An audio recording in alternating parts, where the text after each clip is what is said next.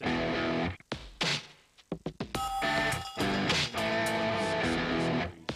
an exciting new darts competition featuring top international players competing for more than £1 million in prize money. There is a new MODUS Super Series champion every... Introducing...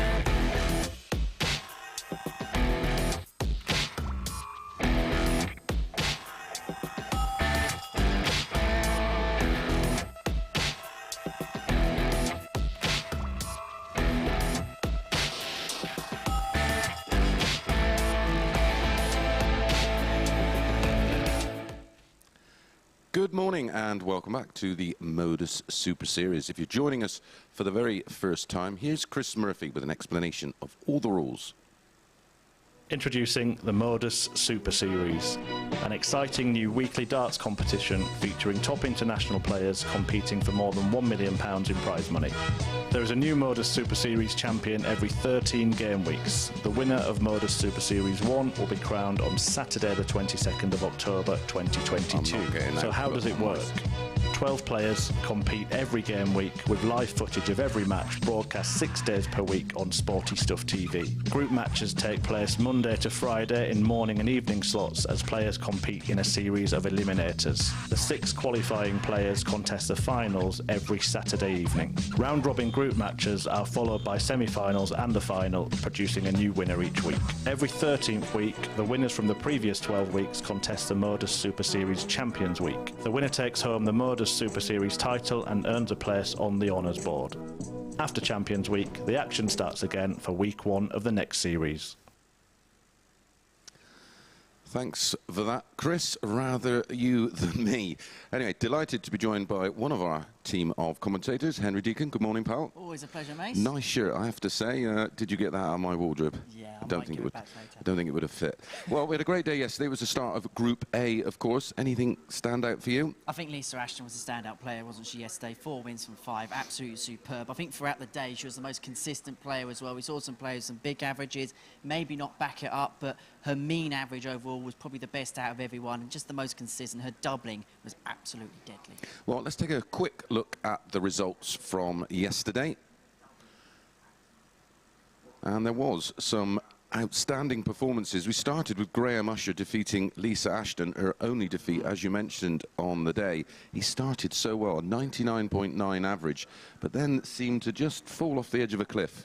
Yeah, and with Graham, he's one of those players, once he gets off to a good start, you don't expect him really to dip. But yesterday was kind of a bit out of character for him. You thought, you know, every player at some point during that opening day takes a group by the scruff of their neck, and you just thought that 99 average, maybe he's the player to do so, and you expected him to kick on from that. But yeah, after that, it just seemed to slowly, gradually go down. But today's a fresh day, a new day, moving day, as we like to call Tuesday here in Group A. So an opportunity for him just to come back in, fresh mindset. Pretty much every player is still with a chance of winning the group, so get off to a good start and keep that consistency throughout. And it was a great response from Lisa because she produced her best average of the day after that defeat.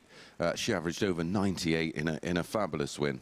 Exactly, and it's very easy after losing that opening game in the way that she did to then get your head down and be deflated, because it's tough coming back on after a defeat. But mentally she made sure that she got herself back up for it again, and it was a clean slate for her, and now she's, you'd say, the favourite to get out of this Group A. Yeah, and Allen Tavern sort of did the reverse, didn't he? Started slowly, and then in his final 2 matches picked up 2 wins. He was dead last in the table, and then really did produce in the final match of the day. Yeah, there was a real danger he was going to be cut adrift, wasn't there, at some point yesterday, but credit to him, he got those big victories towards the end of the day, and it gives himself a fighter's chance. And the other thing he's got is that little bit of momentum, hasn't he, going into today's session, and winning those last couple of games yesterday means he would have slept better, he would feel better about himself than if it was perhaps the reverse, and he won his first couple of games and then lost the others. So I think there's a lot of mental strength and a lot of mental fortitude that goes into this group because you're playing so many games off the bat. Yeah, absolutely, and like you say, it puts him right back in the mix for today. And that final match yesterday where he did produce, it's going to be different mentality going into this one because he defeated Dan Reid, and that is our opening match of this session. Yeah, and how will Dan Reid have slept? It's an interesting one because you're playing the same player despite having what happened yesterday, and you've got to try and make sure it's as clean slate as possible, but as we both know, it's easier said than done. Yeah, absolutely. Well, that is our first match of the day. It is Dan Reid against Allen Tavern. Henry's going to hot-foot it down into the commentary box and be joined by Matthew Edgar. Well, we might as well get on with the action, and it is Charlie Coulston taking us through that first match.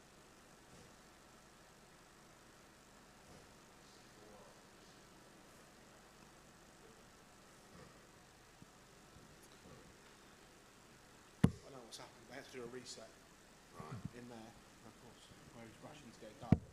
Afternoon, Allen Tavern taking that one 4-0. He will also have the advantage of throw in this game today as well.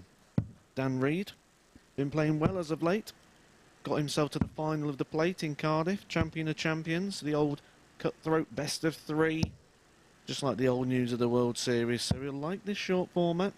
Been playing it recently. First leg, it's Allen to throw first. Game on. Allen Tavern has had a little bit of a break. We said yesterday we expected him to start a bit slow, and as we've heard already, he warmed up at the back end of that day, putting in his best performance of the day in the last game with the 140. Over Dan Reid, and he's keeping that going here, straight in today with a 140. 140. Well, morning, Matt. Nice sprint down the stairs. 85. I'm going to get the steps in today. But Allen looking to continue where he left off yesterday. Coming in nice and quick. 83. A lot more bright and bubbly this morning as well around the practice room. Certainly just needed those couple of games just to settle himself 40. back into it again. And he's up and running on day one.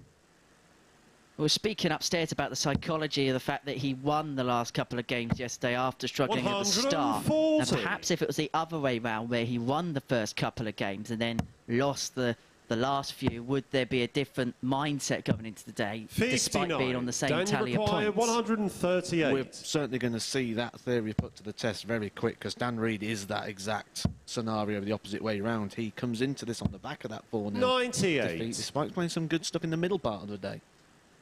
And it looks like Dan Reid is going to make that a non-point, really. He's on a 13 darter here in the opening leg. Leaves himself 135. Dan, you require 40. For the breaker throw. Game shot on the seals first it leg. in 13 darts. There's the answer to your question. It looks like it's a no question. You can bounce back pretty quick.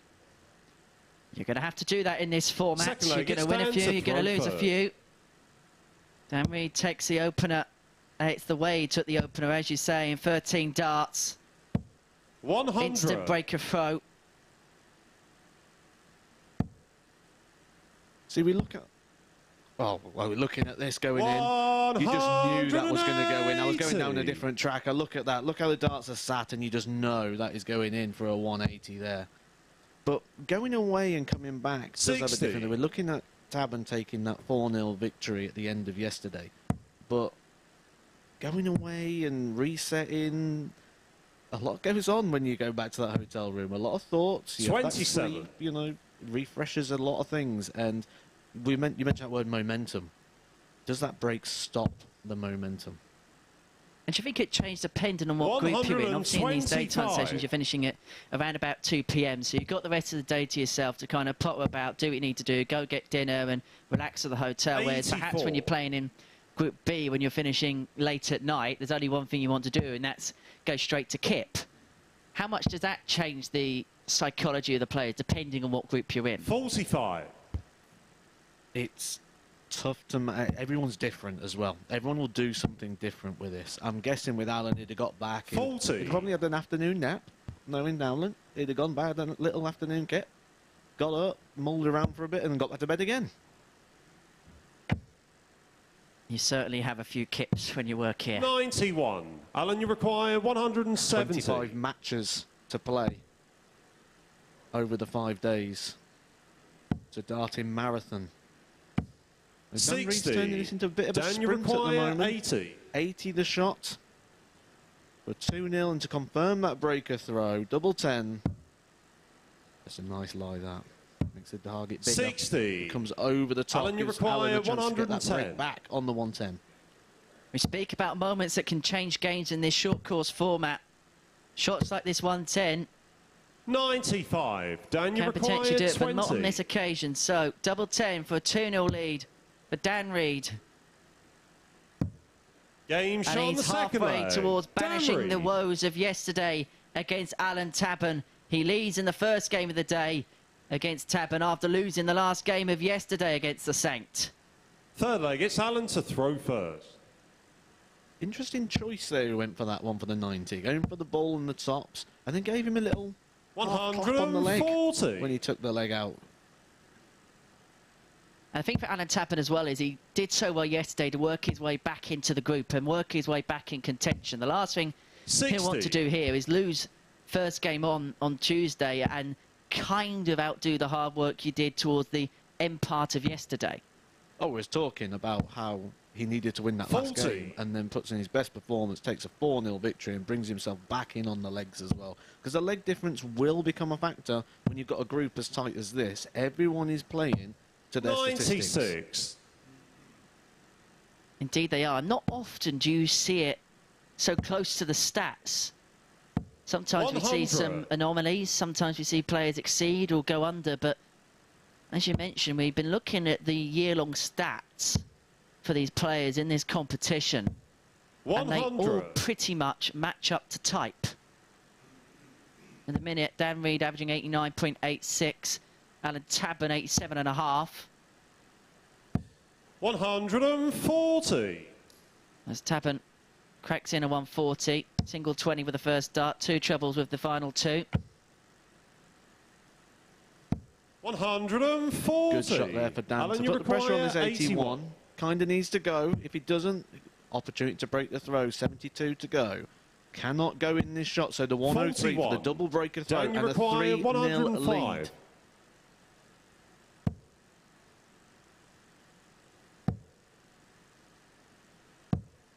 $65. Alan, you So require big darts 40. coming up for Allen Tavern to half the deficit.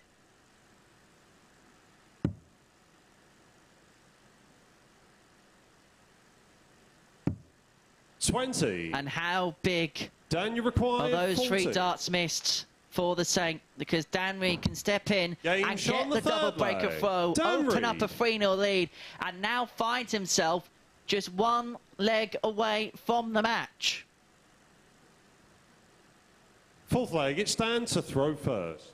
It's interesting. So I called a lot of Alan's games yesterday, and I was watching him always leave that tops and always pull it low. I've had a look at the stats this morning, 30. and it seems to be the way he likes to go. Until today, he had thrown 119 darts at tops, hitting 30. So 25%, 100. roughly 25% hit rate. 41% on the 16s. Although he might not feel like he likes it, the data certainly says he does. 140. As a player, is it all about feel? Just how you feel about certain plays, a certain double? Almost like a cricketer, you know, a bowler, where 100. they like a certain line and a certain length. It'll change in the moment as well. Certain moments will change how you feel about what way you're going to go about things. But at the moment, that tops just isn't 81. working.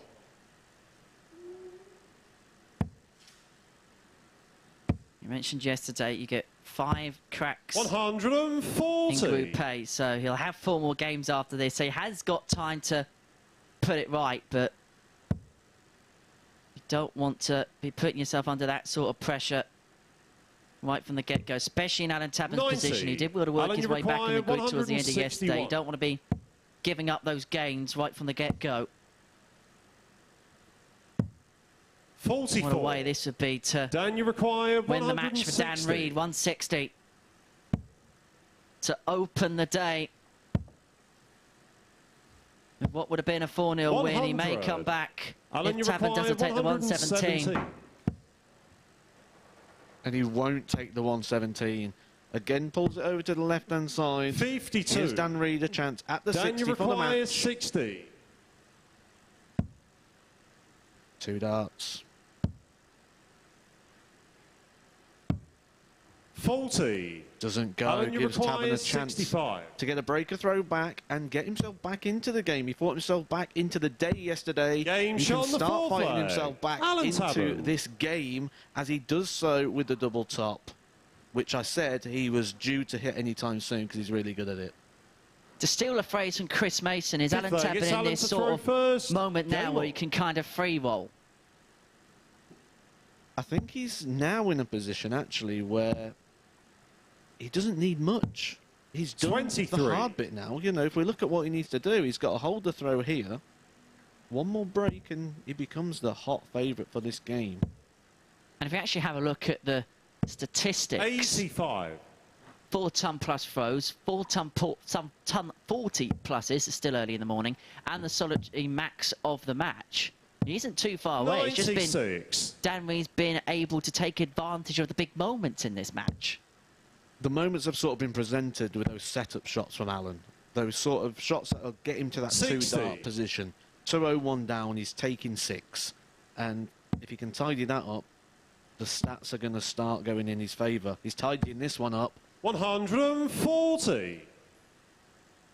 And you just sense that Tabern's on the incline as Reid is beginning just to de-accelerate a bit. 70.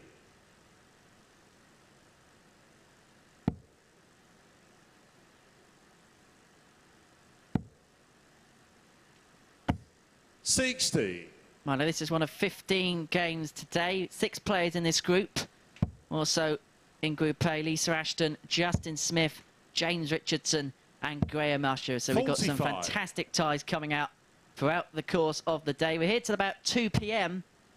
So please do join us on Sporty Stuff TV 83. for all the action as it unfolds.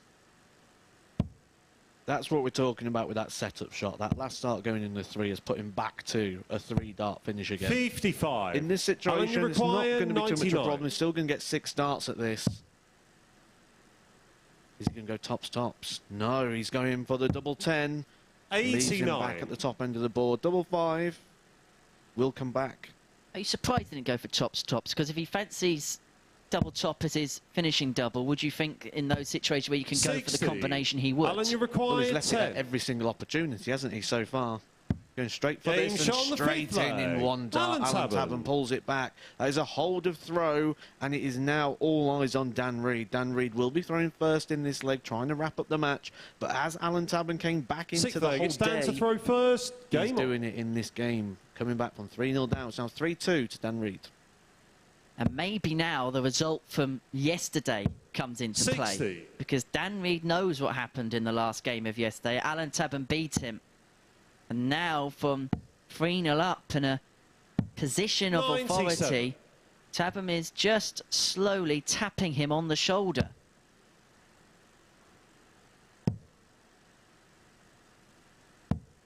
$131. Also comes down to, did he then start thinking about getting those legs back? And now he's like, oh, I've lost a leg, lost a leg. Now it comes down to the points again. 100. Like you said a second ago, Allen is certainly on the increase. Average is slowly rising. The ton plus column is rising. 100. And sometimes the most dangerous thing for a dart player to do is to think. Yeah, we're not good at that. I'm glad you said it, not me. 100.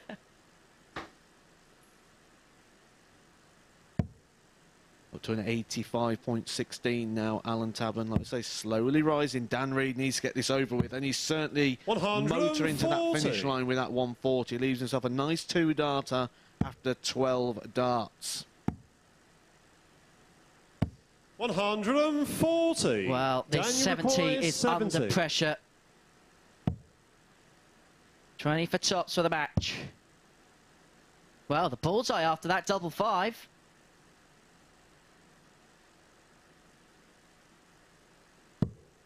$45. Well, that would have been Alan, you require 64. an interesting way to win the match, an unconventional route to win the match. We may be going all the way because Allen Tavern wants double 16. 32. And that would have taken us the distance. 25. So for the opening rubber on Tuesday here at the Super Series, 5 double 10 is Dan Reid's MO for 25. 15. But it is not Alan, the MO to victory. 32.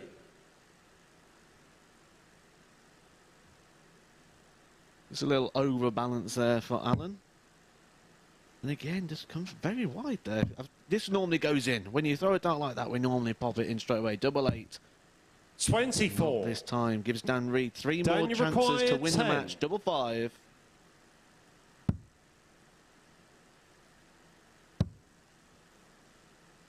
Just on the line. Just needs to come a little 5. lower. That's a little too low. Alan, Tavern you comes require back 8. again. If he takes this, he will have the throw in the Game last shot leg, the and that sixth makes leg. Allen Tavern the Allen favourite. Tavern. 3 legs apiece. Allen Tavern now has the throw. I was just looking back through Dan Reid's results recently, and this has happened to him recently. He took a 3-0 lead and 7th actually and final lost leg. It's Alan the to throw game first. in the Game National on. Championships. And as you say, we have a new favourite now, and that favourite is Allen Tavern. Didn't think we'd be saying this when Dan Reid was 3-0 up. 97.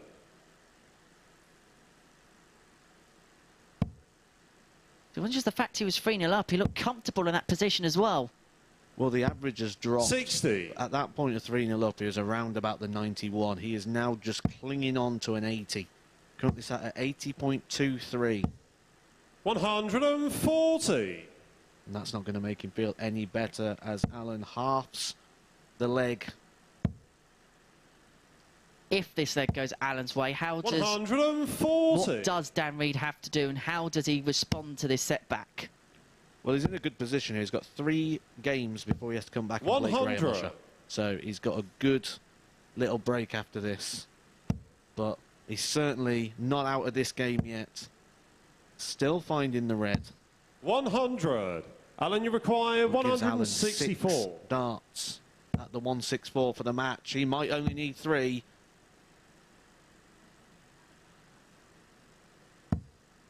Gives 96. himself a nice handy little 2-darter. A nice 68's a good shot. You can pick your double. You can pick your way. He'll be happy with leaving that shot on the board.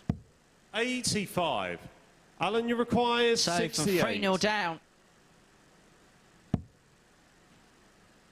Allen Tavern is going to get 1 dart at double 16 36. Dan, you to require have completed 116. what would have been a fantastic comeback win.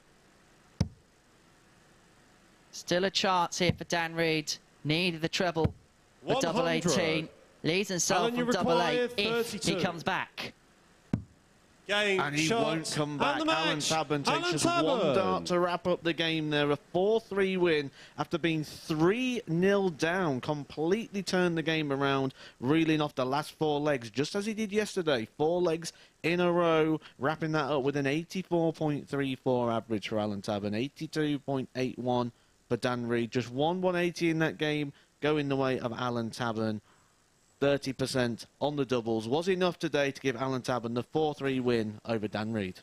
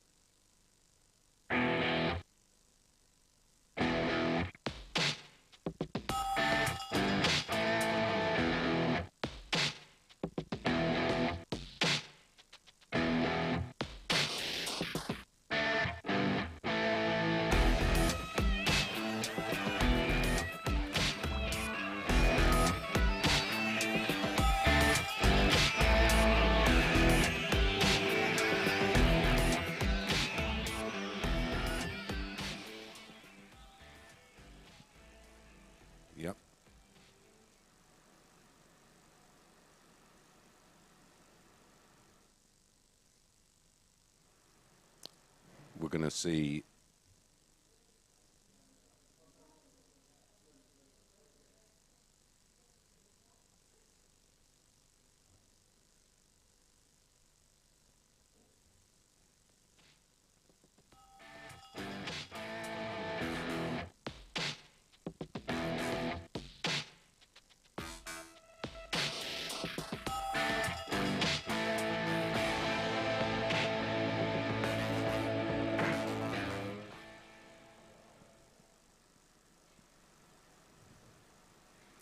Good morning and welcome back to the MODUS Super Series. This is Group A and Day 2, and we've just seen the conclusion of our opening match, and it was a bizarre one, Henry. Yeah, it was. It's one of those strange ones. At 3-1 up, you thought, damn, we was all but the winner of that one. It looked like it was game over. But Allen Tavern's got this fighting quality, use that experience, use that nous, that never give up spirit which he has. And you felt as he was chipping away at that lead and chipping away at that lead, and it got to 3-3. At that point, there was only one winner of the match. Yeah, especially with the throw, and he almost won it in the most bizarre fashion. He wanted 70. He's gone, and Matt picked up a great point about his success rate and his strike rate on double 16. Well, you think there he would have gone 54 double 8, 18 20 double 16, but he went 10 double 5 and nearly hit the ball to win it 4-0. It would have been a bizarre way to have ended a bizarre match, but I suppose it's almost muscle memory to a certain extent. If you just know your routes to tops better than you do 16s, or you just feel more comfortable, even the stats suggest otherwise, that's just where you go, especially in those pressure situations like that was.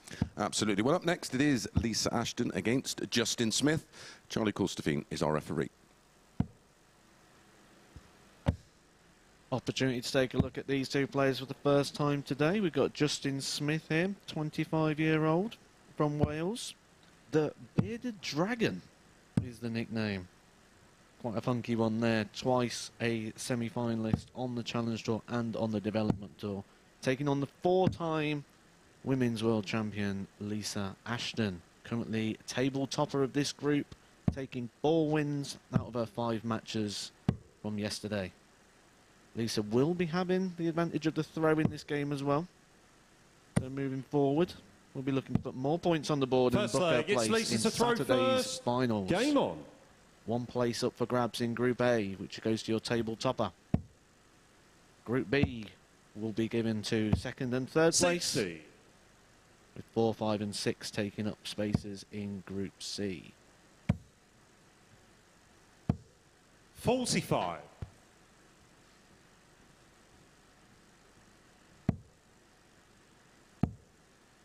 So Lisa Ashton, the overnight 44. leader against Justin Smith, who was probably one of the more consistent performers of yesterday.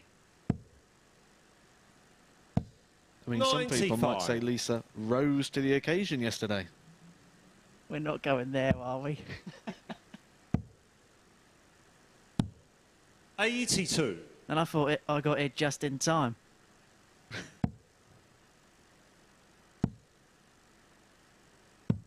99. What's it like being the overnight leader in a group, Matt? I can imagine it's a bit like a golfer going into the next day of a tournament like the Masters, where you know you've got the overnight lead going into the clubhouse in the next morning. Does it give you that stride and that spin in your step? 98. The danger is to become defensive. Feel you've got something to defend, feel you've got something to hold on to, feel you've got a little less work to do.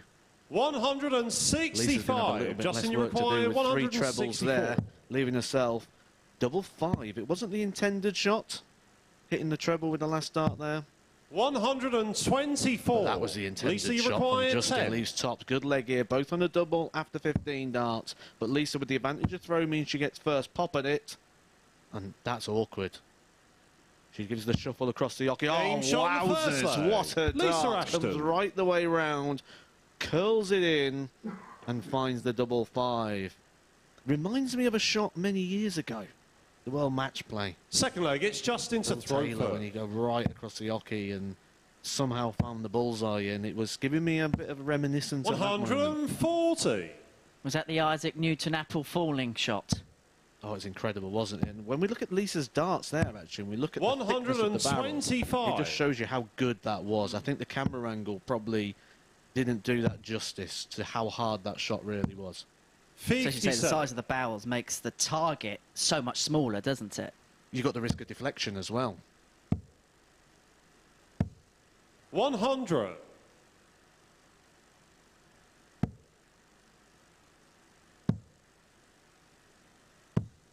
$58. Well, Lisa Ashton has got a career that many people would marvel over. Four-time BDO World Champion, three-time World Master, and the first ever female player to win a tour card outright at Q School in 2020. Played at the World Championship in the PDC 3 times as well. 60. And don't forget, he's an absolute mile clear at the top of the women's series order of merits wins. We will see her later on this year at the 42. World Championship again, and also at the Grand Slam. And how much do you think this experience, playing on this stage on a regular basis, is actually going to help her out when she plays in front of the biggest stage of them all at Ali Pali? It's the level of opponent that's going to help. As I go without the 139, we'll be looking to set this up quite nice. 83. Justin on 86 might be a dart of the ball unless he can find that treble with the first dart, which he does. Leads the double 16. In 2 darts, he's had 1. He's got 1 more in hand. Hold his throw, which he will not do this time. Offering the 56 for Lisa. 56. We saw that yesterday. Couple of darts straight in the other side for Justin Smith that were awkward when he was trying to go for the target second time round. 44. Was that initial dart at double 16 awkward and 32. put Lisa Ashton off a little bit? And as that handed the initiative to Justin Smith, that's another awkward one. He's had to move right over. You can only see the bottom left-hand corner. He's had to move along the other side. I hope you got your Fitbit on, Justin. No score. I thought he was going to ask Charlie to move out the way then, so he could come a bit further round. He had to go right the way over. Could have had a sip of his water while he was there. Shot on the second but Lisa can happily take a sip of her water. First start going in the double 6. Gives her a 2-leg lead. And that is a breaker throw as well. Third leg, it's Lisa Ashton in full command of our second game of the day. Looking to repeat the result of yesterday, actually. Lisa beat Justin Smith 4 legs to 2 in yesterday's encounter. Stats on the screen for you at the moment. Lisa on a 79.65. 59. Justin 76.08 at the moment. So they are a little bit under their weekly stats so far. 82. We do expect it to get a little bit warmer up there, but Lisa won't mind in the slightest. 85. Absolutely not. The action hotting up. This is game 2 of 15. If you've just joined us here at the MODUS Super Series, we've seen a comeback win for Allen Tavern 4-3 against Dan Reid. Tabs was 3-0 down in that match before picking up the points. 60. It was quite nice. I was walking past the practice room on my way over to the comms booth after speaking to Mace upstairs, and it was nice to see Alan having a couple of words of encouragement towards Dan Reid, and that's kind of the spirit of darts players, but also this tournament as a whole. Yeah, one of the things with dart players is we've had so much time together. 140. Travel, it's hotel, it's everything together all the time, so it is a very friendly but competitive environment at the same time. 78. Justin, you require 157. Good last start there for Lisa to give herself that outside chance on the 167. 59. Lisa, you require 167. These 2 trebles, there's the first one. Treble 19 leaves the bullseye. 180. Over pitch into the 1. Justin, you but just require on 98 98. is not an easy shot. Going to have to go straight for this double 19. That's kicked up. He's going to have to move across, 60. and he doesn't find the target. Gives Lisa, you 49 to hold 49. her throw and take a 3-0 lead. This was dangerous in the last game. 17.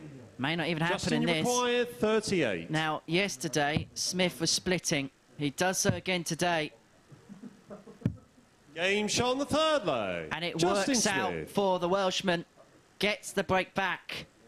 Reduces the arrears to 2-1. And Lisa Ashton has had an opportunity Fourth to leg, it's open Justin up to a throw 3-0 first. lead. Game on.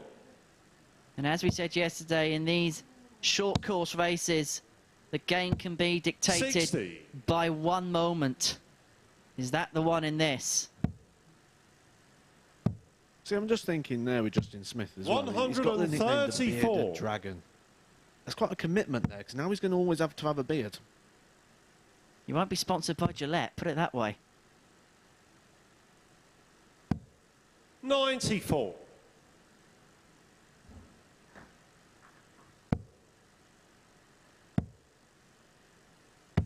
$140. Good response here from Lisa, putting her best leg in so far. 2 double treble combinations, and it's responsive. 140. Darts is one of those things, isn't it? Very responsive.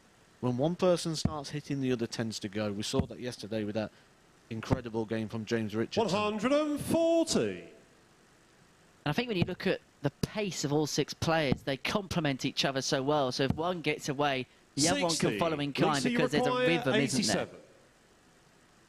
87 for Lisa. Let's go on the bullseye route. 62. Giving the respect there Justin, for Justin Smith. 147. Feeling he could be taking this 147, which he won't on this occasion. So at least comes back for 25. Take your pick. 4 different routes. 99. Lisa, you require 25. 988 is what she picks, 17. but doesn't hit. Justin, you require 48. And so Justin Smith is back for 48. 2 at double 16. Up for double 8. Game shot on the 4th leg. And brings it back Justin to 2-2. Smith. Justin Smith was 2-0 down in this game. Brings us back level against Lisa Ashton. And now the Lancashire Rose has to respond Fifth with leg. the It's dart Lisa to throw in the first. 5th. Game on. It's the day of comeback so far, isn't it? But those checkout stats just show you how one player could have ran away with this game, 59. and they could be backstage now enjoying the 2 points. 2 from 12 for Lisa, 2 from 11 for Justin. 58. 23 attempts between them with just 4 hits. Shows why the averages are a little bit down at the moment. Both players just below 82. the 80s. They go up past the 80s during the scoring phase and come back down again when we get to the back end of the leg. They need 2 more 100. doubles though, and they're over the line and they get the 2 points. Be interested to know what the disparity is between the first 9 and overall average in this game. 97. Because as you say, the scoring phase has been okay, and we can actually, on our stats screen we've got here on the comms booth, we can see 40. scoring-wise are okay. Granted, no maximum in this match, but a plethora of ton 40-plus throws.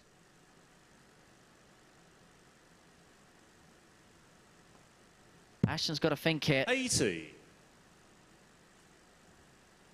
That was as bad a second dart as it could have been for her. And she needed a treble to leave a finish where she hit the single 20. 58.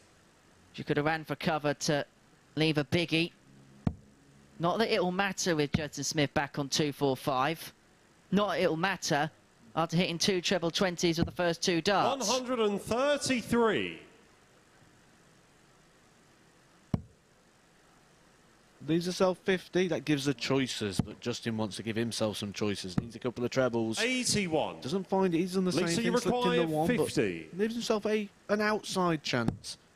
But we learnt yesterday you Game don't want to shot on rely the on 5th Lisa leg. Ashton missing, Lisa because she Ashton. doesn't miss those combination shots. It tends to be the 3 darts in hand, which you tend to get with a bit more of a rhythm player. Those combination shots tend to go as that one 6th has leg, in it's 2 Justin to darts. throw And we first. said it. Tighten up those finishes and you'll get the 2 points. And she has done that straight away. Opens up a 60. 3-2 lead. And is that because when you're going for a combination, you're in some kind of groove, some kind of rhythm, where if you've got 3 at double, 135. you're only thinking about one thing? And I suppose it goes back to that overthinking mantra. You sort of count them down, don't you? That's, oh, it's 1 chance. Oh, I've only got 1 140. chance left. And it's gone. 3 darts can come and go very, very fast. Bizarrely, can you feel more confident with just 1 dart at 135. double on the back of a combination than you are with 3 in hand at a favoured double? It just makes you aggressive, don't it? Makes you attack. Like Justin's attacking here. 140. Another 140 there for Justin Smith. Bumps him up to 5 140s for the match now. 4 for Lisa Ashton. So like we say, those scoring phases are quite 100. strong. And Justin, the you averages are coming require up as well. Lisa just 161. touching up to the 86 now in this game.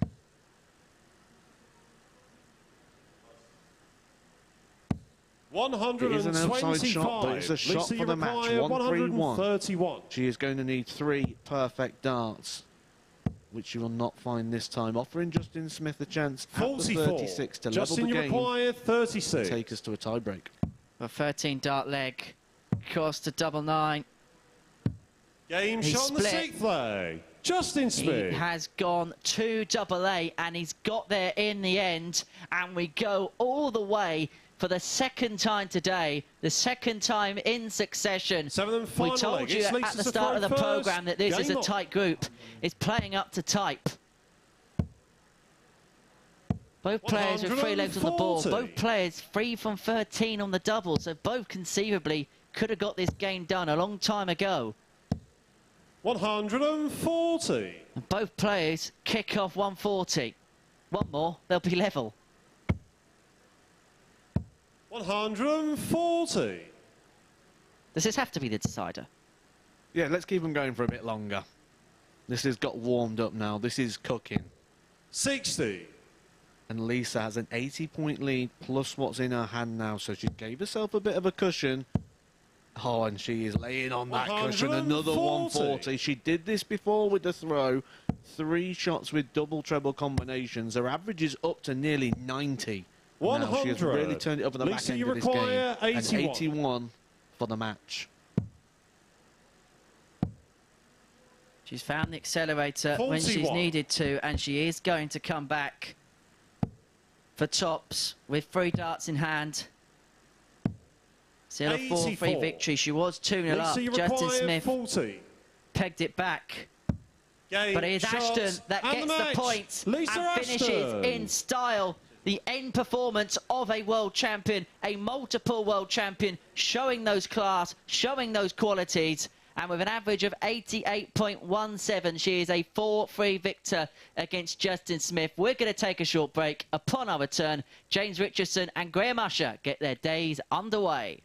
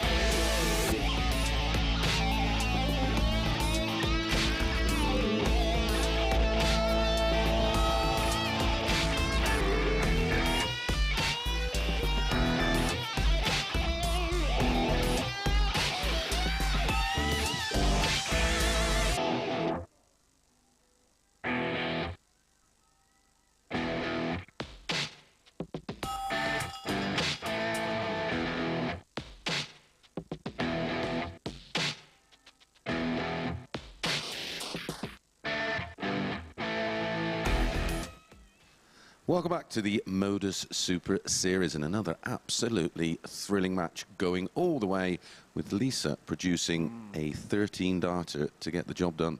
the world champion style performance, wasn't it? She just found a way in that last leg, went through the gears, and yeah, that was an absolute superb last leg.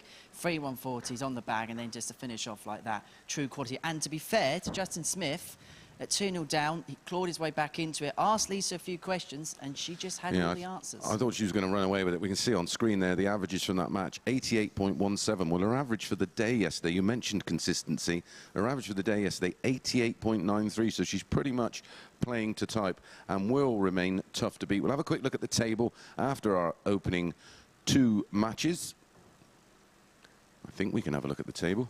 There we go. And it is Lisa out on top. She tops the averages in terms of overall as well, and tops the table, so it's no surprise. Indeed, and she's put herself in a really good position in terms of the group. She knew she had that 2-point lead overnight, and in such a tight group, that is a massive margin to be in front by. And so to get yourself 4 points in front after this stage, it just sends a statement out to the field, because it means that they're going to have to raise their game. They got hope that she loses. Well, if she carries on playing like that, she's not going to lose many. No, they're playing chase me at the moment, aren't they? Fair play to Lisa, and she does the double over Justin, who is looking like he's got some more in the locker. I rate him like Dan Reid. Neither of them yet have produced the goods. Up next, it's Graham Usher against James Richardson, and this is a massive match in terms of table position.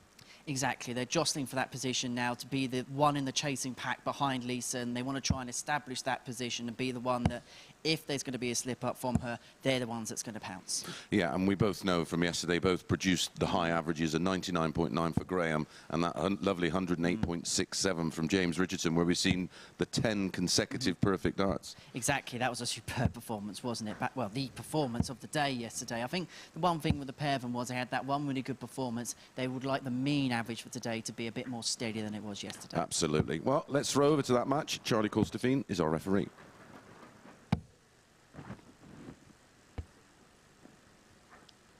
We just saw the league table there, and I think the key stat there to look at for James Richardson is those -3 legs. He'll be looking at getting those going and getting himself up there. He certainly has the pedigree. James Richardson, 4 times played in the PDC World Championship, 7 UK Opens as well. He's won a Challenge Tour event.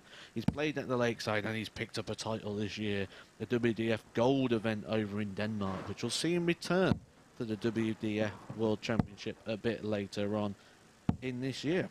Graham Usher, 49-year-old from Scarborough, doesn't have a lot of things going outside first leg, of it's James the to Super throw Series, first. but certainly when he Game comes on. to the Super Series, he comes alive and produces his best darts here in this environment. 83. Yes, here we see the 9-dart man from this year in Graham Usher. Played so well in that Champion of Champions special week, but he didn't get the win. It was Jim McEwen who won that against James Richardson, a man who hit 2 9-darters last year, one against his own son in a deciding leg. I wonder what sort of evening that must have been in the Richardson household. I always say you shouldn't give them anything. You know, I beat my own son at air hockey 7-0. 100. And I'm sure James would have been hammering that home as well. 37. Who'd you say is favourite in this one? I feel like out of all the opening round matches, this is perhaps the toughest to call. It's a tough one to call for sure, and I think one of the things when we talk about complementary paces, I think this could be one of those games as well, where the two really complement each other and we get a good pace of game. Well, that first dart is usually so nice for Graham Usher when it lies just underneath the treble like that. James ran for cover this time. 138. It's a lovely lie for another one. He gets another one, double 9 for a 138 finish to kick off the day. Comes a little wide and offers the opportunity of the break of throw. That's how tight this game is. Tops for 1-0, and he takes it with the first dart. 1-0 to Graham Usher, a break of throw.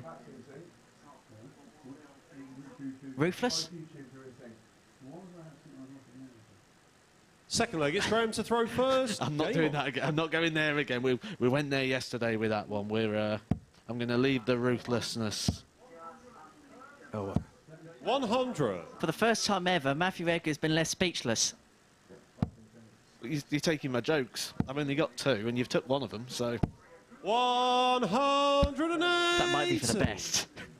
That was the best there from James Richardson, hitting the first max of the day. 96. That's one thing we get from James Richardson, a lot of 180s. Can we get another? Can you, James? No. 97. Asking for too much too soon, I think. But what he has done 58. is he's wrestled the darts away from Graham Usher here in the second. Usher attained the break in the opener. Well, that might be wiped away straight away. 140. Especially after that visit, leaving himself 84 after 9. Been an excellent leg from James 59. Richardson. James Been an require excellent standard 84. from both so far. He's going to get... 52. Well, he didn't have to go for the bullseye there with Usher back on 188. So leave himself free at double 16, and it may have James to go. require 32.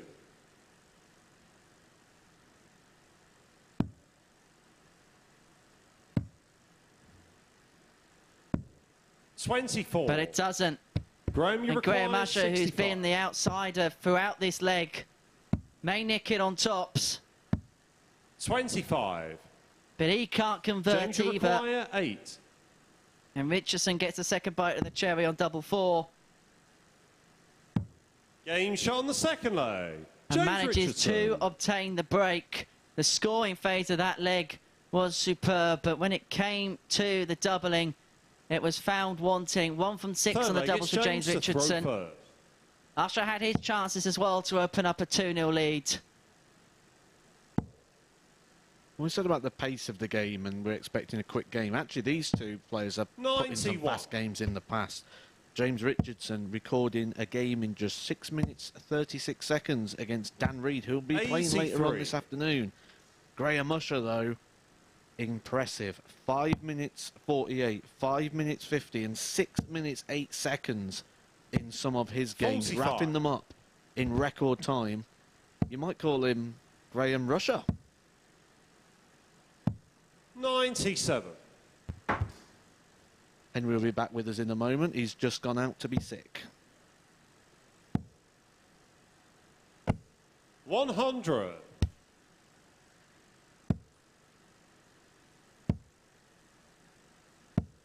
$55. 89 the average here for James Richardson. 85 for Graham Usher.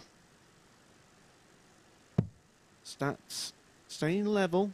It's not one of those up and down sort of games. Good 95. sort of level of consistency coming through in this one.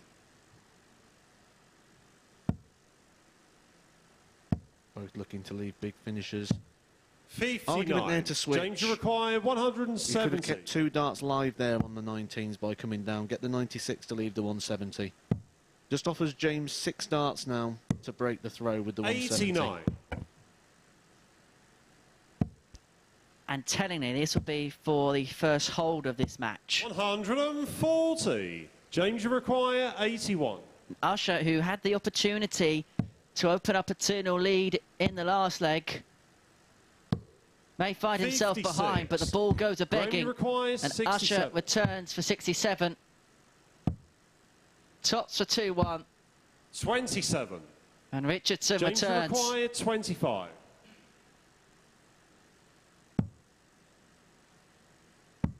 Game shot on the third leg. Good finish there for James in 2 darts to wrap it up in 20. But it's a holder throw is the biggest factor there. 2-1 the lead for James Richardson. Looking to repeat Fourth leg, it's the Graham result to of throw yesterday first. after he beat Graham Usher 4 legs to 3 in game 5 of yesterday. 100. 2 out of 8 on the doubles, 1 out of 4. The pattern, though, is consistent. That is a 25% checkout rate for both players. 100. So, if they stay the same, it's got to come down to the scoring phase. 100.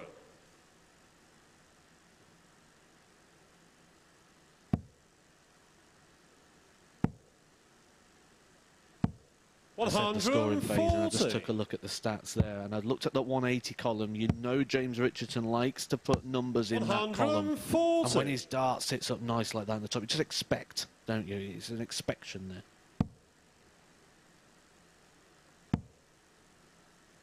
You expected one more to hit the treble after the way the first dart went in, even if it did go high. As in some ways, when the way it lands in the board, when it sits in that position, it actually makes the bed a bit bigger. There was no need for group of the 161 if he got the treble first dart. 45. Graham, you require 112. Well, this game's following a pattern potentially. The first two legs went against the darts. Graham Usher. The last two have gone with. And at the halfway stage, we can't split them two apiece. And when you look at the statistics, both averaging 87, both similar in the scoring phase. The only difference is Usher 2 from 5, Richardson 2 from 8 on the doubles, but there we go. Those are the averages on your screen now. Richardson hitting the solitary max of the match.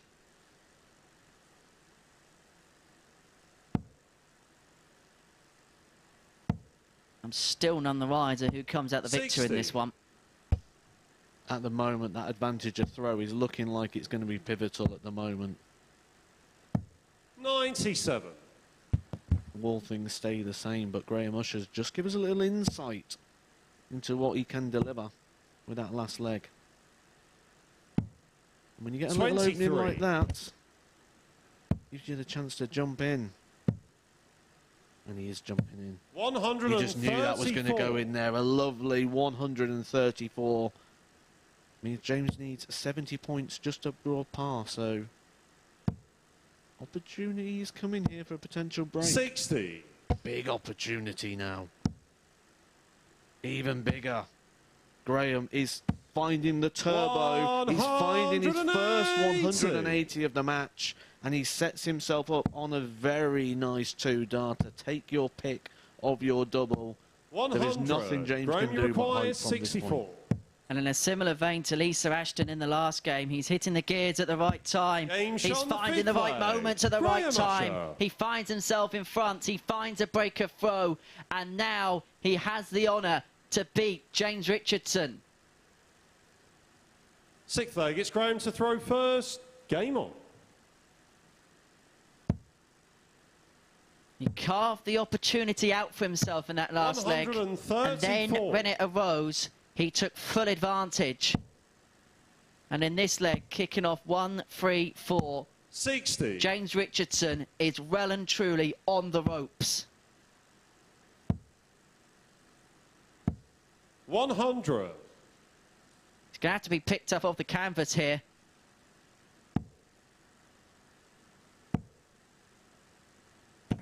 $140. But he comes back swinging and punching with that visit. 140. And then what happens? A haymaker blow from Usher to leave 127 after 9. Graham's really found his stride at the back end of this game. Back-to-back 15 dart legs. And it's looking like it's going to be 15 or less this time. 87. Just sets it up good. That's good, sensible darts there. Not chasing the ball, leaving him potentially on that 25 and splitting and chasing it around. Leaves tops. The shot that he has been favouriting the whole game through. Gives himself 3 darts now at his favourite double. 100. Graham, potentially 6. 40.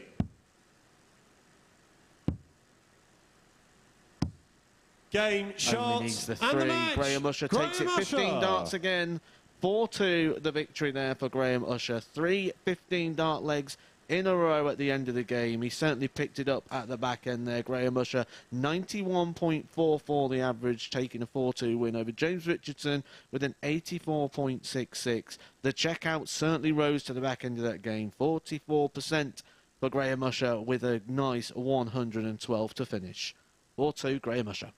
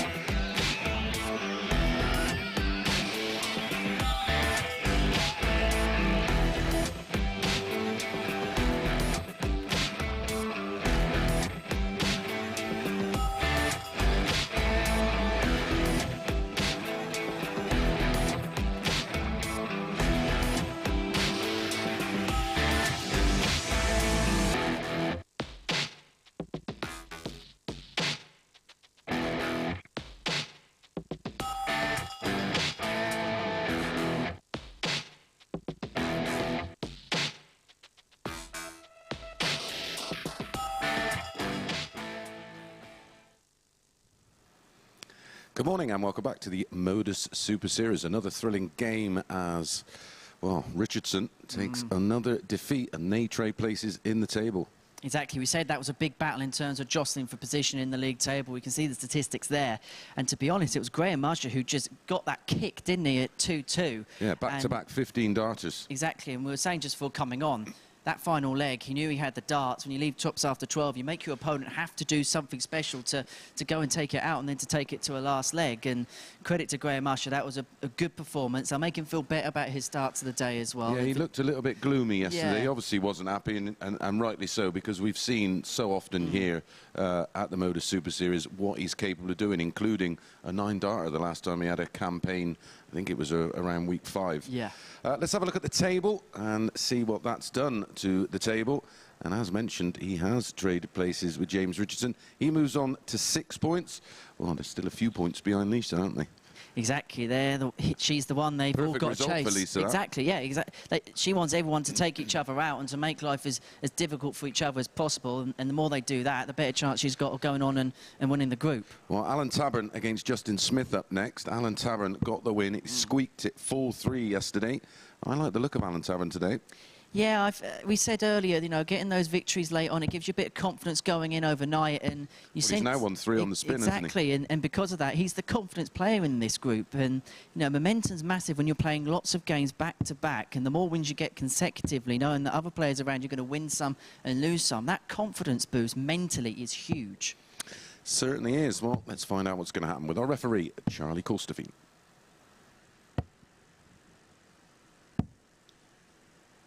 Big game here in terms of points and in terms of the table. As we've just discussed there, Allen Tavern winning his last 3 matches in a row, putting himself into 3rd position and chasing down those top spots, which after a couple of games into this, you would not have been going that way. Justin Smith done the opposite way round, has lost his last 3 games, including a 4-3 defeat yesterday to Allen Tavern. He will have the advantage of throw today, but we're starting to get to that phase where you need to be putting points on the board if you want to be chasing down Lisa Ashton. Lisa Ashton will no doubt be wanting Justin Smith to win this one. If Justin Smith does take this win, Justin to throw it will first. mean 4 players will be tied on 6 points, giving Lisa Ashton that 4-point buffer at the top of the table. 140. Well, I was mentioning upstairs with Chris 140. that Allen perhaps is now the most confident player in the group. He's won his last 3 on the spin, and because of that, 100. it makes him a dangerous and live contender for the group. And as Mace mentioned upstairs, that last game, Lisa Ashton would have been the happiest person in this whole complex. 82. It's a leg difference as well that is really favouring Lisa Ashton at the moment. +9 on the legs. The only other player with a plus leg 105 advantage is actually Justin Smith, who is currently sat in 5th place on 4 points. I think Lisa Ashton will be becoming a Justin Smith fan during this 59. match. Alan, you require 160. Which will give us the group we expected. Everyone beating each other. That's what we want to see. 42. Justin, We want to see competitive action. We want to see a 120. group that goes down to the wire. Well, I wonder whether that's actually an awkward dart for Justin. It is, because he's having to move all the way along the oche. 85. And Alan, because of it, he's drifted the other 74. side into the single 5. Double 10 for an opening leg break. 64. Justin, you require That was 35. another blocker. Game Double shot on the first 16. He's leg. had a Justin Smith. love-hate relationship with that double over the last couple of days. He's found favour with it this time round. He leads Allen Tavern by a leg to 0. Holds the throw where it was in Second some leg, it's Allen grave to throw danger. first. A visit a go. Tabern will feel 60. maybe opportunity missed there with those 2 missed darts at double 10. 81.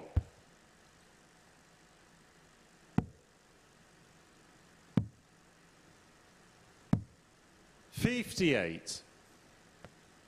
Opportunity could be presenting itself for an early breaker throw in this one. Allen not finding a treble with those first 6 darts. 100. And when you're not finding a treble with 6, those tons, those 80 shots, they become enough to give you that buffer, which you can see there already, 60 points. And now it's presented itself at a level game, which essentially means from 320 down, Justin Smith is throwing first. 100.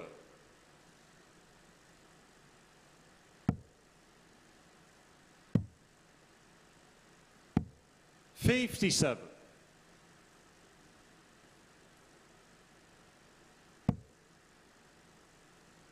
And again, you look at this game, this is probably one that Lisa Ashton would like Justin Smith to win, because it just keeps the entirety of that chasing pack locked on 6 points.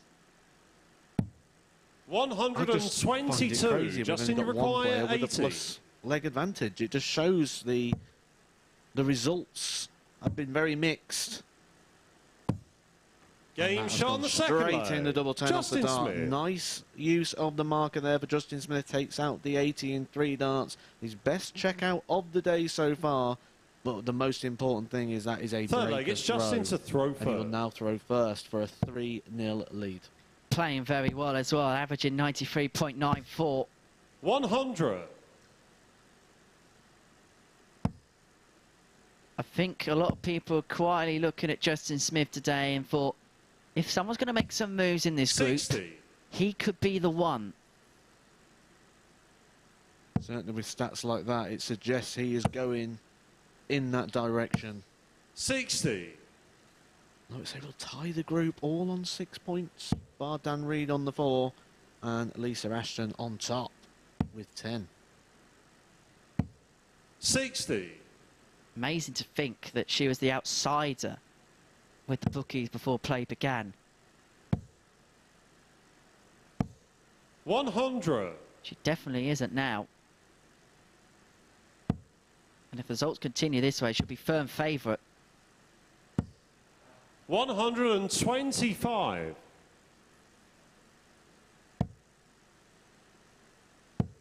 I'm enjoying this from Justin Smith. The 100. trebleless visits are virtually non-existent. We are getting a treble with every throw, which is pulling him down to around about that 15 dart mark.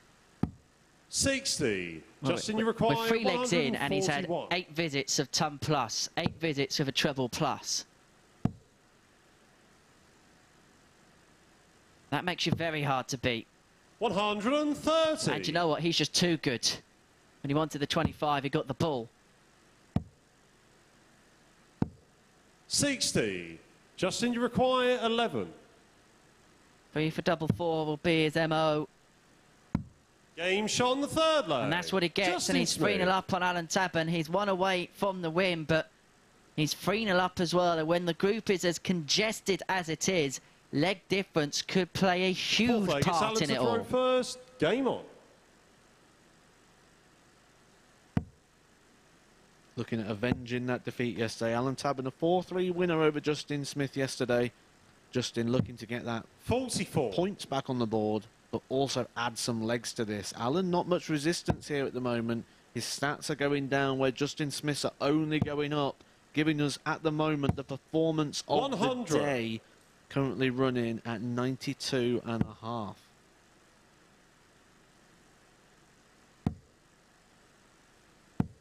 And you look 43. at Justin at the back of the stage, he's got that look where he feels like there's more in the tank.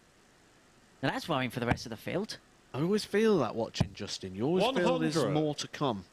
Whether he's playing well or he's not playing, you always think he's got more in the locker. But a lot of that's going to come down to that nice, silky throw. 100. Nice action that he's got.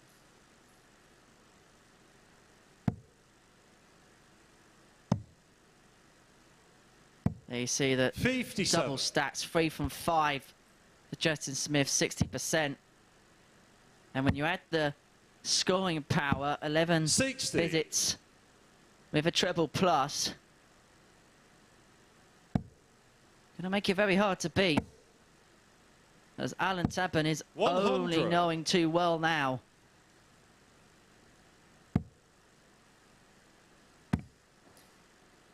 That's unlucky. 65. In just 3.5 legs, we have got 10 Justin, you shots of a require ton. 2 of 140 plus. It could be 3 if he takes the 144. Which he won't do this time. It just shows the scoring phase.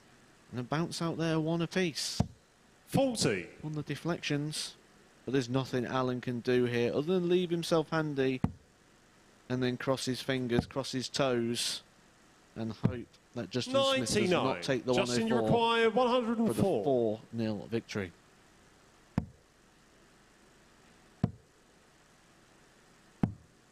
$72. Allen, you require These 90. are double 16s that Allen Tavern has to take the 90 out. Single or treble. Oh, no. He's missed the big number. He's gone for the treble. 27. Justin, and he's missed the single altogether. And to complete a 4-0 win with a minimum of fuss, that was a really good performance from Justin Smith. An 88 average, 12 visits of a ton plus, 4 out of 6 on the doubles. There was not much not to like there from Justin Smith, and he makes this group even more congested. He's now on to 6 points. It's a great result for Lisa Ashton as well as Justin Smith. It's not for Allen Tavern. He loses 4-0. We're going to take a short break, and when we return, we're going to see Dan Reid and Graham Usher on the hockey.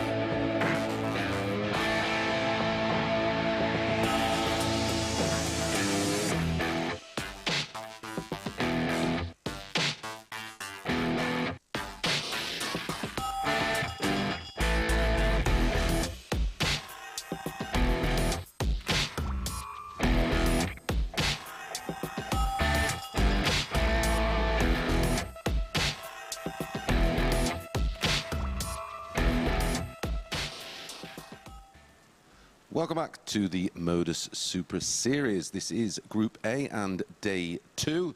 Just seen a great performance there from Justin Smith. I think if you can describe it in one word, I'd say the word would be clinical. It was absolutely brilliant from Justin Smith. 88 average, 4 out of 6 on the doubles. The scoring phase was really good as well. And that's a performance. If you put them in consistently, you're going to be really, really tough to beat. And they're jostling for positions now. And Justin Smith put himself in a great one because of the manner of the victory, not just the 2 points. Yeah, exactly. +4 on the leg difference. As you can see, 88.41. Didn't hit 180, but twice as many scorers of between a ton and 140. He scored 12 to Allen Tavern 6, and Tabern was reduced to just 2 darts at a double in the whole match. And both at the same time as well. And me and Matt said yesterday, it's like the old Vince Lombardi mantra of, you know, offense wins your games, but defense wins your championships. And that's exactly what it was like for Justin Smith there. That's what got him over the line. You don't always need the flashy maxes, as great as it is for us to watch. Sometimes, you know, that consistency with 140s, 137s, 134s, that's what's ultimately going to get you over the line. Yeah, he just kept him under it. Well, let's have a look what it does to the table. because there is a big jump in the table standings for Justin Smith. He now moves from 5th to 2nd by virtue of that scoreline, +4 leg difference. So he's moved on to 6 points. They're all still chasing, and again, perfect result for Lisa Ashton, because she's pulled 4 clear than the field. Up next, it will be Graham Usher back in action, and against Dan Reid. And will we have a similar type performance that we have from Justin Smith from Dan Reid, because he's due one and he desperately needs one? Exactly. This is a big, big game for him. I mean, these next round of fixtures are going to be so crucial. We're going to see who the runners and riders are probably by the end of round 8 of this group. And Dan Reid did get a win over Graham Usher in this tie coming up next. He won yesterday 4 legs to 2, averaged 89.76, and I think he's going to need something similar, because Graham Usher's been looking good. He has, and to be honest, that's been the standard kind of throughout all the players today. I think you're going to have to average mid to late 80s to be competitive, to get yourself the victories in this. Really, really good standard there. I've really enjoyed watching it. Absolutely. Well, I'm looking forward to this one. Charlie Coulsdorfine is going to take you through all the action. If you could pick a game to watch based on that table, this would be the game you'd want to see. Dan Reid currently at the bottom of the table, but a victory here will tie everybody up on those 6 points. Graham Usher will be looking for the victory to try and chase down Lisa Ashton. Put him on to 8 points if he can take this victory. So this is going to be a really key game into seeing how Group A is going to develop and go through. Lisa Ashton will be up next against James Richardson, so we could see quite a lot of change over the next couple of games. First leg, it's Dan to throw first. Game on. But Dan, looking for the points, looking to make this 6 points for everybody. Looking for that performance. 58. We haven't quite seen the best of Dan Reid yet, have we? No, we haven't, and you just sense that this is a huge game for him. 123. You sense it's almost in must-win territory, even at this stage of the group. It'd be a 4-point buffer 43. behind both Usher and... 4-point gap behind Usher should he lose this one, and 41. then 6 to Ashton. That's a lot of ground to make up, and time is running out for the players. I think we all know exactly what result Lisa Ashton would like from this 22. game. Oh, this is must-win territory now for Dan. If Dan wants to be winning Group A, this is must-win territory now for Dan. If not, he'll then change his goals, and he'll be looking at 2nd and 3rd place so that he can go through to the Thursday and Friday evenings. We're playing a group of 5 players in Group B. 140. 4th, 5th and 6th will take up places on Thursday and Friday mornings. 81. Group C. 3 from 5 go through Group B, 2 from 6 in Group C. So there's a huge advantage by finishing 2nd and 3rd. So if you cannot win the group, you want to try and get yourself as high up Graham, you require those league 160. standings as possible.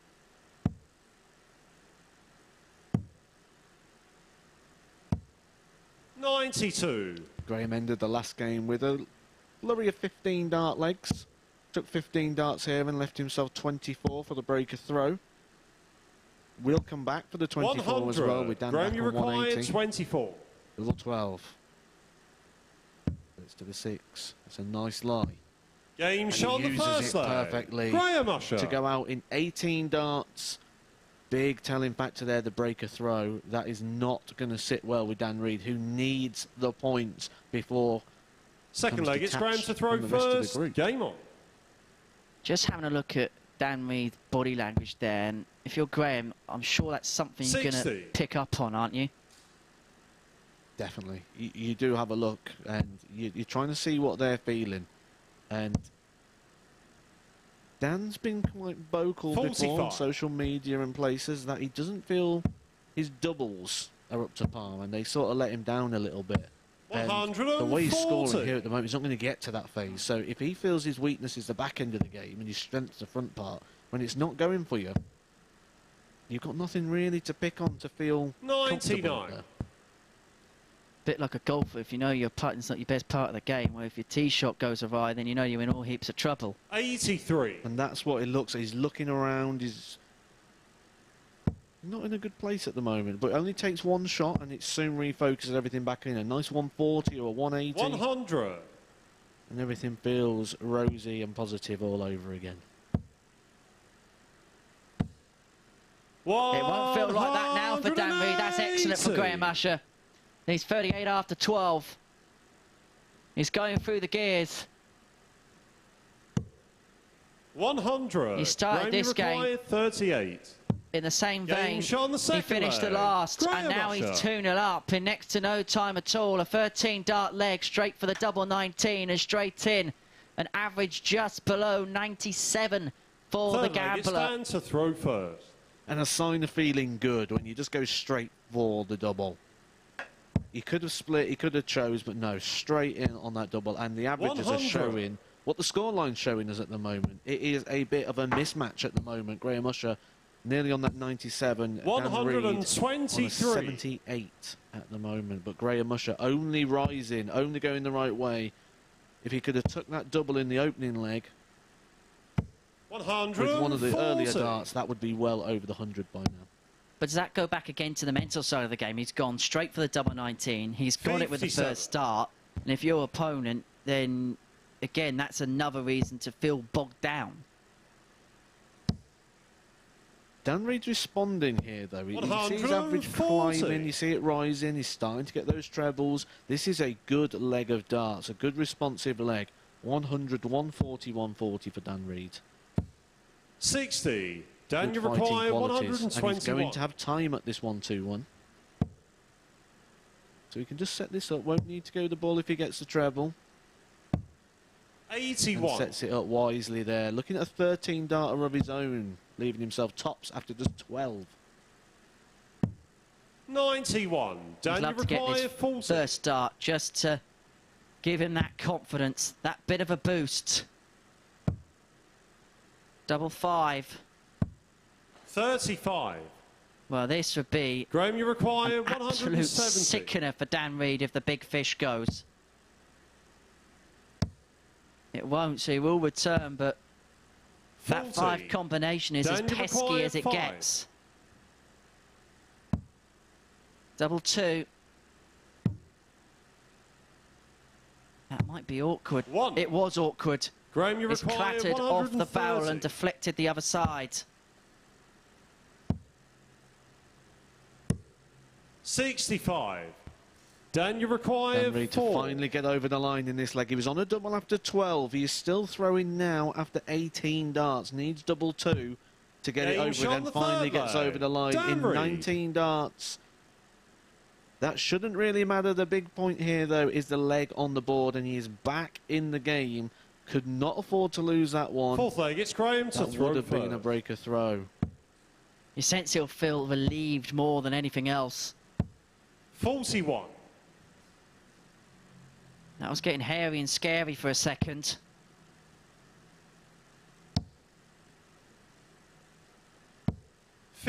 But it was only a hold. He has to break here.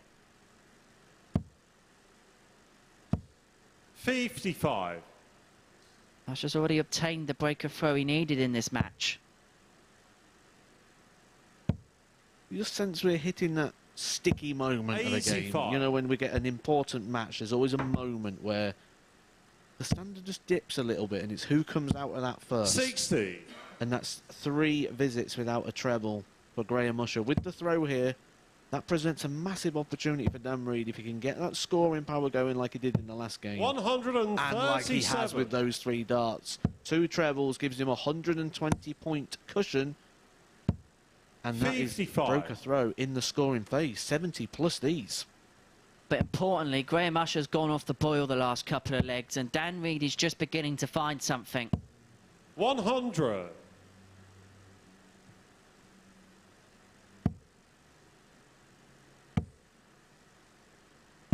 100. Dan, you require First 124. treble 20 there for Graham. First big treble. It took him 15 darts to get a treble in that, and you're not going to be holding your throw at the Super Series 88. with 1 treble in 15.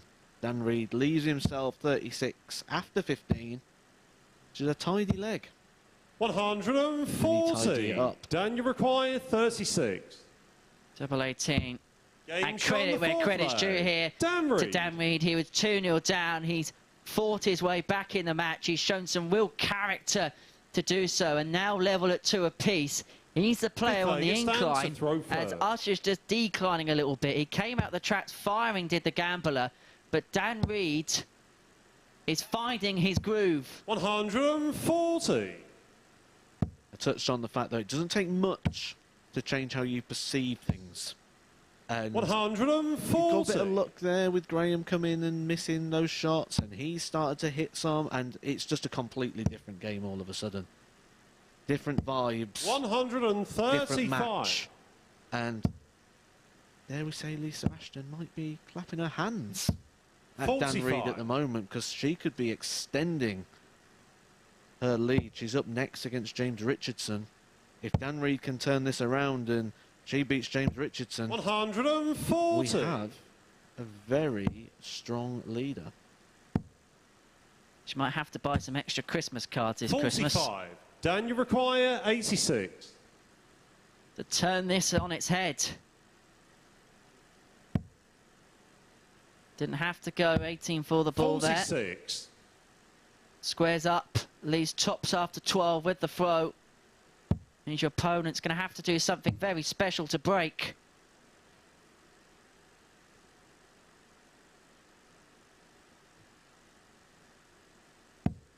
$91. Dan, you require 40. And he's going to get the luxury of time. Game shot Doesn't on the need fifth the leg. luxury of time. That's a Dan 13 Reid. darter from Dan Reid. His average is now 87.23, and he's now a leg away from victory against Graham Usher. Sixth leg, it's Graham to throw And that first. would put him Game on. in the 6-point party.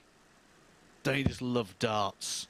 Like 3 legs ago, we had these stats on the screen, and we're saying how it 66. appeared to be a mismatch. Graham Usher pushing the ton, Dan Reid down at the 75, and now look at those. A complete flip around in the stats.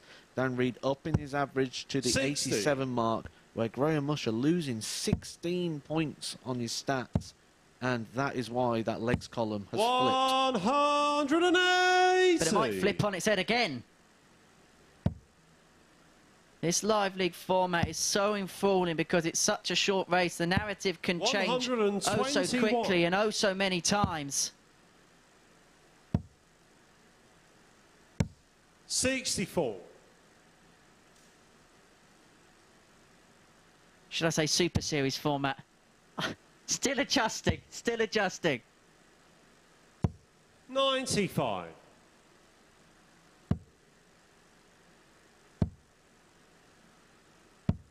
$43.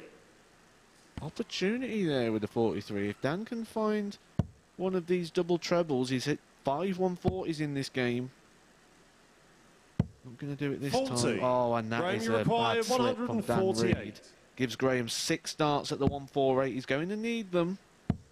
60. And may have given Graham Usher the initiative in this game again. Because Dan Reid was well on top 48. Graham, you require a couple 88. of moments ago. Usher's going to be a very interested party. If this Game bullseye shot on the sixth goes, leg. it does Graham go, Usher. and we go all the way to a deciding leg once again. We touched on this yesterday. Dan Reid and Graham Usher have this 7th and weird final leg. It's relationship Dan to throw when they play each first. other. Game on. In the fact that they take it in turns in victories. I'll have one, you have one. I'll have one, you have one. If that pattern continues, Graham Usher is going to win this last leg. 140. Well, he's going to have to get a big score here. Really good start from Dan Reid. 85. I'm not trying to oversell it, but this could be a leg that could change the whole dynamic of the group. 60. Usher can get himself onto 8 points. 100. 2 behind Ashton. If Reid wins this, the Lancashire Rose has a 4-point buffer at the top of the group. 140. And he leaves the finish after 9 with the throw. 96. Dan, you require 161. He's going to get 6 at it as well.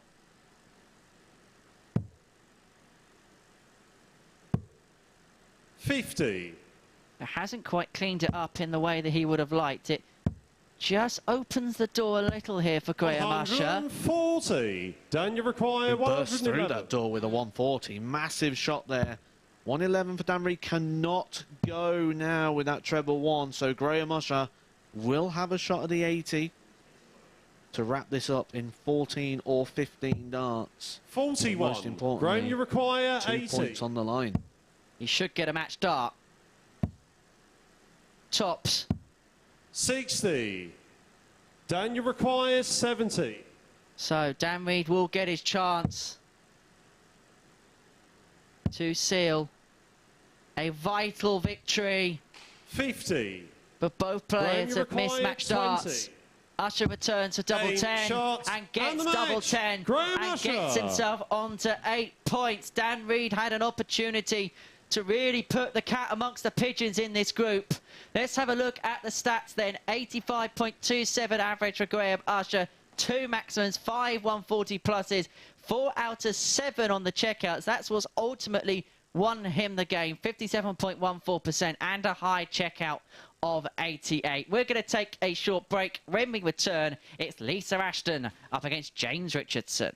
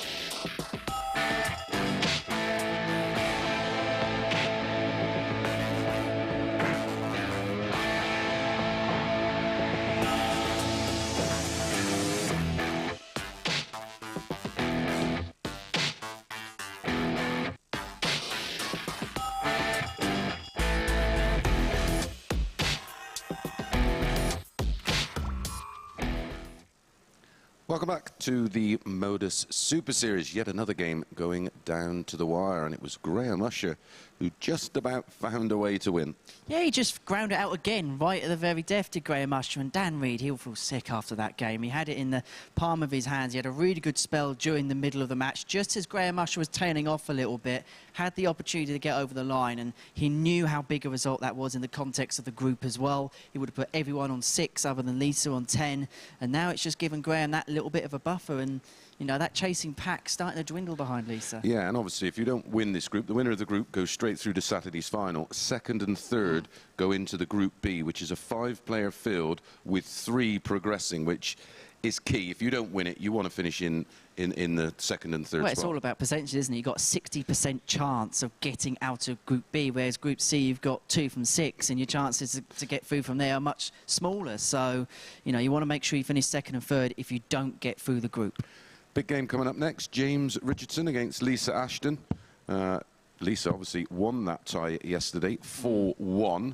comprehensively. Wasn't her best performance, ironically. It was actually her worst performance, but her most dominant win. I think that was typical of Lisa yesterday, though. She just found a way to get results, and she's doing it again here today, and she gets on to 12 points. I think that's a big marker at this stage in the group. Yeah. She'll have that 4-point buffer on Usher, and then that 6-point buffer on the rest. So this could be a huge, huge gain for not just Lisa, but the entirety of this group. Yeah, the pressure is on James in this one, not Lisa. She's, you know, she'll feel very comfortable in that position she's in right now. Well, without further ado, let's get on with the action. Charlie Colstevine is our referee.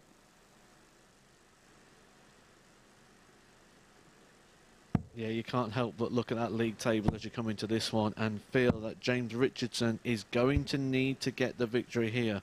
He is in need of points, especially when you're playing top of the table here in Lisa Ashton. Lisa Ashton currently got that 4-point buffer, but a win here will detach James 6 points away from the top of the table. First leg, it's Lisa to throw first. Game on. I think one thing we can expect in this game is a couple of 180s. James Richardson, when he gets that first dart in the top of the bed, likes to 100. come underneath the dart.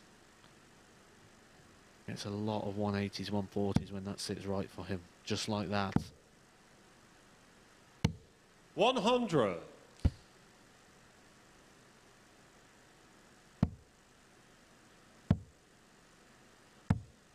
85.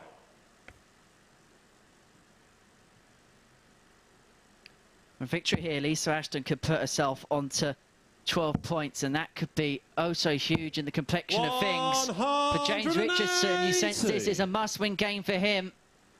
We're getting towards that territory now. 60. He'd go on to 8 as well, alongside Usher. Sorry, Matt. Mystic Edgar there. I said, just as you was coming in, I said, one thing we can expect is some 180s, especially with James Richardson, and it's took just 6 darts for the 64. first 180 of the game.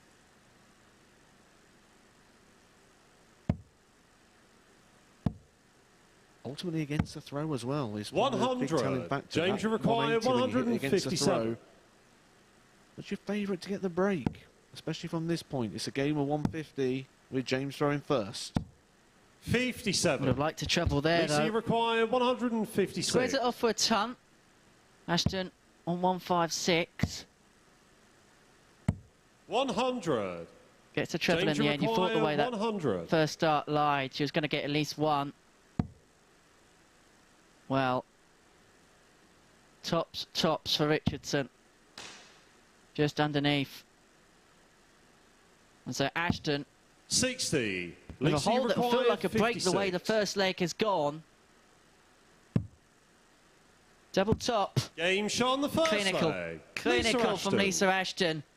Just like yesterday, when she gets the opportunity on the double, she takes them and opens up a 1-0 lead here against Second James leg, it's James to Richardson, throw who first. had control Game of the on. leg, but ultimately didn't get a double to win it. I think the story is very simple, isn't it? Just don't give Lisa Ashton a chance. 38. That's all you got to do. Just don't give her a chance. Nice and simple. If you don't give her a double, she can't win the game. 135. Seems to be what she's doing at the moment, isn't it? Just strolling along, taking the chances, 100. and cantering along. She's not hitting that big turbo. She's had moments. She had good timing, but it's consistency that's winning the game here for 96. Lisa. We spoke yesterday about mean averages. Every player will have one really good performance. One player will have a poor performance in a day. There's 5 matches. That's 140. usually the way it's going to go. But those middle 3 matches are the ones that matter more than those 2. If you're consistent enough in those 3 60. games and play well enough with that mean game, that B game, that's what's going to win you the group more than the rip-roaring 100-plus averages. We saw that exactly with James Richardson yesterday, didn't we? He put one of nearly a Super Series 115. best average on the table, and then went and lost his next couple of matches. 140. James, you require 108. And Richardson, you feel, has to take this 108 out. He may do. Double top. 68. And Ashton will Lisa, you return require for 70. 70 for a break of throw and a 2-0 lead.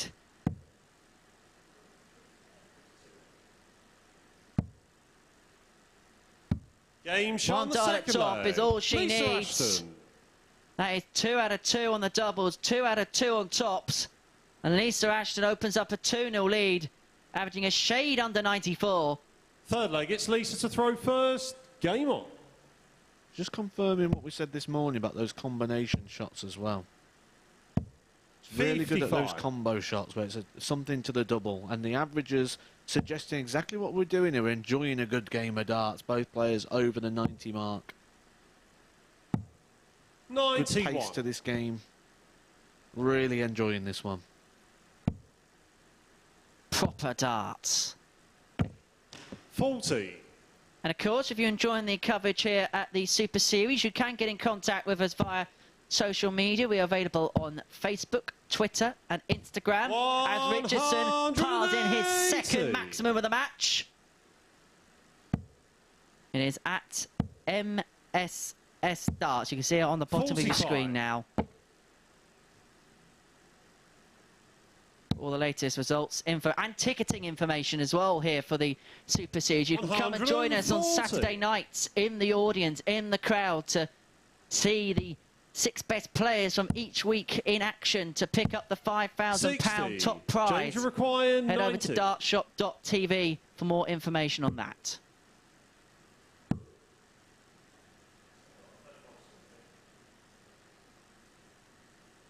This is a response from James Richardson. 50. Gone 2-0 down. He had his throw broken and then he leaves a double after 12. Pushing his average up to the 100 mark. Give or take a few pence. 21. James require And he's got 40. plenty of time to wrap this leg up. Game shot But he on the doesn't third want leg. time. James He wants to get on with the Richardson. next leg. Wraps it up in one. A 13 dart leg there for James Richardson. Great response to losing his throw. Gets his throw back, but he's going to need to do Fourth that leg, again it's James to throw if first. he is going Game to on. take the points in this one.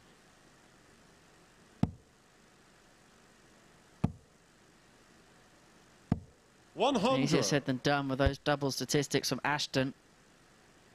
We saw it in the first leg. Richardson had the better of the scoring phase, but he 100. couldn't get himself down to a double, which meant that Ashton, when she got the opportunity, took it with both hands. 60. This game could easily be 2-1 the other way. It's like James took our advice there. We said, just don't give Lisa a shot at a double. 100. And he went and won the leg. Easy, isn't it? Just don't let her have a go. This punchy lark is easy when you boil it down. 57. We're starting to see a gap appear in the averages as well since the last time we saw them on screen. 140. Well, that's going to help a little bit. Lisa was just clinging onto the 80 there. That 140's put her back up to the 83, but James broke that 93 barrier, gone into the 94s, which means 100. Lisa, on you current require stats, he's needing 3 161. darts less. If this continues, expect the scoreline to change. 97. However, Ashton's going to return for 64 for a 3-1 lead. The break of throw and the opportunity to have the dart to win it. It put her on to 12 points. It'll be a huge psychological blow for the rest of the group. 58. Lisa, you require 64. Another for the double. 32. I James, was you wondering whether require actually that second dart would have been a 126. nice lie. Another. Leads James one at shot on the double fourth 6, leg. and that is James huge from James Richardson. Richardson. Lisa Ashton had darts to have a 3-1 lead. She didn't take them, and James Richardson Fifth leg, mops it's up Lisa to throw the first. Game on. 1-2-6 to level us up at 2 apiece. Games can hinge on one moment. 140. Is that the one in this one? Still needs to find another breaker throw, though, after having his throw broken himself 55. earlier on in the game. Lisa kicking off with a 140 is not an inviting moment. There's 100. no invitation with a 140 ton to say, come break my throw.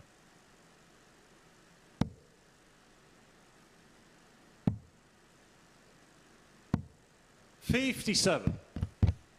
Well, Lisa Ashton's been sending out declarations of intent throughout this group. 135. Good last dart from Lisa. Leaves herself on 126 after 9 with the throw. Richardson way back. 60. Lisa, you require Could return the favour 126. here, or she might just look to set it up. Or she might do it a completely different way. 66, you've got choices. The ball, the treble 10, treble 15 is not one of those choices. 110. Leaves herself on double 8 after 12 darts. James Richardson, a long way back.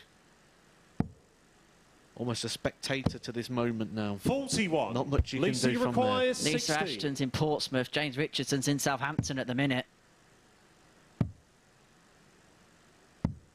Game shot on the feet. And Lisa Ashton now is Lisa one leg Ashton. away from putting herself on 12 points and putting herself in an authoritative position inside this first group of the week, Group A. Sitberg, it's James to throw first. One thing we've seen from James so far is reactions. 100. Reactions to the situation. That pedigree he's got. Ex-tour card holder. Multiple 100. times, 4 times at the World Championship. That's not an event you just stumble in. That is beating the best players in the world week in, week out. 180. And there is his third 180 of this match so far. So at the very start, I fancied some 180s in this game from James Richardson. And there is 3 60. on the board already. 5 legs into this match.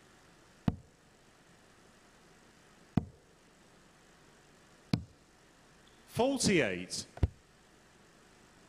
Tried to leave himself on the 170 there by the looks of it.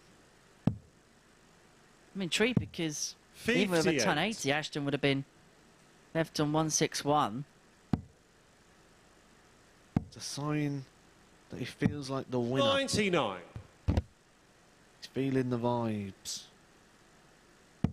Leg very carbon copying the last one, really. One player scoring well, the other one quite far back. 85. He's got 6 James starts requires minimum 74. at this 74 to level the game. 20 for tops. That's a little bit awkward. You have to come right. 34. That's far too right. Playing loopy.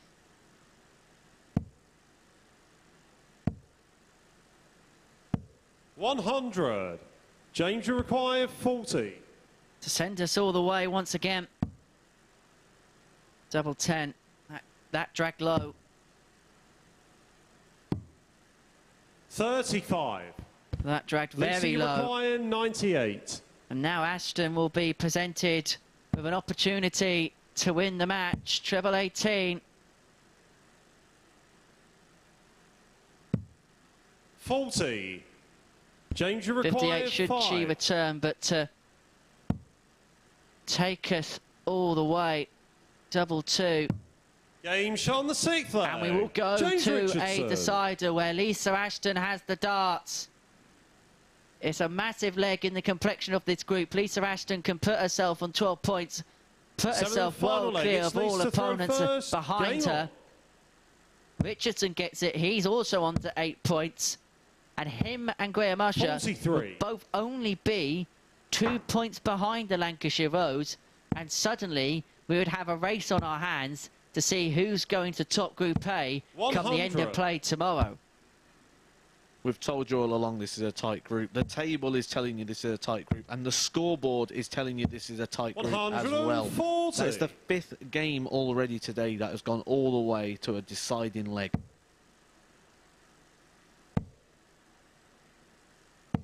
$60. An untimely moment to go trebleless there from James Richardson. And Lisa Ashton 100. trying to take full advantage. Remember, she had the darts at the start of this 7th and deciding leg.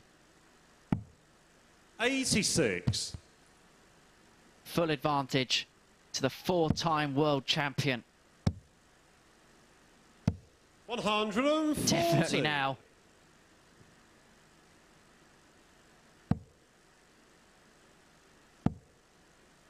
We said he's going to hit 180s. 140. That would have been the perfect Lisa, time you to have got a require 180. 78. Still leaves himself only a 1 treble combo. if Lisa doesn't take this. One dart for the match 58. comes low. James Richardson, James require 115 115. for the match himself. Needs one treble. He's decided to play on the ball. 61. Risky strategy going for the Lisa smallest required target on the 20. board. 2 tens for Game, Lisa. shots, Oh, and it the takes match. one dart. Lisa Ashton Ashton takes the victory, 4 legs to 3, and extends her position at the top of the group. Moves to 12 points, which is a magnificent position to be in at this phase of the event. An 84.78 average there for Lisa Ashton.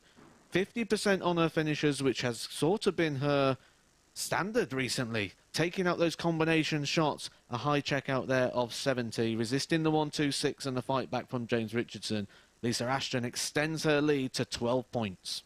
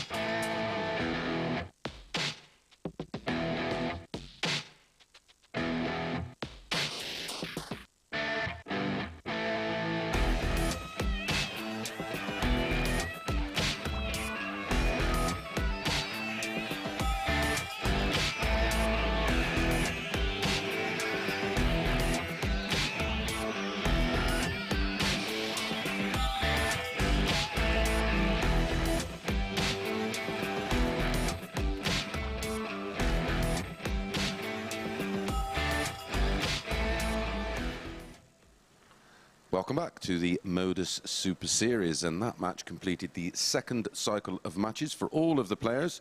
So 2 down, they all have 3 to play, and it's Lisa Ashton who continues to pull clear on top. That was a huge last leg, wasn't it? I think come tomorrow afternoon, we might look upon that last leg as the one that may have decided the group in her favour. James Richardson wins that. That's 2 players back within 4 points of her. That means any slip-up could be costly, and now she's got that buffer again on most of that chasing pack. She's in a really good position. Yeah, she finished with an average of 84.78. James Richardson slightly higher, 85.69. The 180 column, all in favour of Richardson, but 5 140s to 3 for James Richardson, and 12 scores of between a ton and 139 to just 8 from Richardson. So they both had off legs and they both had on legs. But what the fascinating stat is Lisa's not lost since the opening match of the session yesterday morning.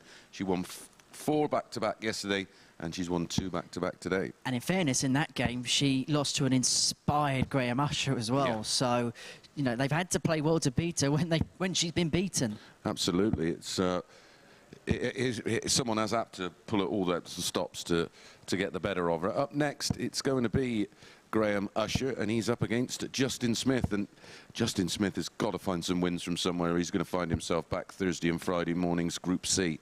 Indeed, and it's not as if he's played badly either. He's played really well, but the results just haven't quite gone his way over the last couple of days. This is an even matchup. I wouldn't want to be placing money on this. I'd leave the money in the pocket for this one. Yeah, so it's pretty much a coin flip for me, this one. I can't pick a winner. I can make a case for both because we both know that they have got a high level in the locker. It's whether they can pull it out in this one.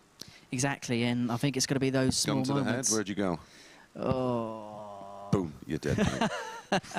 Give them a chance and they don't take it. Right, let's get on with that match, and Charlie Colstefine is our referee.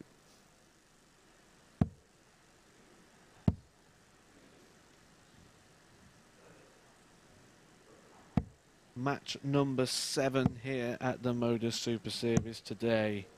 We've just heard about the table and what this means for both players. Graham Usher coming into this game on a 100% win rate today. Picked up victories earlier on this afternoon against James Richardson and then followed that against Dan Reid. Both of those 4-3, so he's not gaining too much on the legs column. The legs column somewhere Justin Smith gained some momentum, shall we say, in that last game. A 4-0 victory over Allen Tavern last time put him into that +5 legs. So if he can start getting some points on the board, the legs are in the advantage for Justin Smith at the moment. But it's Graham Usher with the darts in this one, looking to avenge yesterday's match, 62, where he didn't even take a single leg, going down 4-0 to Justin Smith. Well, I said upstairs just 60. a second or two ago, Justin Smith played well and consistently over the past couple of days, but perhaps hasn't quite got the results. 180. Graham Usher starts there as he means to go on. 97. Again, we're going back into must-win territory, I feel, here for Graham Usher. You want to keep that 2-point buffer on Lisa for as long as you possibly can, because then it means should Ashton lose, you're in a position to pounce. 140. Well, we'll also look at that very last game for Graham and Lisa. Match 14, Graham Usher versus Lisa Ashton. Graham Usher will also have the advantage of the throw. So if he can stay within touching distance going into that last game at the end of the day could be really important. 140. Graham, you require 61. Psychology could change everything overnight. Double 18 for Graham Usher for the opening leg inside 14 darts. A really, really good start from the pair. Graham Usher, 1 from 1 on the doubles. A superb combination on the 61. Second leg, it's Justin. Gambler played his cards right there. And needed to when we look at Justin Smith, sat on a 2-dart combination of his own there. The advantage of throw was the telling factor, but the pace of this game is complementary in both of these. Again, we said it all the way 45. through, but a good pace of game can bring out the very best in the darts, and that's kind of what's happening with Justin here at the moment. 140. I'll tell you what's one of the best things about the gambler. He knows when to hold them. 140. I could have burst out into song there, but we found out very quickly that's not a career I can pursue. We're all playing off the Chris Murphy playbook this week. Should have left his commentary Bible not underneath the desk.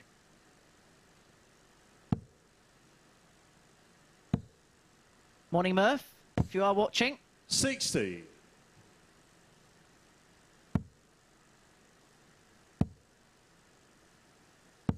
125. Justin, you require 120. Straight down the 20s here for Justin Smith to wrap this game up at 1 apiece. That's awkward. Always tempted to go for the bull here by the looks of it. He has got the first ball, and that's sat lovely in the board. 89. I think that's just Graham, kissed the flight on the way 91. through. The angle of the dart completely changed. That would have been an amazing moment. But Graham Usher 51. Justin, you sets up require tops himself. 31. 31 for Justin Smith to level up the game. Double 8. Game shot on the second leg. 17 Justin dart leg Smith. for Justin Smith. Wraps the game up at 1 leg apiece. This is a good game of darts so far. Both players up in the high 90s. Third leg, it's Graham on to your throw averages. first. Graham Usher 99.52. Justin Smith 100. 97.03. 4 140s in just 2 legs. He could be extending that column to 5. 140. Justin Smith is finding that red. But isn't this so typical of Justin Smith this week? 100. Every time he plays well, his opponent plays just as well, if not better. He seems to be one of those players, doesn't he, that he just seems to do just not enough. We're talking about Lisa 59. doing just enough in most situations, whether it's a group or whether it's Q-School, whatever it is, she seems to do just enough. Where Justin 83. Smith seems to find a way to just come underneath whatever the standard is.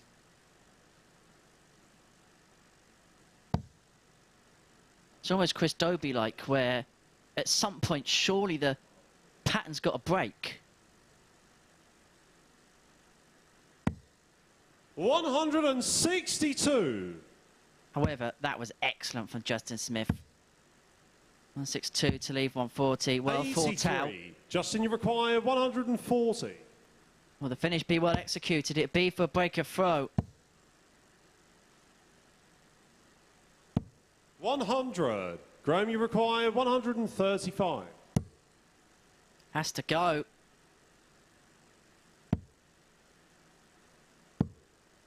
$70. Justin, you require 40. The 13 dart break. Game shot on the third Excellent leg. darts. Justin Excellent Smith. darts from Justin Smith. He's averaging 98 at this present moment in time. 2-1 to the good against Graham Usher. And he looks as if he's in a commanding Fourth leg, it's position in Justin this to throw match. first. He Game looks on. as if he's gaining the sort of confidence which we said when he's in the groove he tends to find. 59. He's finding just enough. 121. You're listening to darts commentary, not the comedy club. 180. You're watching some quality darts here from Justin Smith, pushing his average over the 100 mark with that 180.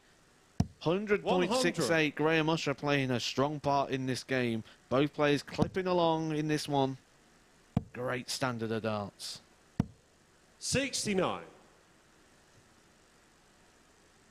That 140 column is really catching my eye on Justin Smith. 100. 6 140 plus shots and a 180 in there. Graham Usher only the one shot over the 140 mark at the moment. And it's those 57. big landing blows of the 140s that have got Justin Smith in front with the break. However, that trebleless visit there 135. has Justin, put you Usher require in a brilliant 136. position to break unless the 136 goes, which it won't.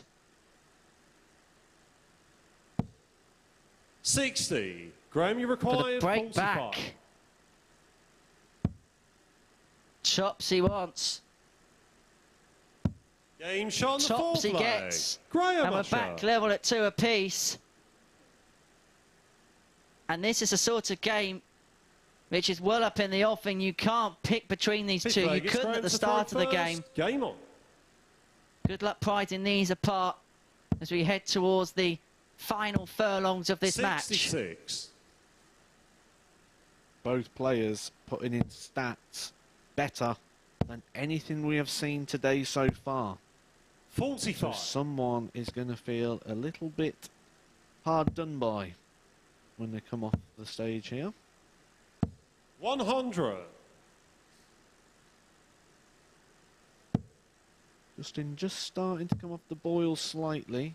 A couple of trebleless visits 96. creeping into the game, which is not ideal when he needs to re-find a breaker throw at some point here. 100.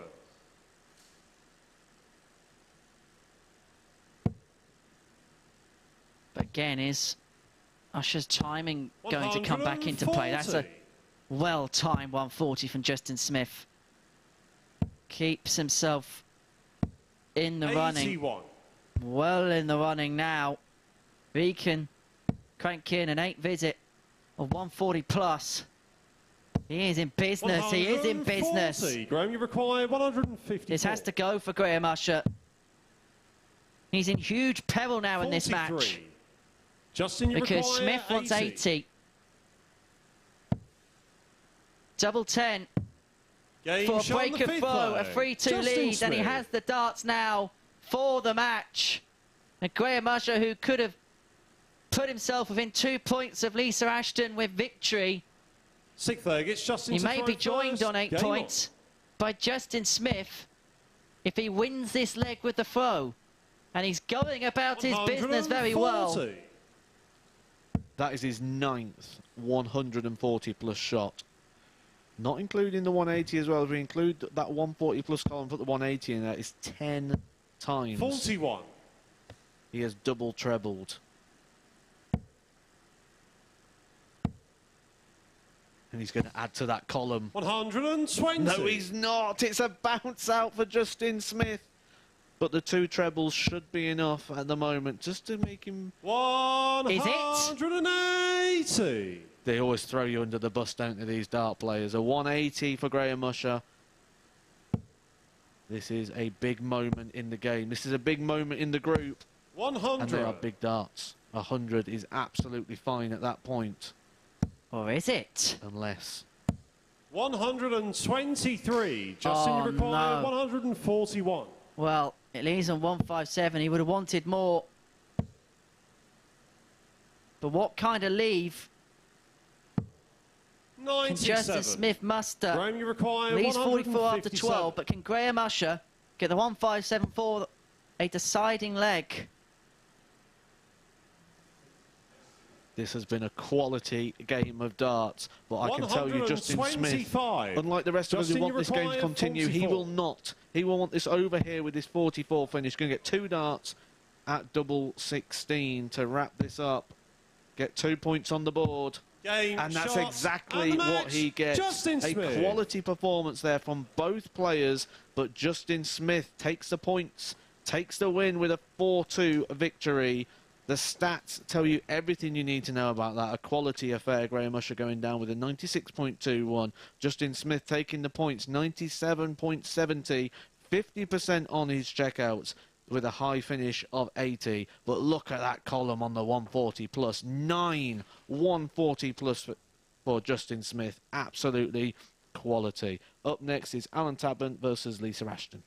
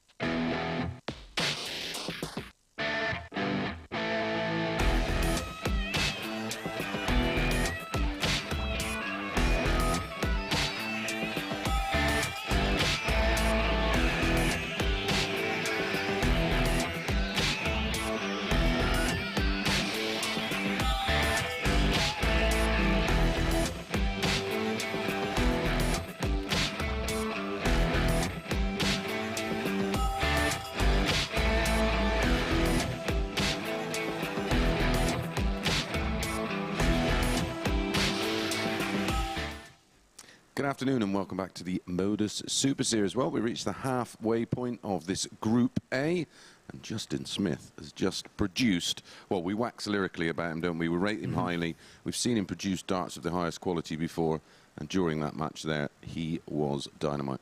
He was absolutely excellent, but how many times has he played well in this group, got on the wrong end of the scoreline? This time he got that rub of the green.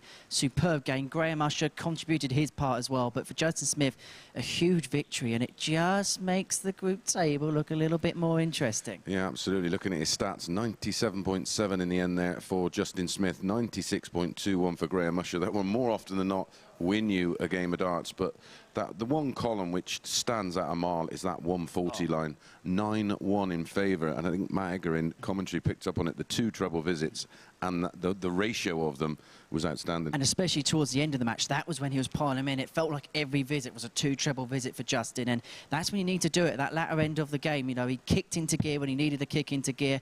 A big result for him, and that's going to give him a confidence boost as well. Well, and it's given Justin Smith a boost up the table. He's up into 2nd position now on 8 points. Lisa, of course, has a game in hand, and that game in hand will be coming up in our next match when she faces off against Allen Tavern. Yeah, interesting game this one, isn't it? Of course, Tabern with victory can get himself onto 8 points, and it makes things really, really interesting. If it goes Lisa's way, you feel like there could be a 2-way split in this group beginning to develop.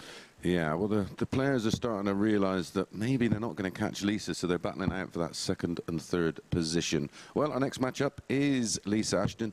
She faces Allen Tavern. And as always, our referee, Charlie Colstefine, will take you through the action.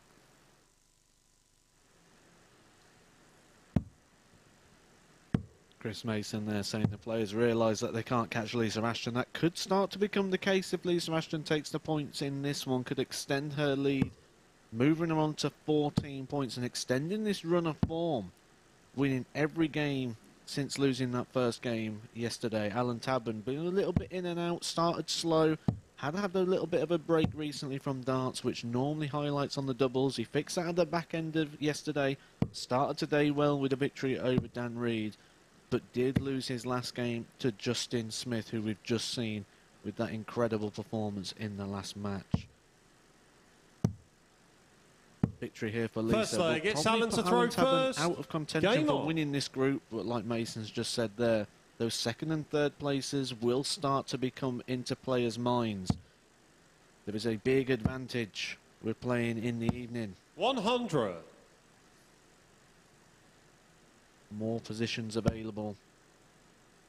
3 from 5 go through Group B. 59. Those spots will be filled by those players in 2nd and 3rd place, so plenty to play for here. But we are in must-win territory 44. now for Tabern. Yeah, I mentioned just a second or two ago, if Lisa wins this game, you sense that there's going to be a 2-way split in this group begin to develop. 67. You've got Lisa on 12, the 2 players on 8.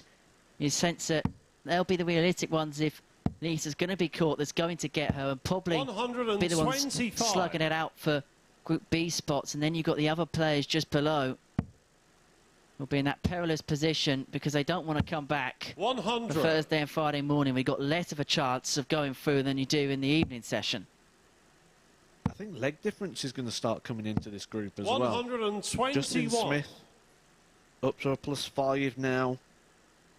And when we look at the scores, and we're getting a lot of 4-3s coming through today, if someone can pick up a nice 4-1 or a 4-0 victory, that could be a big telling factor. It could become like an extra point. 48. How many times have we seen that, especially in a tight group? 170.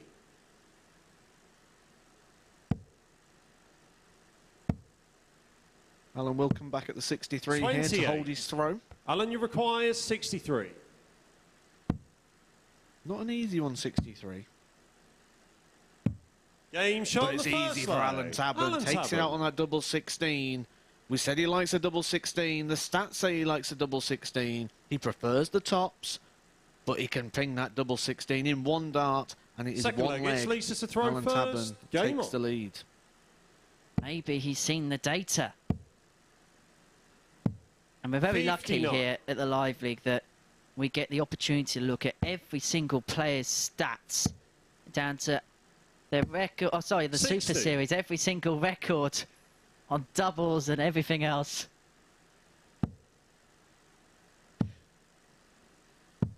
I think I might get some quip in the production department for the naming. Super Series. I'll get it tattooed on my face for tomorrow.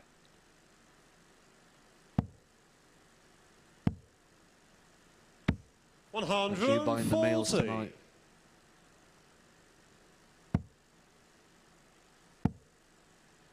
Mind you, it wasn't too expensive yesterday. Went to a shop across the road, had a nice chicken wrap. 94. Probably be steak and chips tonight if I'm paying. With a side of onion rings. 100. Gravy? Lisa, you require 112. With steak. 112 for Lisa. Double 16, same 80. as Tabern took in the last one, but Alan, she's you require not took it this time. 156. Alan has an outside chance at the 156. It's a bigger chance. It's gone.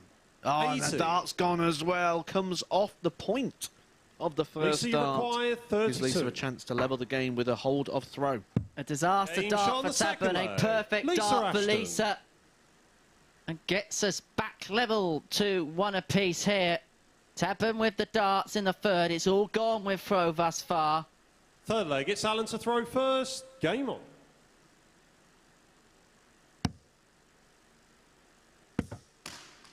Another dart on the floor 80. for Tabern there. But your stats you see on the screen show there's nothing between them. 83.83 plays 83.23, and that is why we are one apiece on the 45. scoreboard. You mentioned the winner of Group A going through to Saturday night's final, second and third going through to Group B, and the others in Group C. We'll tell you now the players that will be 140. joining the fray on Thursday and Friday. In Group B, David Pallett and Jared Cole, the first players to return. They get a second crack at trying to qualify for Champions Week, 140. alongside Nick Kenny, the talented Welshman. Group C sees Carl Wilkinson, Martin Thomas and Reid Colley enter the fray. And they are 60. looking to join in Champions Week, the Series 1 weekly winners of Robert Owen, Chaz Barstow, Graham Hall, Darrell Pilgrim, Lee Evans and Kieran Tierney. 140. Congratulations to him for winning on the stage on Saturday night here at the Super Series.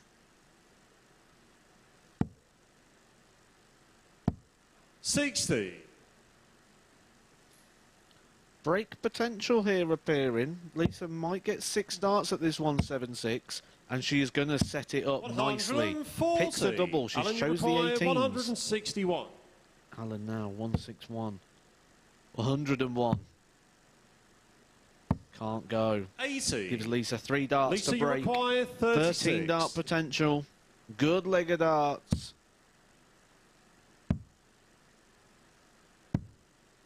18. And she doesn't wrap it up. Alan, you require 81. Huge moments in this game.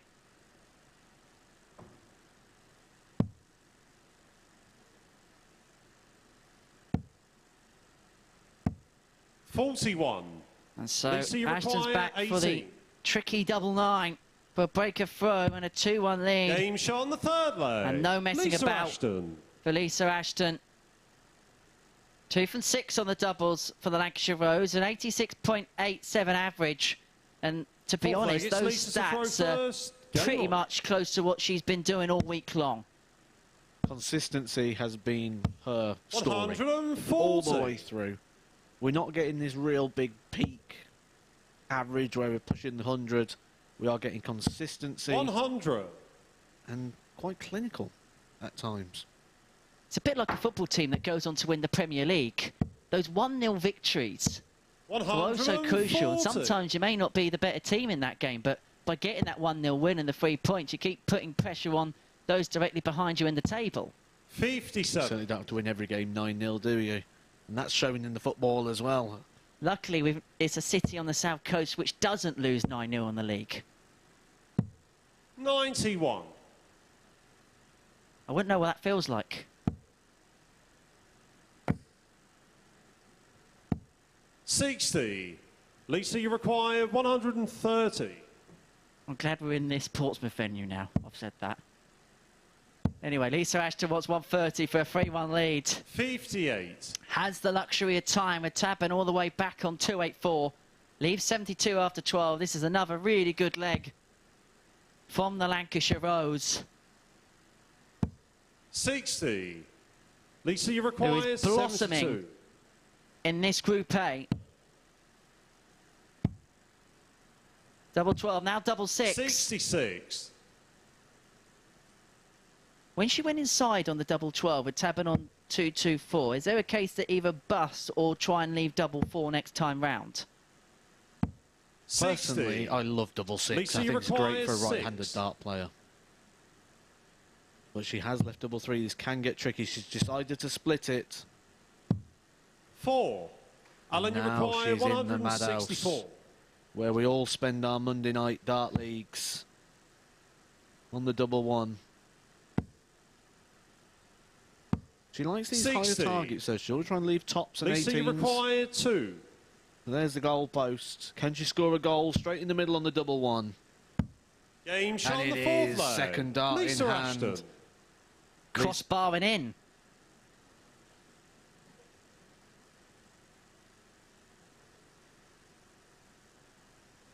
Fifth leg, gets Alan to throw first.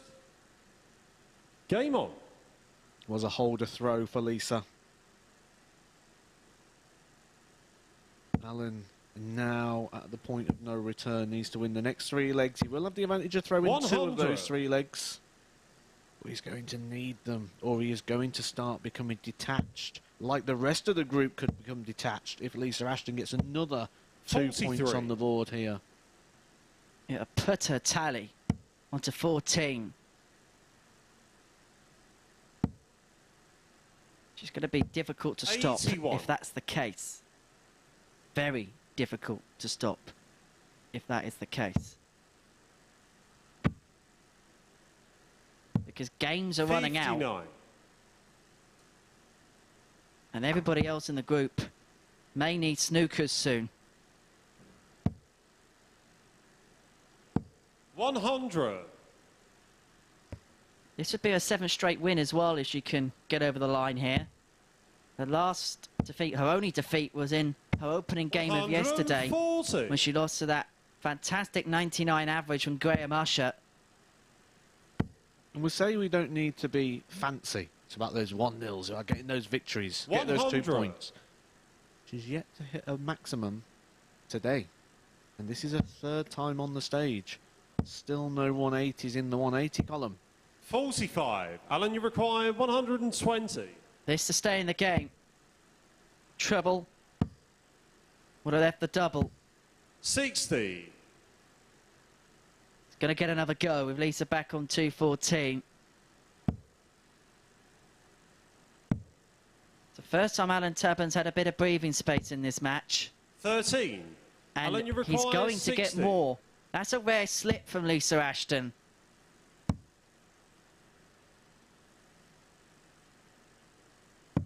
Game And shot on the Tabern fifth takes full leg. advantage. Alan Tavern. And it's back to 3-2. And as far as Lisa Ashton is concerned, this is the leg. She has the darts to seal victory and to put herself in a real Sixth leg, it's commanding Lisa to throw position in this first. group. Game on.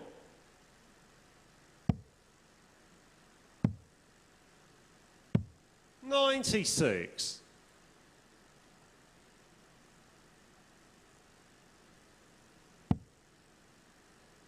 You said a second ago, he only needs 1 break. 180. And he's making strides to doing that. He gets the first 180 of this game and gives himself the opportunity to get the break he 100. needs.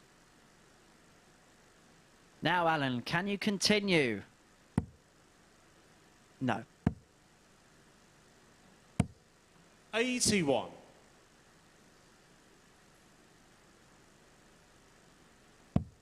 But importantly, it's posed the question of Lisa Ashton here. 96. 2 treble visit here for the Saint. Makes things very interesting. 140. And that is only his second 140 plus shot of the match. So to find his first 180 and only his second 140 of the game, 99. this is Alan, you require absolutely 100. fantastic timing from Allen Tavern. Tops. 2 darts. Shot at 10s for 3-all for the breaker throw and a 12-darter. 80. Oh, comes low, Lisa, you nearly require busts. 110. He'll be happy with that miss as long as Lisa does not wrap up the 110, which she's going to get a shot. Tops for the match. Game, and shot, she takes and the it. match. 110 Lisa finish for Ashton. Lisa Ashton. We said do not give her a shot, and he fell into that trap of giving her a shot, and she does what she's been doing all week, mopping up those opportunities. A 4-2 win for Lisa Ashton. 82.36 the average. Allen Tavern 83.82. But that 110 finish was the big telling factor. When Allen was touching the turbo, Lisa wrapped it up 4-2.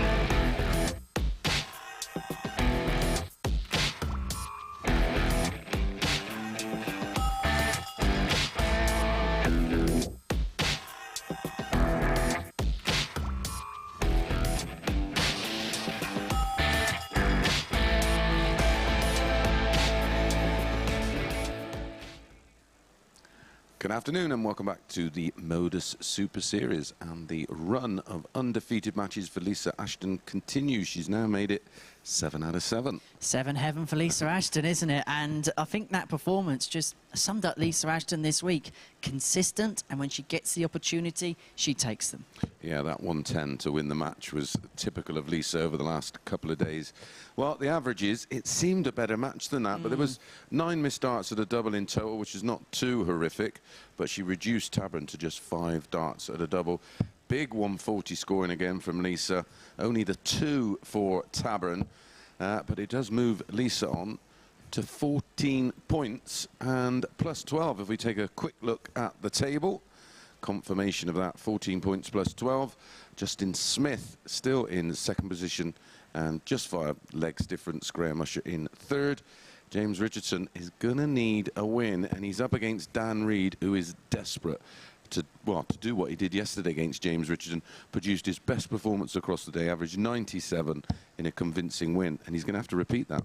Yeah, this is an interesting game because if you look at the way the group's going, there's a potential that it could be split in half, where you've got the 2 that are chasing leads and then maybe the others then playing for possibly a second, third or positions before going into Group C on Thursday and Friday. So I think for them, big game to get a victory, get a bit of confidence, and then see what they can do. I think chasing Lisa now is probably out of the question. It's getting yourself into Group B, giving yourself that advantage where you get 3 from 5 go through in the evening session as well. Yeah, so there's different reasons why both, well, it's a must-win both for both players. So we're going to go and watch that one now. James Richardson against Dan Reid. Charlie Colstefine will take us through the action.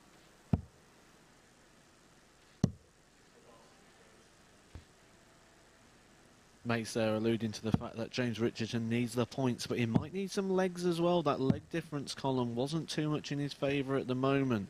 Dan Reid currently at the bottom of the table, but should be feeling good coming into this game. A cast over the head-to-head stats have Dan Reid heavily in the advantage. 7-2 in favour of Dan Reid in the 9 meetings they have played. Sometimes you just come up against a player and you just feel good playing against that player, the pace of the player, and that could be the situation here with Dan Reid. He's not just been winning, but he's been winning convincingly. 4-0, 4-1, 5-2, 5-2 the last couple of meetings between them, all in favour of Dan Reid, with the lowest average of those being a 95 for Dan Reid. 2 98s and a 111. There is something Dan Reid likes about playing James Richardson, and I'm sure he would like to get some more points 140 on the board and put himself in contention for that Group B, which I think is where his attention now is going to have changed to. I think for both players 60. now, that's their target, getting to Group B Thursday, Friday evening. 3 from 5 go through from that compared to 2 from 6 in Group C. 180. And Dan Reid gets our first max of the match. It was a better performance from him last time out, despite 100. defeat to Graham Usher. Although he would have been gutted, he ended up losing because he was in a commanding position. He was leading in that game. 130. But he's responded well. He's had a bit of a break since his last game, which I think sometimes on the back of that match probably does you the world of favours. 60. You just step outside, have a bit of a break, 51. and he's on for a potential 11 dart breaker throw here. Up for tops. Double 10, he loves it here. Even more so now. 12 dart break for Dan Reid. An excellent start to the game for him. He's set his stall out early. He's told James Richardson, that's a standard you're going to have to play at if you're going to beat me in this one.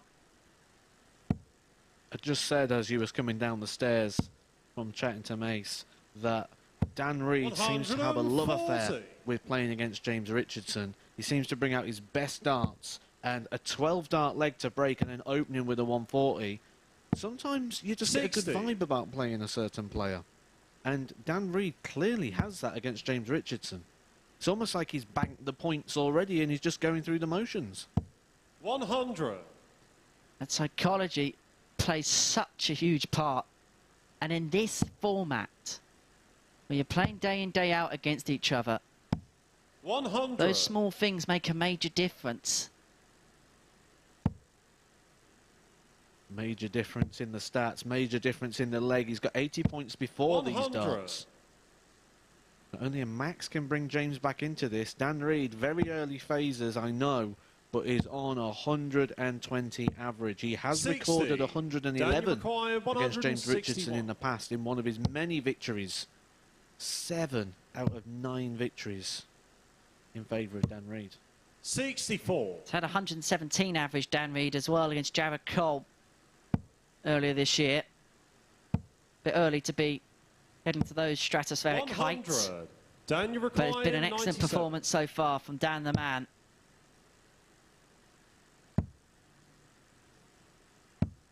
57. Leaves the double after 15 with the throw. That is more than enough with James Richardson back on 181. He's got to leave something 85. handy. Leaves off Daniel 96. required 40. But Dan Reid, 3 in hand. Double 10. Took it out in the last game, and he takes it out in this leg as well to extend his lead to 2-0. That is a holder throw, and the average is still comfortably over the 100 mark. Dan Reid is on Third leg, for a it's potential James to throw 8th first. victory Game on. against James Richardson.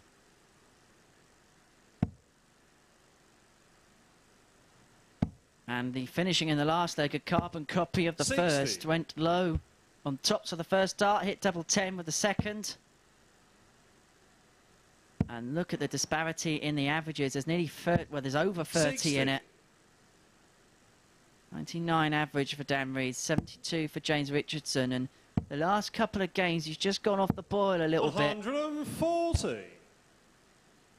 I was just looking at the stats there, and this is two stories. One where Dan Reid is finding his absolute best, and another story where James Richardson is not hitting much in reply to that. That 140 might be the kickstarter we said in the game before. Only takes one moment. 60. But this is not happening for James Richardson at the moment. And Dan Reid around that 100 mark could start eating into that 57. leg column as well. Indeed, he might. If Dan Reid gets the victory here, you look at the league table, Ashton 14, Smith 8, Usher 8, Richardson be back on 6 along with Tabern. Reid would also then be on 6. Are we looking probably 3 from 6 to win the group with Ashton heavy favourite? We'll just pause for thought here because Richardson's on 101. Leaves us at 60 unless Dan Reid can take out the 109 and open up a 3-0 lead. What happened this time? Richardson back 54 to 60. James requires so his first 60. shot at a double in the game. It's going to be at tops. He's going to have 2. He's going to have to come around that dart and does so perfectly, just to the right-hand side. Manages to find the middle of the bed, which just shows what a quality dart that was from James Richardson.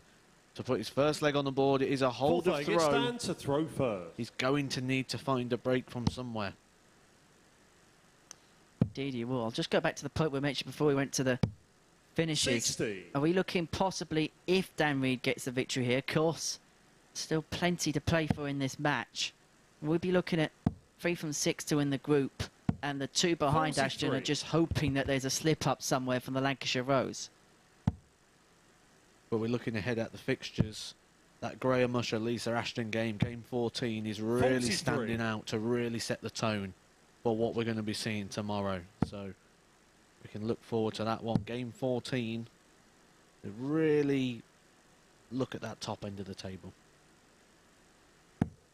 43. It's like day 3 in Augusta. It's moving day here at the Super Series.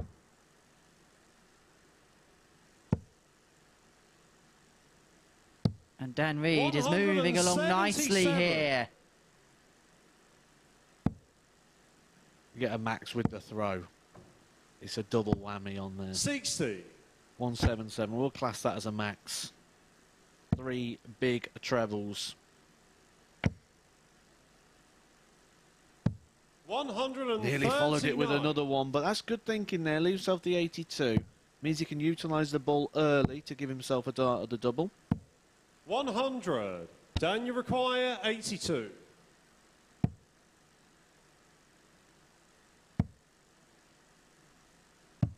Been better 42. advised there to have used the ball. 25 would have given him the 17 for tops. Ball would have left him the double 16.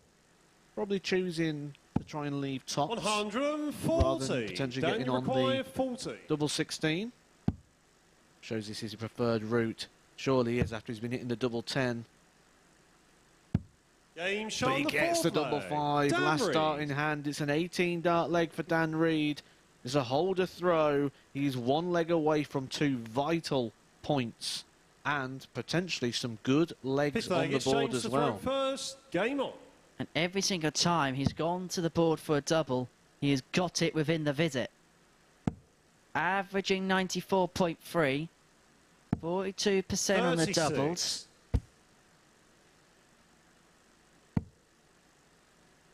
And I think Dan Reid knows that he's not going to qualify as winner of Group A, but what he can do is give himself the best possible opportunity to play himself into form, get yourself in Group B, and work your way 100. into Saturday night's final that way. The averages suggest that is exactly what he is intending. 96.42. 46. just got this thing when he plays James Richardson. He seems to be this mid-90 average. There's just something he enjoys about James Richardson. 100.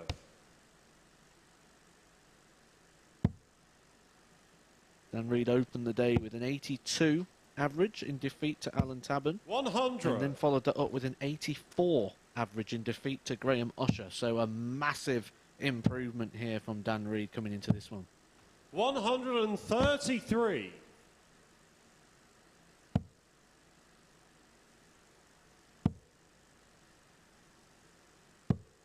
52. James, you require 132. Crucially there, Richardson's now going to get 6 at it. Yeah, he just has a little look to see where that second dart landed. It was in the 84. single 14. Leaves himself on 48 upon his return because Dan Reid went for the bullseye and left himself on a bogey. 97. James, you And require so to bring it back to 48. 3-2, going to get 2 darts at tops. 28. Dan, you require 66. So Dan Reid to seal victory. 66 is the route.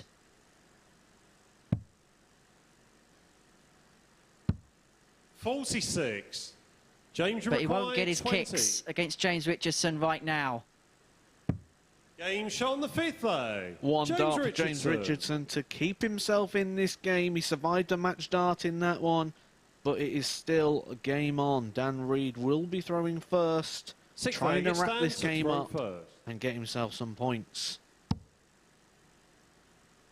Perfect light. It's unmissable. 140. It's missable. He's found a way, but that is his 6th 140 of the match so far. Say best stats he's been putting in 45. all day. 92.89, the running average. Vast improvement on the low 80s that we've seen from him so 46. far today. But that visit's just opened the door up for James if he can get another treble alongside that one. 100.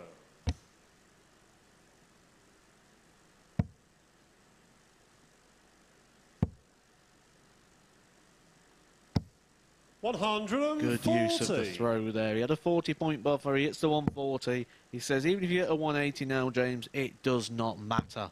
It is all in Dan Reid's hands. He has timed this game well. He has played this game well. 6 100s, 7 140s, a 180.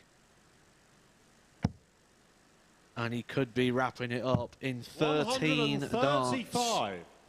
Sets up tops after 12. James all the way back on 3-1-2.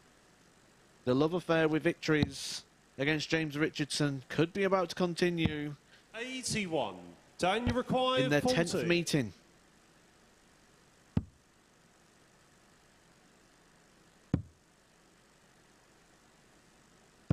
Game In their shot 10th and meeting, the match. Dan Reid makes it 8-2 on the head-to-head stats with his best performance of the day there. Dan Reid with a 92.56 average, 7 140s, lots of trebles there, 100 plus throws, 7, 1 180. Really good stuff there from Dan Reid. Checkout percentage 36.36, which is better than 1 in 3. And when you're throwing like that, you are going to take the victory 4-2 to Dan Reid.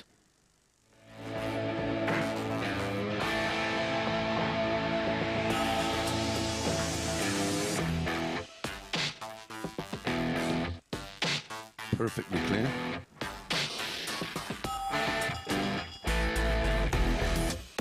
On the guest mic.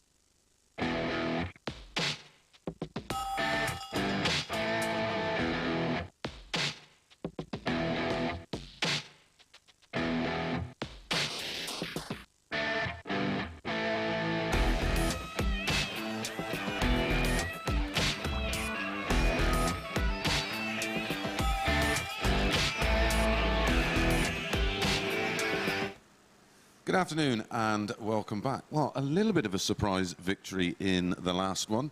The bookies made James Richardson favourite for that time, but it was Dan Reid who at times showed us what he's really capable of. That was more like the Dan Reid we know, more like the Dan Reid that's won here at the Super Series before in the past, in the previous incarnation, in the little box room we had. Yeah, you'll be putting money in the swear box if you mention the LL.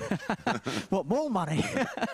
But no, that was more like the Dan Reid we know, that we've seen in the past, and that's going to give him a lot of confidence. And suddenly, from being bottom of the group, he's put himself in contention to get himself into Group B. I think catching Lisa probably a bit too much for him now, but get yourself in the Thursday, Friday nights, you give yourself a better chance of progressing to Saturday. Yeah, that's where all the players want to play. We're looking at the numbers, 92-56, 15 points separating them in the averages, but it was that scoring line. It was 11 scores of between a ton or more for James Richardson, but it was 15 for Dan Reid. It really was a display of double treble hitting. Exactly, but Dan Reid's found a friend on that double 10, hasn't he? How many times does he go low on the top to then double 10 goes in first dart in hand? That's a nice luxury to have. Of course, you want to get your doubles first time of arse, but if you've got somewhere you can rely on when you're in mud, in a bit of trouble, that's a good thing to have. I think Niagara picked up an earlier that his strike rate on tops is pretty horrendous, but on double 16 he's far more efficient, yet we as dart players probably just so stubborn, just keep going back to the tops. So it is going to be James Richardson and Dan Reid, who we've just seen. Up next, it's going to be Allen Tavern and Graham Usher.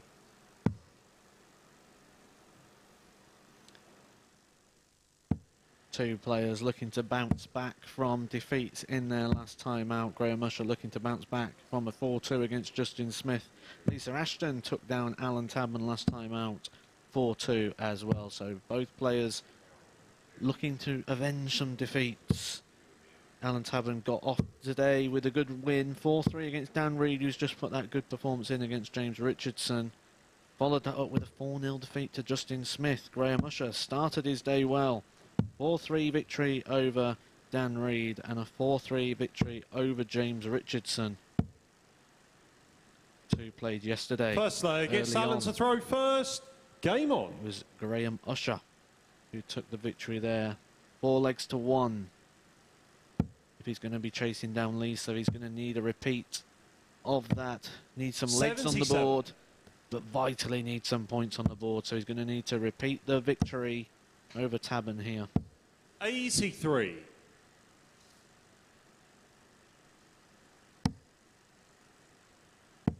probably a little bit harshly treated in his last game. 60. Graham Usher did throw a 96 average, which is the second best average we have seen all day.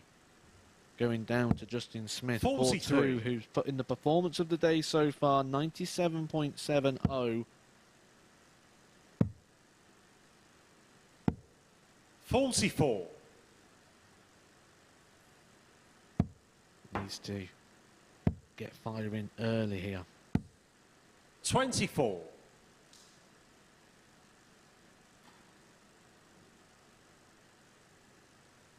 Only one treble apiece out of the first 9 darts. 100. So a subdued start to this one. Feeding their way in, I think, would be the 100. way to describe it. We are hitting lunchtime. And it's interesting on these days and how to manage those, because you don't want to be 100. playing feeling full. And it's about snacking and just staying hydrated and fueled throughout the day. 60. Alan, you require 120. Things like chocolate bars and just small little bits you can eat throughout the day is probably the best thing to do, instead of like having a sandwich or something like that. Just enough to keep you going that doesn't fill you up. 100. Tabern will return for double 10 to hold throw in the opener. 60. Alan, you A require leg that 20. both players would like to put to the back of their mind.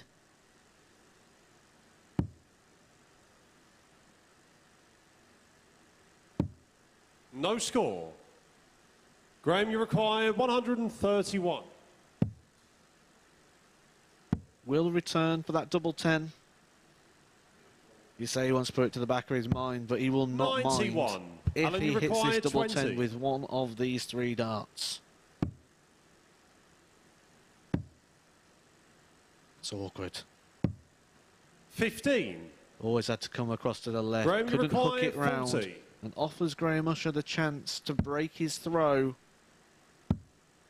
Looking to usher this one in. Game shot on And the he first gets leg. it. Double Graham top Usher. for Graham Usher with the 3rd dart in hand. It was not a classic, but he will be happy just as much as if he hit a 9 dart, because it's a leg that counts. 1-0. Second leg, it's Graham to throw first. Game on. Throw in for 2-0. Yeah, yeah, yeah. 42.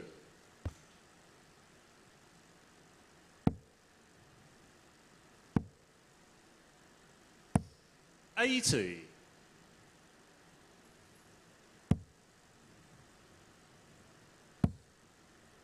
As you mentioned, we get to this point of the day, and 95. it's all about making sure your energy levels are there throughout, because I suppose you can so easily have your adrenaline up and up and 100. up, and if you have a big break between games, it can come straight back down, and then it's making sure you can get yourself back up again when you return to 60. the stage. And I can imagine when you're doing it day after day, repetitively, that can be quite tough.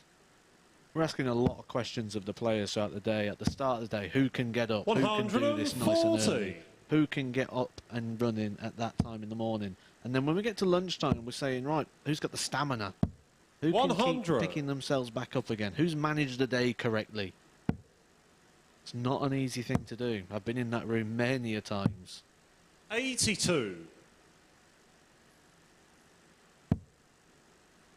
Alan again getting down to the finish first. 140. But leaves Alan, you himself on a require 3 99. darter against Graham's 2. But that treble has given him the opportunity, and he's hit the 17. So he cannot take this out. He's left himself 25. So options.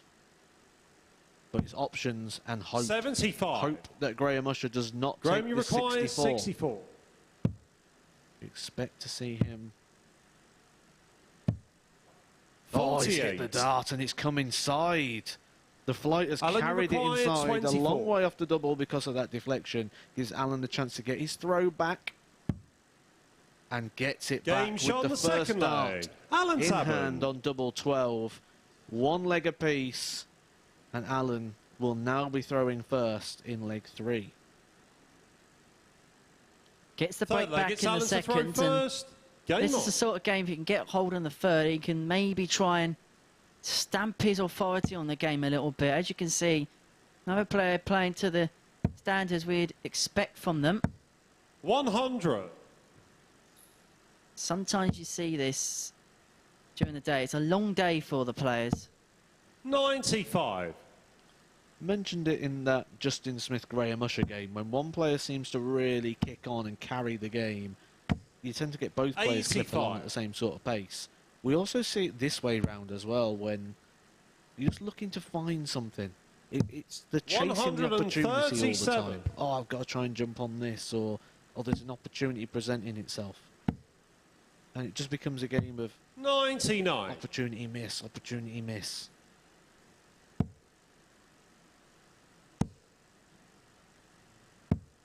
$40. Handed Allen Tavern the initiative on throw. Heads 57. downstairs to leave 160. What can Usher do here? 83. Alan, you require Save that 160. visit with the last dart. And it'd be so typical of this game where both players are 60. famed to hit the heights in the Graham, you scoring require department. That 146. big visit and a big finish would go. Will it go with a 146? Those options. 68 remaining. 98. Alan, you require For 100. triple 20 to leave double 4. Treble 19. 44. Graham, you require Bit of a mess 48. there from Allen Tavern, and Graham Usher can get yet another break. 16. But that chance comes and goes. Alan, you require 56. Chance to hold the throw now for Allen. 2 darts at tops. His preferred double of choice. Game shot on the and he third pings leg. it with the Allen first Tavern. dart. He hit the double 12 last time with 1 dart. He's hit tops with 1 dart this time, recovering himself from that first leg where he missed a couple of handfuls of darts at the double. He could Fourth have leg, been it's 3-0 Graham up, to throw first. but instead Graham is now throwing for 2 legs all. 100. It's one of those games where somebody needs to take it by the scruff of the neck. 140. Is that the visit that could do it for Allen Tavern? 45. It's the trebleless visits that are becoming the problem here for Graham Usher. And if Allen can start to find these, 134. double treble shots are going to win you against anybody. But when your opponent's just giving you those opportunities, this could really shake up the table. 100. And Lisa Ashton will be a big fan of this. Very much so. 60. Because Ashton is on 12 points. Smith's 100. on 8, Alan, you Usher's require on 8, Reid 167. and Tabern are on 6 alongside Richardson. To be one of her closest rivals, dropping more points. 60. Graham, you require Tabern can 156. claim victory here. He's going to get a poke at the 107. He 140. may have to take Alan, you the require 107. 107.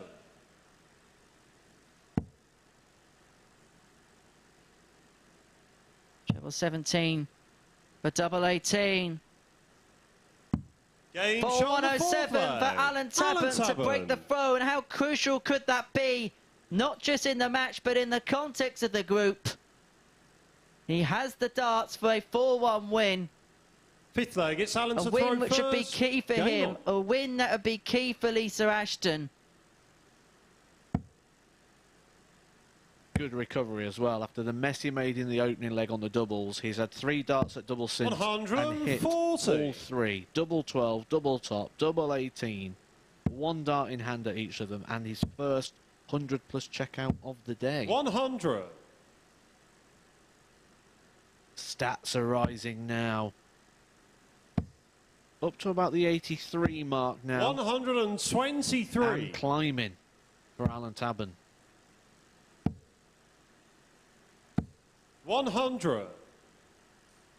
Bit like an old kettle. Taken a while, but it's beginning to boil. 140. And rising even further with that 140. Could rise all the way. 140. If he takes Alan, you this require 98, he'll be taking 98. both points. Can tee this up nicely. 58. Graham, you require No risk there, straight 161. in the middle of the single. 161. He's got the 2 trebles, needs the ball. 119. Alan, you require 40. Tots for Tabern. Double 10. 20. But 3 match darts have come and gone, and Graham Usher returns to 42 for 3-2 for the break back. 10. But Tabern returns. Alan, you 2 require tens, 20. 2 points. Takes his time.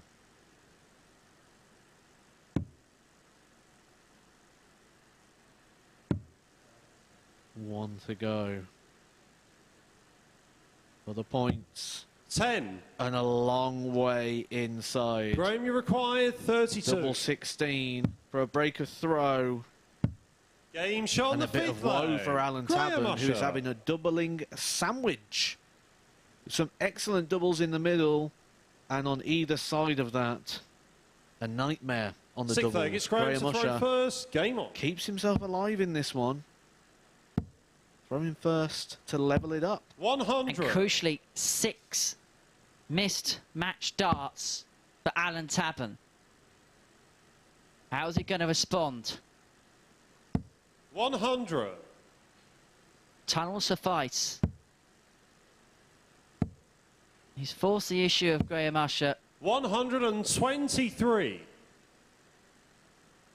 Usher's trying to make Tabern serve it out in the last. 60.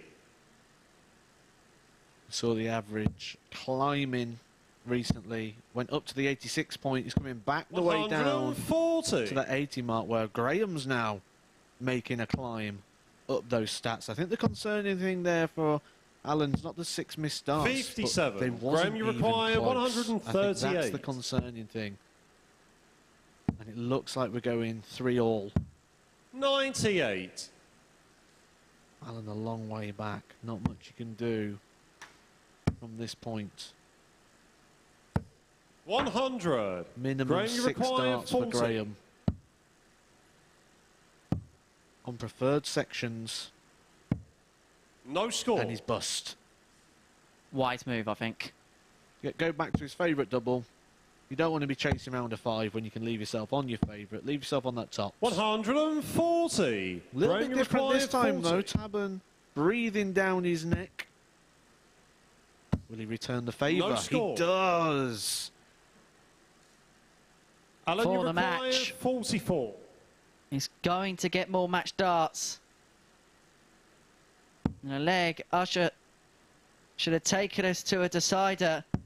Game Allen shot, Tavern and will the pick match. up the point. Allen Tavern. And that is a huge victory for Allen Tavern. It puts himself into Group B contention and is a hammer blow for Graham Usher's chances of winning Group A. An 81.57 average for the Saint. 4 from 17 on the checkouts, but the high out of 107 for him.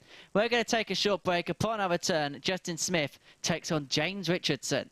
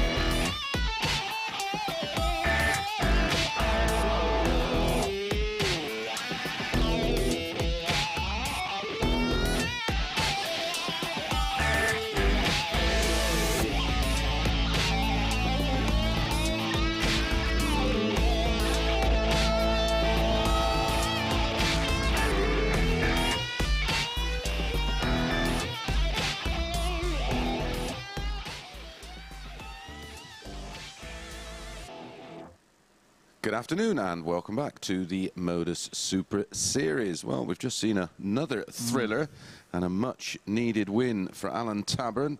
Gets over the line 4-2. Ironically, had 6 starts to win it a little bit more comfortably, and then Graham Usher's missed 6 to get us to 3-all. Yeah, and Graham Usher's had a couple of bad results at the worst possible time, hasn't he? But for Allen Tavern, it's been a good last 24 hours or so. Struggled at the start of the group, and then he's worked his way back into it. And when you look at the table now, he's also on 8 points, but it looks really, really pretty for Lisa Ashton, doesn't it? She's got two to play, of course. Exactly.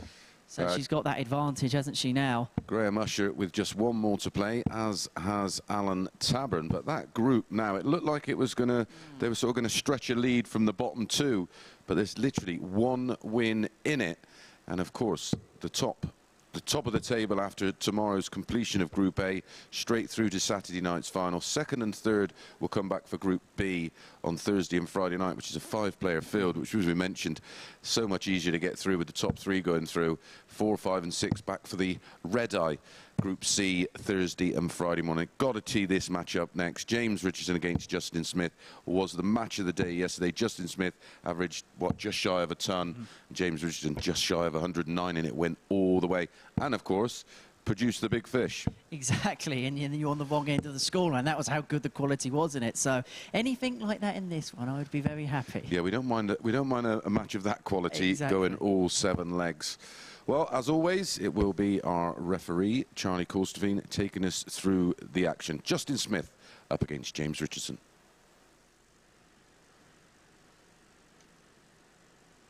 As said, 2 players that teed us up with an absolute classic of a game yesterday. It'll be good to see anything like that, but we haven't seen anything like that from James Richardson today. 3 games on the board and 3 defeats. Kicked his day off with a 4-3 defeat to Graham Usher. Followed that with a 4-3 defeat to the table topper Lisa Ashton.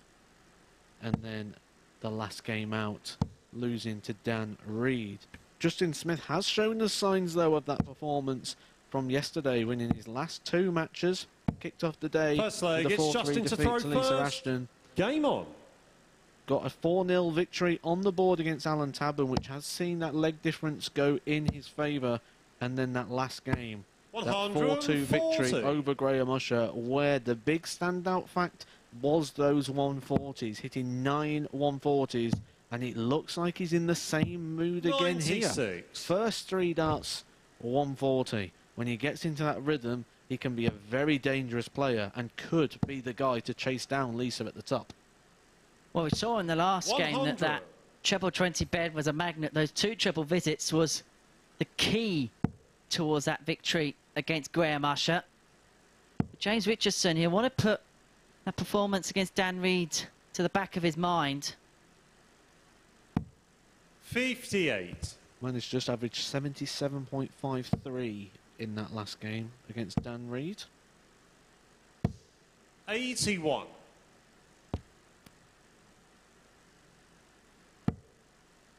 And if you're going to hit form, this is the time to do so in the group. Midway point. 100. Getting towards the business end.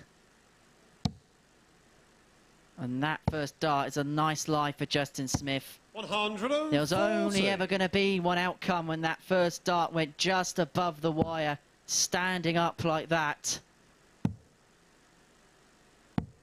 93. Justin, you require 40. Well, 13 dart hold to start.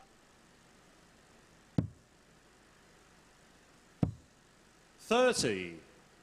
James, you require 154. 2 trebles needed to give himself a pop at the double.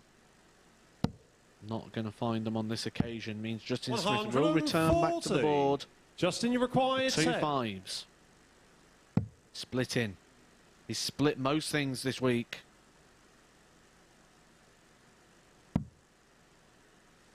2 2s. Game shot on the first leg. 18 Justin dart leg Smith. for Justin Smith. It's a holder throw. And Justin Smith, we're just saying, could be the guy to chase down Lisa Ashton. He's taking the lead in this one. And Second we will leg, it's see him in the James to last throw game of first. the day against Dan Reid. So he has another game to play today. So 4 points he can still collect 42. And in this group where everything is so tight, every point matters. 100.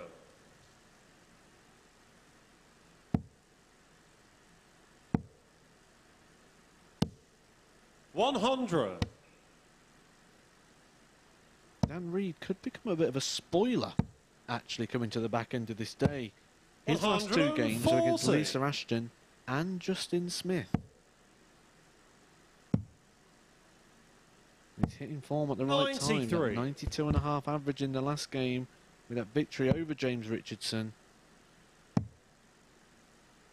As I say, this is a time where you want to hit your straps. 83.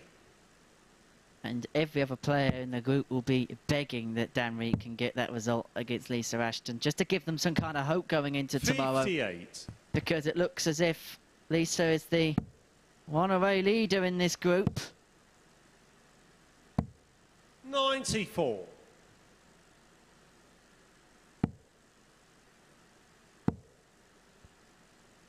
A4 upon Smith's return for a 58. Justin, you require break of phone, a 84. 2-0 lead. This has been another really tidy performance thus far. Double 12. Aim shot on the second Clinical low. Justin Smith. from Justin Smith. The bearded dragon is striking red hot at the minute. 2-0 up, Third an leg, it's average Justin of to throw first. just a shade under 94. 3 140s in 2 legs. 45. And that's been his mantra this week. The consistency in that department is the reason why he could well be the closest 93. contender to the Lancashire Rose for top spot in Group A. 60.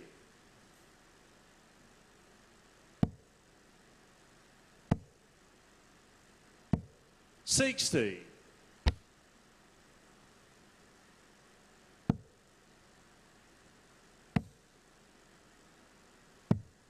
59. When James Richardson is playing well, we see a lot of 180s. That treble goes in the top of the bed. He didn't hit a single one in his last 44. game, and he's only got the 140 so far in this game. A sign that things just aren't working for James Richardson at the moment. Just 59. underpitching the darts. And he hasn't got long to think about things after this game. He plays Allen Tavern in a couple of matches' time. 100. He'll be hoping that this will carry on a bit longer. He's made some headway against the darts. 60. Going to get 6 on 204 to get a break back to half the arrears. 95. Justin's timing has been very good so far. And that is 180. perfect timing from Justin James Smith. require A massive 109. 180. Leaves himself the 38. If James does not hit this, he's hit the bull. That leaves him tops. That would have 89. been naughty darts there from Justin, James you require Richardson. 38. I'm expecting to see the split. He carries on with the split. Game and he shot on the hits third low. Justin 3-0. Smith. Justin Smith. He survived that dart there at tops from James Richardson. A break opportunity there for James, but it's Justin that keeps it cool and makes Fourth it leg, it's James to throw 3-0 first. on the Game scoreboard, and some much needed leg difference. I said earlier up in the studio with Chris, Justin cannot keep playing this 100. well and not get the results. In fairness to him, this is kind of in the stands he's been playing at throughout the group. He's just been on the wrong end of 100. inspired performances. Case in point being the 108 that James Richardson hit against him yesterday. But he's 123. trying to serve revenge, and it's a dish best served cold. 60.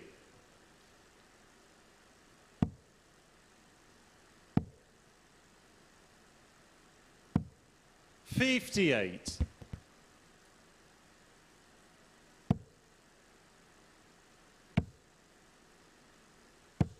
100. Although Richardson has an opportunity to hold fire and get a leg on the board.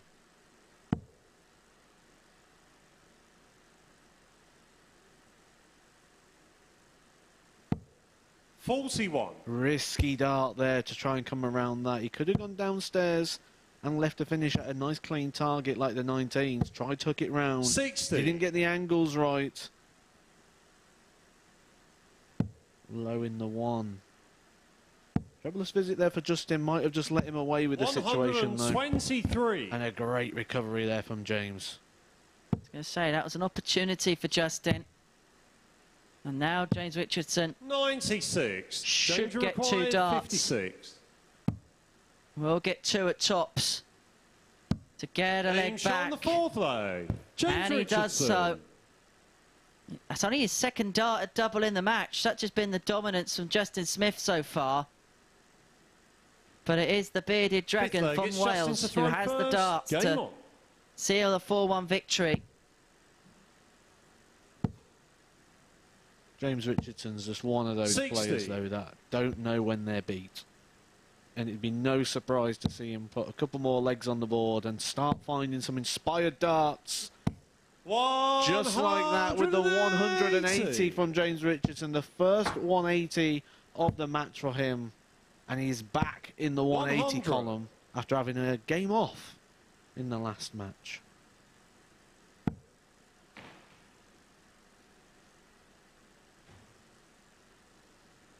But he knows against the darts and where Smith is in the leg. 41.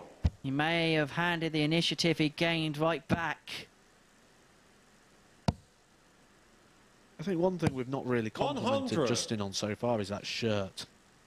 I'm liking the claws of the dragon coming through there. Nice shirt there, Justin. 140. But did it win Shirt of the Year? No, no. Shirt of the year is already tied up once again this year. 57. James, you require 140.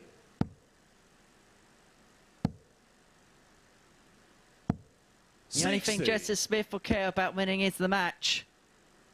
But James Richardson returns at 80 for break of throw and 3-2. 136. James, you require 80. Big passage of play here.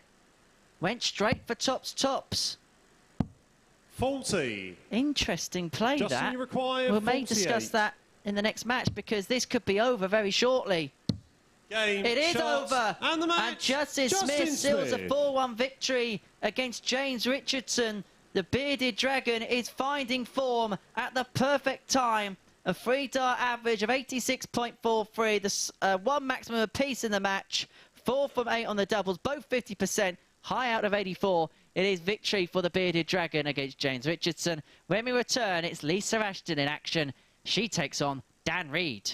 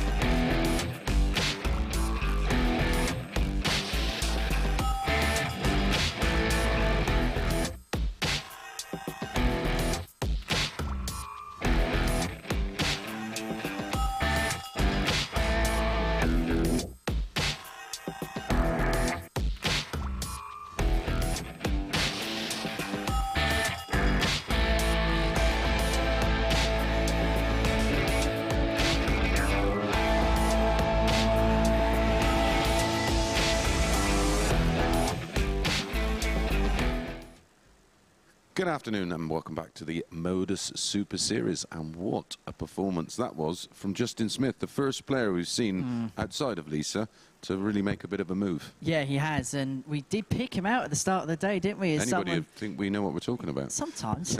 But yeah, excellent performance from him once again, the most consistent player in terms of today's action. And yeah, I think going into tomorrow, he's going to be the one that's probably going to cause the problems. Yeah, he's one that's possibly in the best position to try and chase Lisa down. She's up next, of course, against Dan Reid.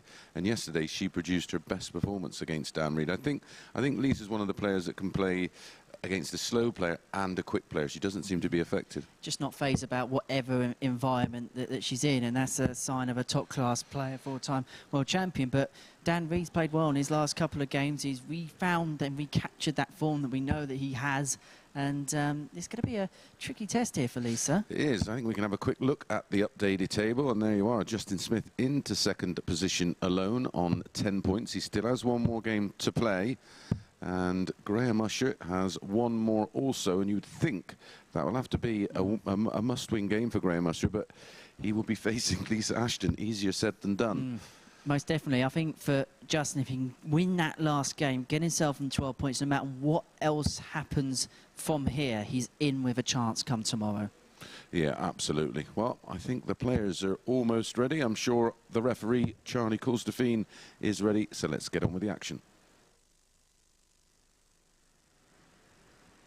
Things are about to get interesting up at the top of the table.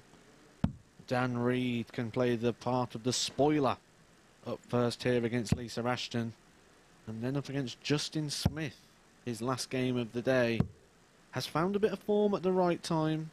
He did let that lead slip early on, but then followed it up with a 4-2 victory over James Richardson with his best performance of the day, 92.56. He's possibly going to need to do that again against a table topper here, Lisa Ashton. First leg, it's Lisa to throw first. Today. Game on. Lisa Ashton kicking her day off with a 4-3 victory over now second place in the table, Justin Smith. She had a 4-2 victory over Allen Tavern and a 4-3 victory over James Richardson. Only lost the one game 60 all week so far. That was her opening. 134. This is your last game of your fourth round of fixtures, and then we'll see everyone one more time 100 for their fifth round. James Richardson will be back on against Allen Tavern. Graham Usher will be playing Lisa Ashton. That is another top of the table clash. 36 first versus third, and then Dan Reid against second place Justin Smith. So by the end of today, we should really know what everyone's playing for. 100. It should all be mapped out. Who's going for Group B and who's still in the running to try and stop Lisa 60 taking Group A.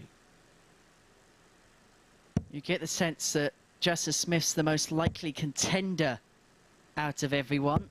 100. But you know what can happen in these final days. Anything is possible. Reid leaves 1-4-1 after 12 against the darts. 100. Daniel required 141. Treble 19 or treble 15. So has to go treble 19 for double 12. 93.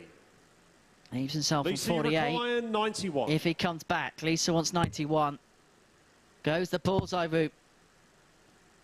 And it is one dart at double 75. 16, but it's one dart missed. Daniel required 48. Chops it is. Aim for the middle, went and got the 8. 8. But double Lisa, you top hasn't been a require friend 60. to Dan Reid today. And it presents Lisa Ashton with another opportunity. Game Which shot on the first she leg. takes. Lisa Ashton. 2 darts missed there by Dan Reid to get a breaker throw. Second leg, Early it's Dan breaker to throw throw as well in first. this game. He's now throwing first in the second leg. Again, this is a much more improved Dan 97. Reid from what we saw earlier in the day. 35.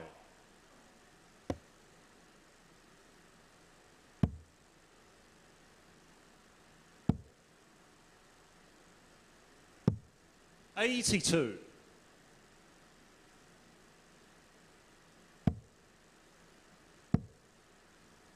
Again, as we enter these, 100. we'll get towards the last round of matches. Finish the day well, and your perception of the group will feel much better than perhaps if you lost it. Even if you're on the same amount of points, the circumstances of how and which games you win and lose can change your mindset when you leave the venue at the end of the day. It's the absolute 66 psychology, isn't it? 68. Like most people of my age, grew up using the old system of darts, and you'd play in your bars and... Oh, it's the first 180 of the match goes to Dan Reid. And you'd play in your bars and your clubs and things going up, and you'd see 66 a lot. And that was... 58. You got treble 20 with the last start, you felt 42. great. You got treble 20 with the first start and come off with 66, you felt awful. Game shot. Dan Reid will be feeling good though. Dan 42 Reid. in 2 darts. Again, uses that double 16 to a good advantage. Bumps his average up to a 90 now. Third leg, it's Lisa to throw first. Needs a Game on. break. And you sense it's advantage to Dan the man here. 82.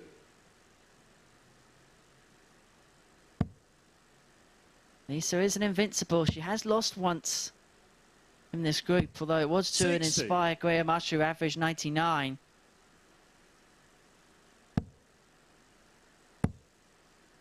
But again, it's all about outlooks. You don't want to 65. end the day with a defeat or two.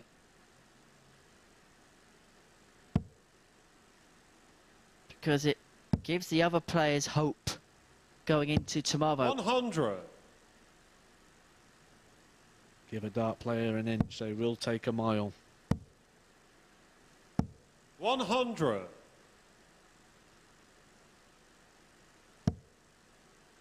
The beauty of head-to-head sport. 100.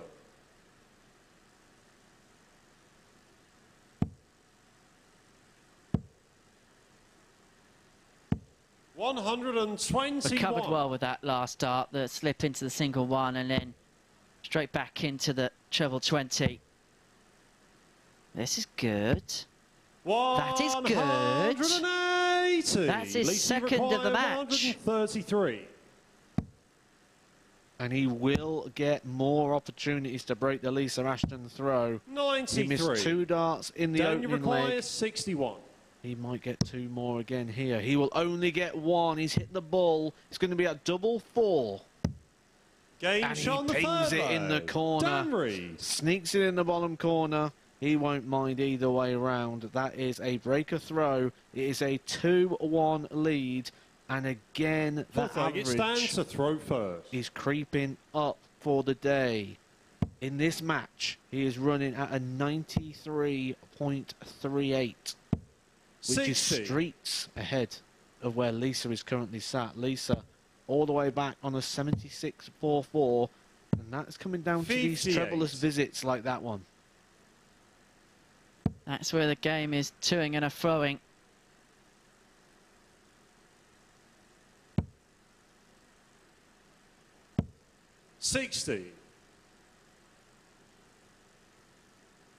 Going into the last round of fixtures, Dan Reid's going to have some confidence and he'll give himself an opportunity if he can win his last match to maybe try and claw his way into the top 3 if results went his way.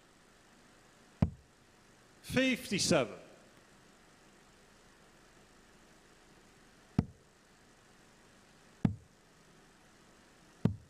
Getting a 96. little bit edgy, isn't it? You sort of feel Lisa's now at that point where she knows just a couple more wins and she can have a couple of days off and get herself ready for Saturday night, where it will be joined by a live crowd 96. at the Super Series. I was sat in the corner on Saturday night watching it in front of a crowd, and 94. some experience for the players. Crowd really got into the action on Saturday. 41. You can join the Darty Party in Portsmouth. Tickets are available dartshop.tv for Saturday nights at the Super Series. 98. Will Lisa Ashton be there? She's top of Group A, and she leaves a ton after 15 to level us up. 140. Lisa, you require 100. The break back against Dan Reid.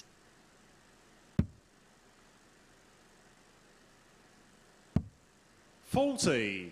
Dan, you require 47.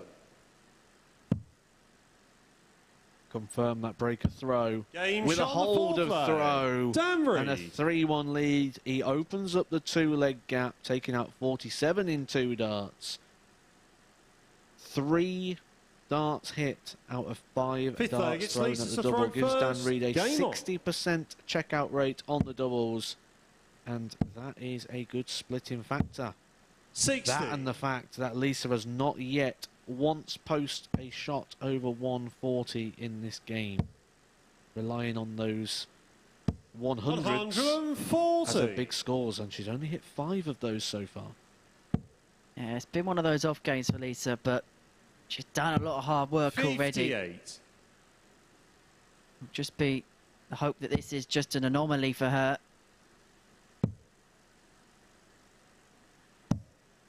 $62. And out of all the players, she'll be the one most used to playing long-haul matches because of her success, not just in the PDC Women's Series, but across 96. the various systems in place in darts.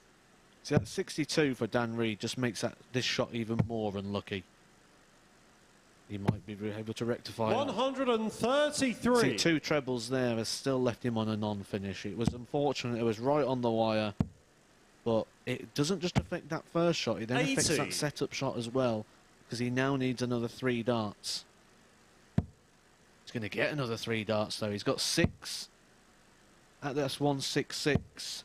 60. And this could not just be a defeat, a rare defeat for Lisa Ashton. This could be quite a crushing defeat. 4-1 will eat into those leg differences, because although she's been 57. winning, it was a Dan, you require 4-3 106. against Justin Smith, a 4-3 against James Richardson. She has not been putting much points, or legs, should I say, on the board. 70. Dan Reid nearly put 3 legs on the board there. Lisa, you require Lisa back on 150. 150. Another. Double 15. Game That's shot on the incredible fifth from leg. Lisa Lisa Ashton. Ashton. There's no quit in the Lancashire Rose. And when Dan Reid had the opportunity to win the match, Sixth leg, it's Dan she to gets a throw big first. finish to save it. And it's actually her first visit of any description of 140 plus. What a time to save it. 140. We teed it up, we bowled it, she battered it. 150 to finish. 96. Even if Dan Reid holds his throw, that extra leg could be huge. He's already got the points. 60. You know, just wants to make sure that we don't have to take the shoes and socks off and start counting everything else. 125. I'd rather not. Still got the brand new smell inside this comms roof. 57. Lisa raising it here. She's reacting. 60. If she can break the throw, she will be throwing first in the decider. Dan Reid will not want it to go that far. We want to get this over with as quick as possible. 100. But may need 6 from there.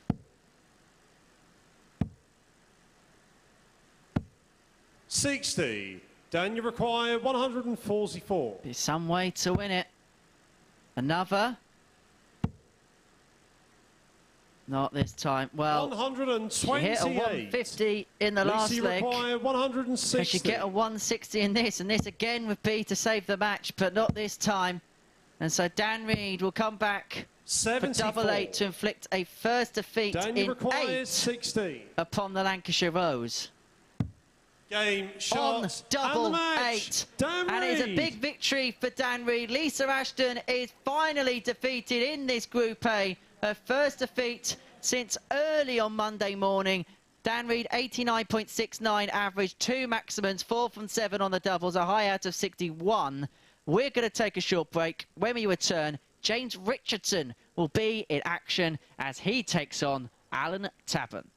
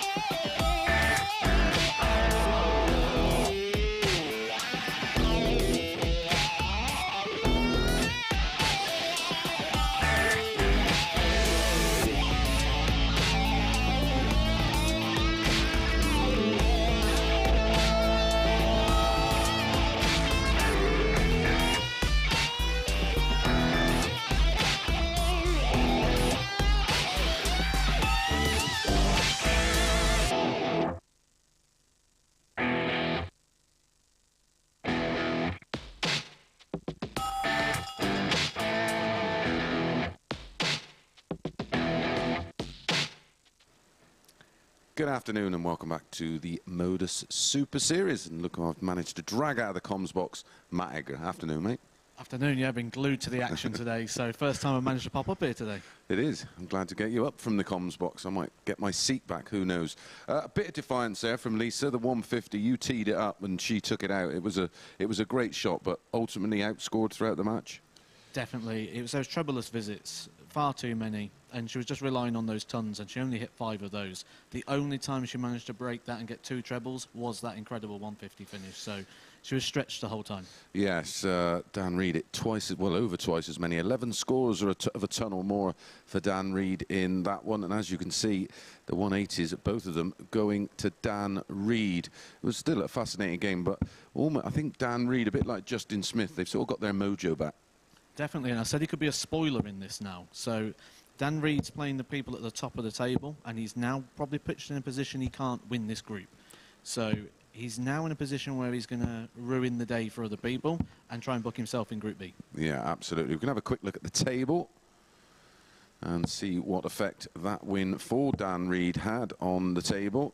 Well, it's taken him from virtually down at the bottom of the table up into third. That's how close it is. Lisa Ashton on 14. We've completed the 4th cycle of games, so all the players have 1 more match to play. So 3 more games to bring you. And we will start with James Richardson against Allen Tavern. Which way do you see that one going, Matt? This could go either way. One thing I'd like to see is I'd like to see a bit more sensible darts at times in this one. I think James is taking some unnecessary risks at times. Yeah, that 115 was bizarre, wasn't it? And I think you mentioned it going for the smallest target on the board. He's done that, and he's gone for tops with 3 in hand as well. He's took a few unnecessary risks. He left himself in a position where he couldn't take that out. Maybe he's trying to be a bit more like Scott Williams. Trying to be a bit exciting. All right, let's get on with the action. Charlie Corsafine will take us through. Cheers, mates. Nice to see Matthew Edgar up in the pundit studio as we see James Richardson take on Allen Tavern as we enter the final round of games of our Tuesday action here at the MODUS Super Series. Group A beginning to take shape. Lisa Ashton is the dominant force in front, but Dan Reid, with that victory, has just given everyone else a little bit of hope. James to throw first. Game on. James Richardson. You want to get back in the winner's circle.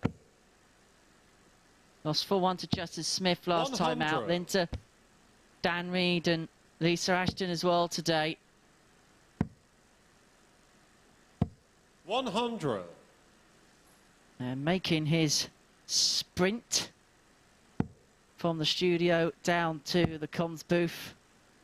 I'll let Matt Edgar get his 100. breath back for a second. It is quite a challenge going up and down those stairs so quickly. I see why you sent me that time. You needed a bit of a rest on that one. 44. The luxury of the big padded chair. Glued to the screen, watching the action. A nice air-conditioned room. 140. I must say, that is a nice luxury. Especially when we're treated to the action that we've had today. Some really good, tight, close battles all the way through today. James require We're now going into our 161. final cycle of games. Last game for these players today. They will be back tomorrow to 102. complete Group A.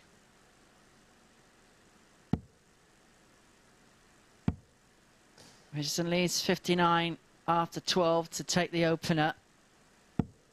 60. And it'd be important for him James to require 59. get a chalk on the board today. And if it can do it in the last, it will at least give him something going in to tomorrow's final furlong in Group A. 39. But 2 missed darts at double isn't necessarily a catastrophe now. It's happened all the way back on 212.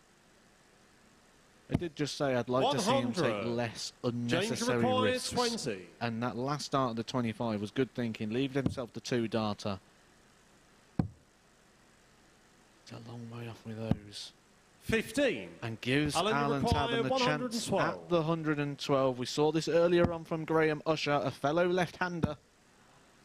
But we're not going to see it now from Allen Tavern. So James will come back with a chance to hold his 54. throw. Needing James 5, require which 5. sounds easy. But trust me, this ain't. He needs the big one. The double 2. One more to go. 1. Comes low. Allen, you require Break 58. opportunity for Allen Tavern to put more misery on James Richardson today, who has not found a win yet.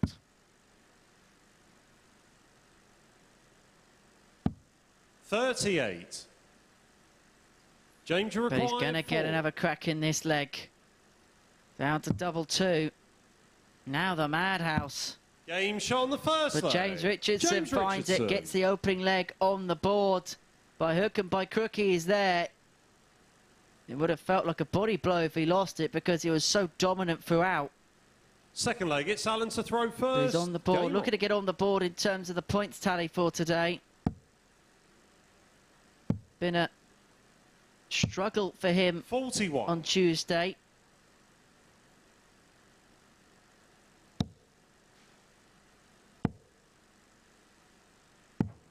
In a 97. mixed bag for Allen Tavern, really, today. Kicked off the day with a 4-3 victory over Dan Reid. Followed that with a 4-0 120. defeat to Justin Smith. 4-2 defeat to Lisa Ashton before beating Graham Usher. 4 legs to 2. 180. First 180 of the match. No surprise, it's gone to James Richardson. Big 180 hitter. 140. He'd like to pile in another couple here. But that's a disaster dart. 44. Means he cannot leave a finish. Advantage Tabern in this leg now. Very much so. 84. Gonna get a go at the 116. All Richardson can do is apply pressure. 100. In which Allen, he you does. require 160. Level us up. 16 for tops. 96. But it drags just low, and James Richardson require returns for 80. 80. Again, he's gone the 2 tops. This time he's hit it first dart. It's sat lovely. One more dart, a double 10. 70. That was a lovely dart Alan, you in the required top. 20. Sat nice at the top. Just to guide in. It didn't go, Game shot but on the that one second leg. has. Allen It's a Tavern. holder throw for Allen Tavern. 16 dart leg. Good leg of darts there from both players. But it's all going with throw at the moment. Third leg, it's But I think changed the to throw big first. telling stat at the minute is those doubles percentages. James Richardson, 11 darts at the double, only 1 100. hit, giving him a 9% conversion rate. You are not going to win many games of darts with a 9% conversion rate on the outer ring. 100. You might beat me. Yeah, probably 4-0 with that 9%, wouldn't it? 180. Definitely that scoring power. That's his second of the game. Puts him in command of this third leg on throw. 60.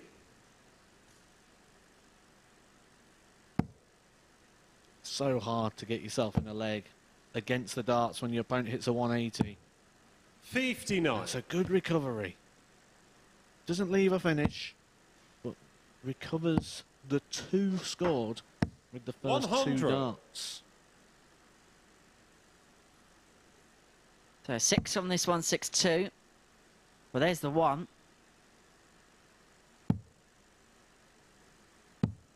$77. Decent enough recovery after that first dart. Leaves 85 after 12. 57. And he's got the luxury James of time. require 85. 2 darts at tops. Double 10. 65. But it's more woes on the doubles for James Richardson. Okay, he will return. But this is becoming a huge worry for Richardson. 60. James 3 require darts 20. in his hand. The stats suggest he needs more. Game But shot he on the does third not leg. need more. James He only needs the Richardson. 1. Straight in the double 10. 1 dart. Holder throw. All 3 legs gone with a holder throw so far. Can Allen Tavern Fourth leg, keep it's that Allen to going throw in leg first. 4?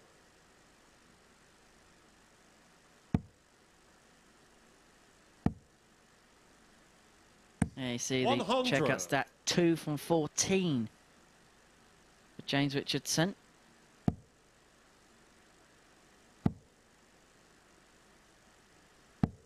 $45.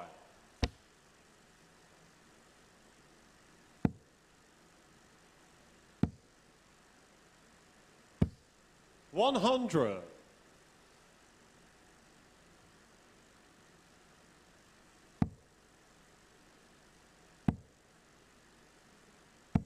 $140. Just taps Allen Tavern on the shoulder, does that. 140. 100. Just casting my eye over the finishing stats for the last couple of days, and it doesn't 140. seem like James Richardson has had a dip on the doubles where we could start to see a pattern emerging. So logic should say that this should 20. start to recover itself, but Allen Tavern uses a dart to knock out the other dart. He leaves himself on a non-finish. He has gone from a finish of the 161 to a non-finish. If dart 3 would have just bounced out on its own, 161, but he carried the other 100. single 20 out as well. And that is the definition of unlucky. Very, very unlucky for Tabern, and he could be broken as a consequence. 140. Those 2 stayed in, James and credit to him requires for hitting the 76. 140 because it applies the pressure on this 76. 1 dart at tops, 56. and it's more Alan, woes you on the require doubles for James 41. Richardson. And Tabern returns for 41. 2 12s. Now double 6. Game shot. And there it is for 2 apiece. And Allen credit to Tavern. Allen Tavern. His head didn't dip when he had that bounce out, which basically left him without a finish. He then returned with a 140, then takes out the Fifth leg, it's 41 James last to throw dart in first. hand.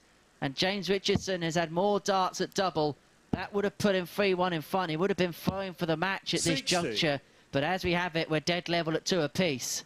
I think it would have took a very cold-hearted person to have 81. begrudged Allen Tavern that leg. Great recovery there. Not just the bounce out, but taking the dart out of there as well. We did see this, didn't we, with Gary Anderson and Phil Taylor at the World Championship 43. many moons ago. Gary Anderson had a 180. That all came out on the floor, giving him a no score, because you have to actually retrieve the darts for the score to count. 140. It's like at the fairground, you know, when you think you've won a prize, but actually behind the scenes they have a hammer that knocks it out and you don't win the fluffy teddy bear. 100.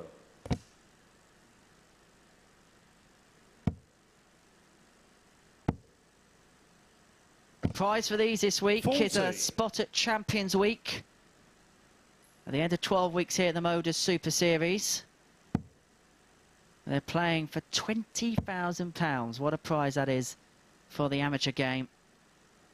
Get for a 43. good player, they're automatically through to Saturday's final in front of a crowd, which you can get tickets for at dartshop.tv. 100. May be able to pay the gas and electricity bill with such prize money. 180. Those are the skills that Alan, you pays the require bills for James 140. Richardson. His third max of the match. And it may have carved out the 82. opportunity here. James, you require 75. To get his nose back in front. That 5 leaves no finish on for James Richardson here, which is going to offer the opportunity of the breaker throw for 67. Allen Tavern. 58 Alan, the you shot require required. 58. Going 18s. Oh, he's hit the treble. Leaves him double 2. Needs to come over to the left. Game shot on And the comes fifth to the leg. left and Allen over the top Tavern. of the dart and into the double 2. That is the breaker throw he has been looking for. He goes 3-2 ahead and will be throwing first now for the match.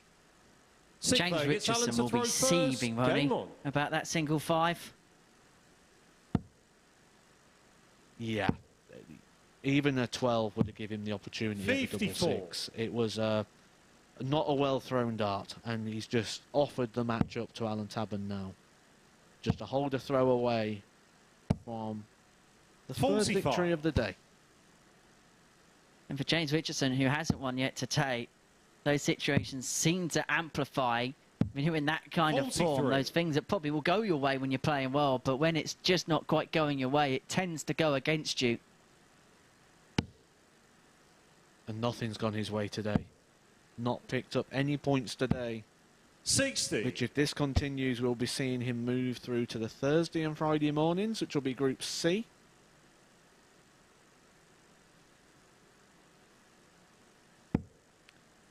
Where he'll be joined by Carl Wilkinson, Martin Thomas and Reece Colley if he is to qualify 140. for Group C. Group B, David Pallett, Jarrod Cole and Nick Kenny join the fray. Group B is going to be some group. I think we're going to have exactly the same problem we've got with this 92. one, where it's going to change backwards and forwards so many times that we're not going to have a clear out-and-out favourite. 180. Hopefully we'll see plenty of darts like that, and that maximum means Allen Tavern can see the finishing line in front of him. 100. 84 Alan, you require after 12, 84. and he's got 6 at it to seal the win. Doesn't have to go for the bull. He'll go for double 8. 68. But that's not a bad miss with Richardson back on 204.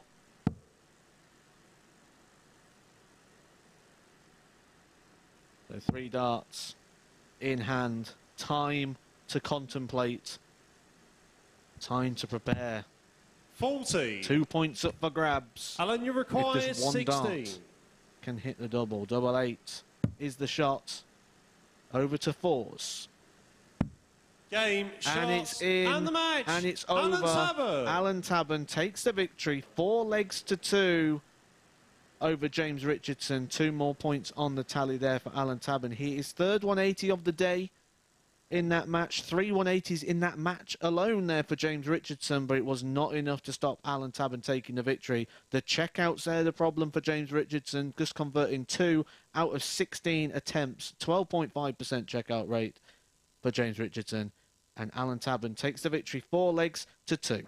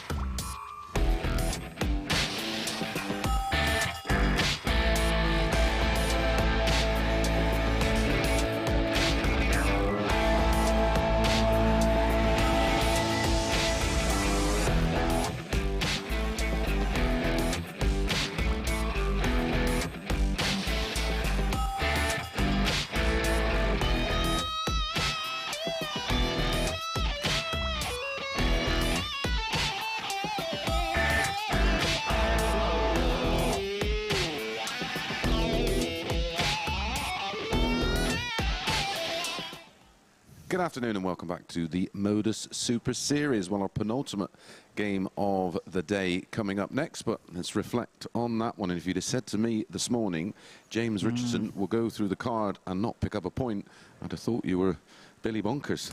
Exactly, because he played really well yesterday. Obviously had that 108 average, which was the highlight of yesterday, but yeah, it just didn't quite happen for him today, and he's got to pick himself up quickly now, overnight. It's a long time to think about things, so just go away, just do something that's as far away from darts as possible, go out for a meal, something like that. Just probably have a curry. Probably have a curry, or depending on what's in the slow cooker, maybe. Yeah, absolutely. Yeah, it's just been a strange day, but an example of his problem, which has been the doubling all day. 14 darts missed at a double. That's equivalent to a leg with the way some of these players have been playing today. Much more efficient for Allen Tavern, and what a difference a day makes. Yesterday had to wait until his penultimate match of the day before he picked up his first win, and he's won 4 out of 5 today. Exactly, and we said, didn't we, that confidence from winning the last 2 games will make him feel a lot better than perhaps if he won his first 2, lost the last 3. And that confidence has gone into today, and a really good day from him, and it sets him up quite nicely, gets him in a nice place ahead of tomorrow. Well, we'll have a quick look at that table to see how it has changed, and there you can see Allen Tavern on 10 points. He is finished for the day, as James Richardson. But this could be a big swing game for Lisa Ashton. She's playing Graham Usher up next. A win here, she could potentially have a 6-point gap if the results go her way in the final match of the day, or it could be reduced to just 2. I think this game will dictate what we are looking at tomorrow. Is it the race for the top, or is it the race for the top 3? I think we'll see where the narrative for tomorrow will be, dependent on the results of this one. Yeah, absolutely. Well, it is Lisa Ashton up next, and she will be facing Graham Usher. Our final match of the day will be Dan Reid against Justin Smith. But let's get on with the action as we join Charlie Coulterfield.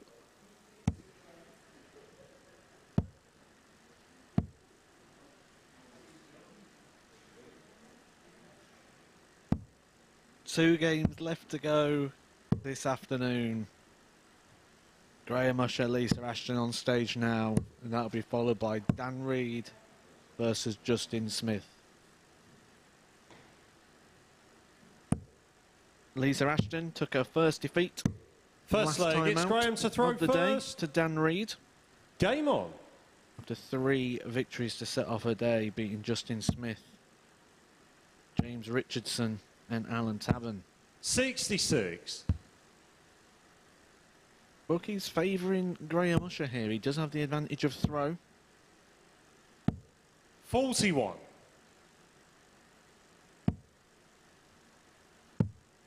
has had a bit of indifferent form today. 96. Lost last time out to Allen Tavern with just a 79 average. Didn't recover 100. well from that game earlier on with Justin Smith. Very good game. 97.70 for Justin Smith. 96.21 for Graham Usher. The second best average of the day by a clear mile, but came off 90. with defeat and -2 on his leg difference. 134. All about that defeat. If he can take victory in this one, will really close things up at the top end of the group. 55. Graham, you require 65. Is the shot. He will try and leave tops. He does leave tops. Game And shot he does the first take out leg. tops for Graham a Usher. 15-dart leg to open things up. Good opening here from Graham Usher. Bouncing back from that defeat last time out with just a Second leg, 79 it's Lisa to average. throw Good first. recovery. Game on. It was that quick. I struggled to get back in time. But Lisa 100. Ashton here, it's all about bounce back ability. And as Chris Mason said upstairs, we'll see 92. how big the swing will be at the end of the day. She can put herself on 16 points. She's in a really commanding position going into tomorrow. If she 100. loses and Justin Smith beats Dan Reid, we've got a fight for the line on our hands at 9:30 tomorrow morning here 100. on Sporty Stuff TV. No matter what happens, please do join us for that. My concern right now, if I was Lisa, would be that legs column. She averaged 140. 78 last time out, and she was down in the low 80s, but has dug herself an 83. opportunity here. At Lisa, the you require 161, and she has the 161. throw. She's got 6 darts in hand. 81. Big last start. I know Usher's not on a finish, but the 80 is much nicer than what could have been left 134. Lisa, you require 80. to level us up. Been a quality affair, this one thus far. 1 dart at tops. 60. Graham, you And require usually this 92. has been Ashton's domain when she's had 1 dart in hand at the end of a combination. Graham Usher's only going to have 1 dart in hand at the end of the 74. combination for Lisa, the you double-double on the require 20. 18s. That goes a begging. And so Ashton returns for double 10 to level us up. Game shot on the second In which she leg. gets first Lisa dart in Ashton. hand. Quality contest this one. 1 apiece between Usher and Ashton. But here's the gambler who has the darts in the third. Third leg, it's Graham to throw first. Game on.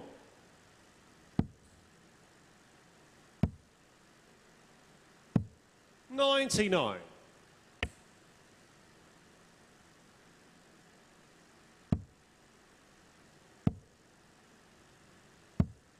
$40.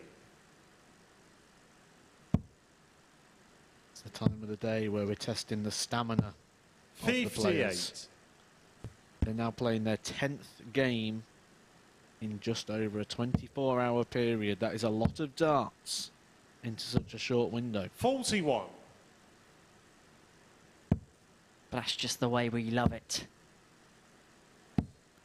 121. 15 games minimum to go for these players. They'll be hoping for more, though, because if there's more, they'll be playing on 60. Saturday. Graham Usher showing he's got the stamina. Look at that average, 99.63 for Graham Usher. 133. It's that Lisa Ashton 75. It was a 78 in the last game. You've got to start being concerned about that legs column, because if she takes a large defeat, 81. 4-1, Graham, you 4-2, require 90. things are going to open up, and she's not going to be as clear as she was about an hour ago. And it could be darts déjà vu 82. for Ashton here, because Usher averaged 99 yesterday in that victory against Ashton. It was their opening round yesterday, final round 57. today, Graham, because you require the fixtures 8. flip on its head. Game shot on the third But leg. fortunes Graham may just Usher. well be the same in this battle between these two. Graham Usher is halfway towards repeat, as Lisa Ashton wants revenge to put herself in a comfortable position overnight it's Lisa at the throw top of Group first. A. Game on. A 99 average again for Graham Usher against the Lancashire Rose. 70. And he's halfway towards the victory line. He might be a bit closer now.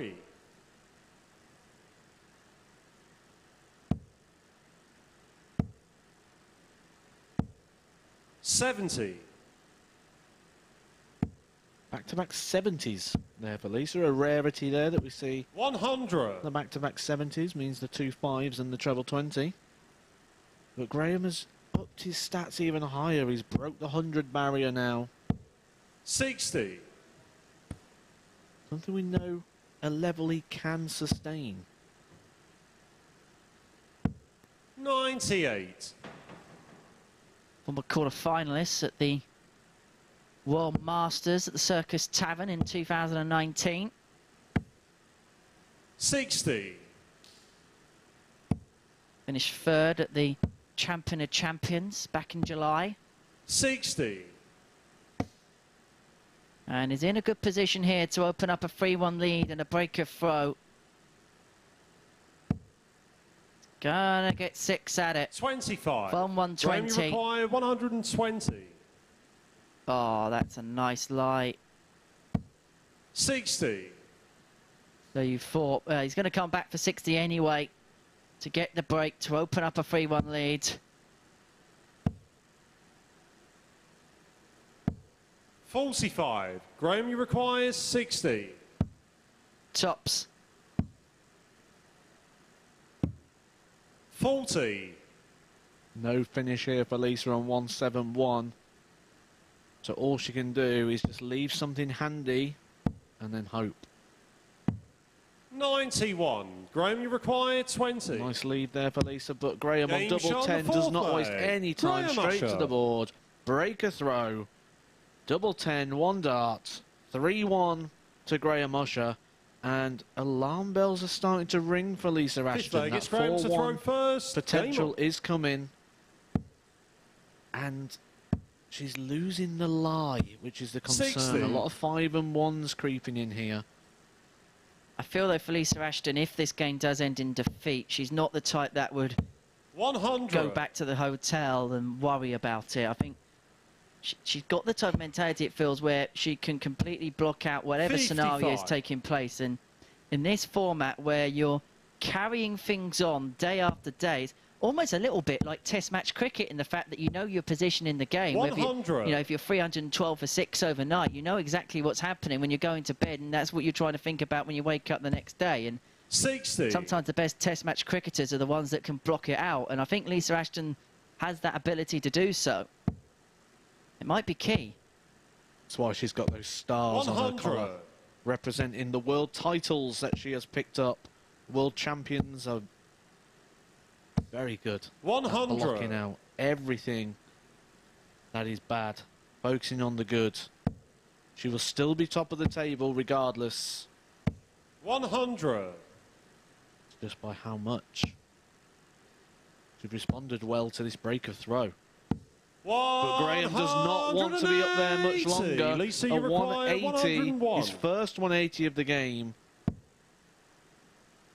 46. Double 12 for Lisa. 89. Drops very low. Graham, you require 46 for Graham 46. Usher for the match. And a 4-1 victory. Game, shot, Which could and be the match. huge Graham when we Usher. look at the league table. Not only the 2 points go in the direction of Graham Usher, but a +3 leg advantage. Lisa Ashton, despite going on that big run of wins, has lost her last 2 games. Graham Usher there with a 92.11 average, a 180 in the 180 column, and a 57% on the checkout rate, which was a major differential factor there in that one. We've got one more game to come, which is Dan Reid versus Justin Smith.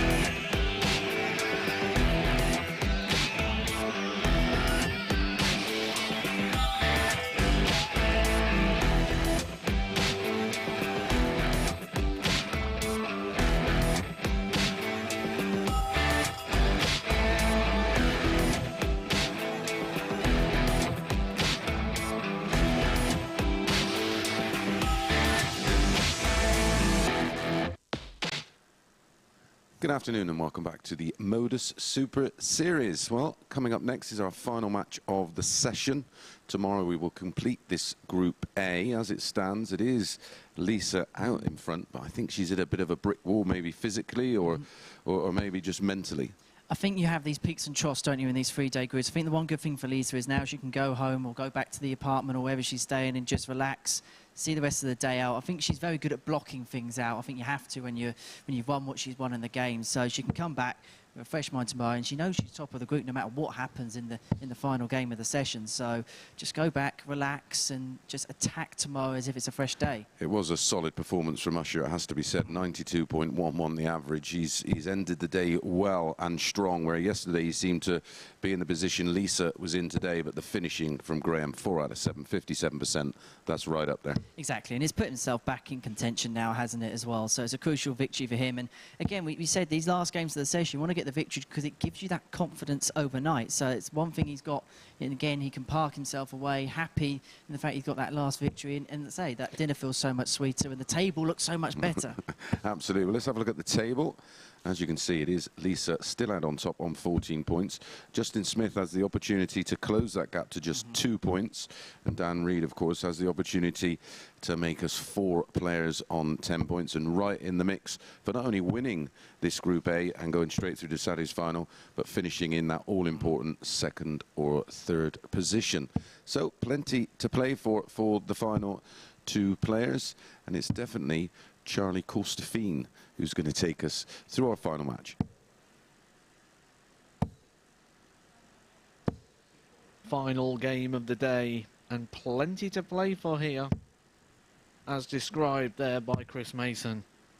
Opportunity still for Dan Reid to put himself in the mix tomorrow, in a chance to be topping this group and moving straight through to Saturday. Has hit a bit of form at the back end of the day, beat James Richardson 4-2, and then followed that up with a victory over the table topper Lisa Ashton, averaging 91 between both of those games combined. Justin Smith, though, is starting to reel the points in, and he has the leg difference at the moment, plus 10. First leg, it's Dan to throw first. Game on. Certainly finding form at the right time, winning his last 3 matches. It's those 140 hitting at the moment for Justin Smith that is really setting him apart. 55.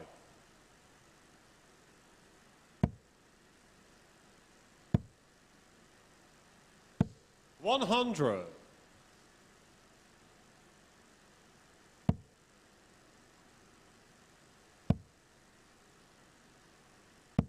$85.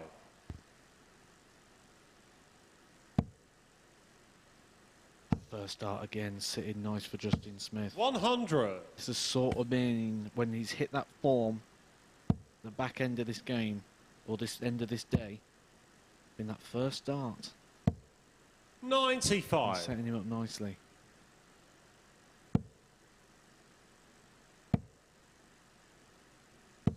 $60.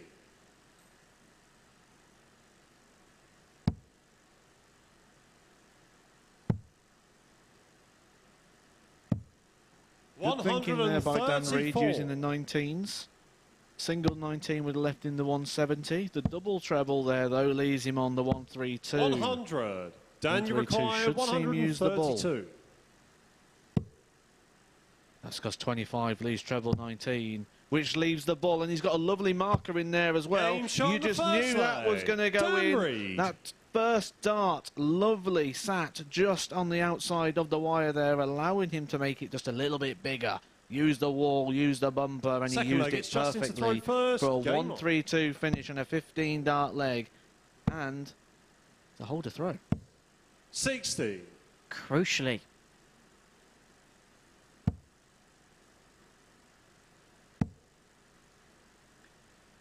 As I mentioned before, 84. the game got underway. It's crucial in terms of where the group's going to lie overnight and where the battle lines will be drawn tomorrow. Will it 100. be for top honours, or will it be for Group B? That is the question. 100.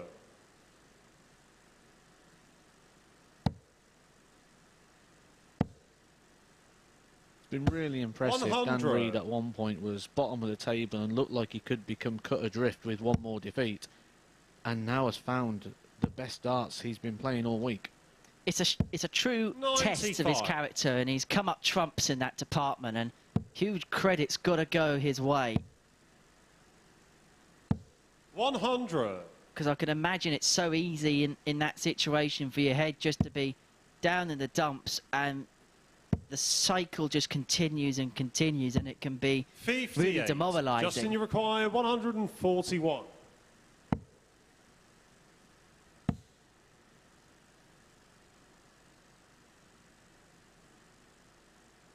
What do I think about this one here? 60. I don't Dan, think you he thought require about it enough. A 164. 19er a ball would probably have been the better way forward there to give himself an opportunity at the double. 164 for Reid. He needs 2 trebles. Sat nicely though there for a 140. 100. He'll be happy enough Justin, with you 100. require 81.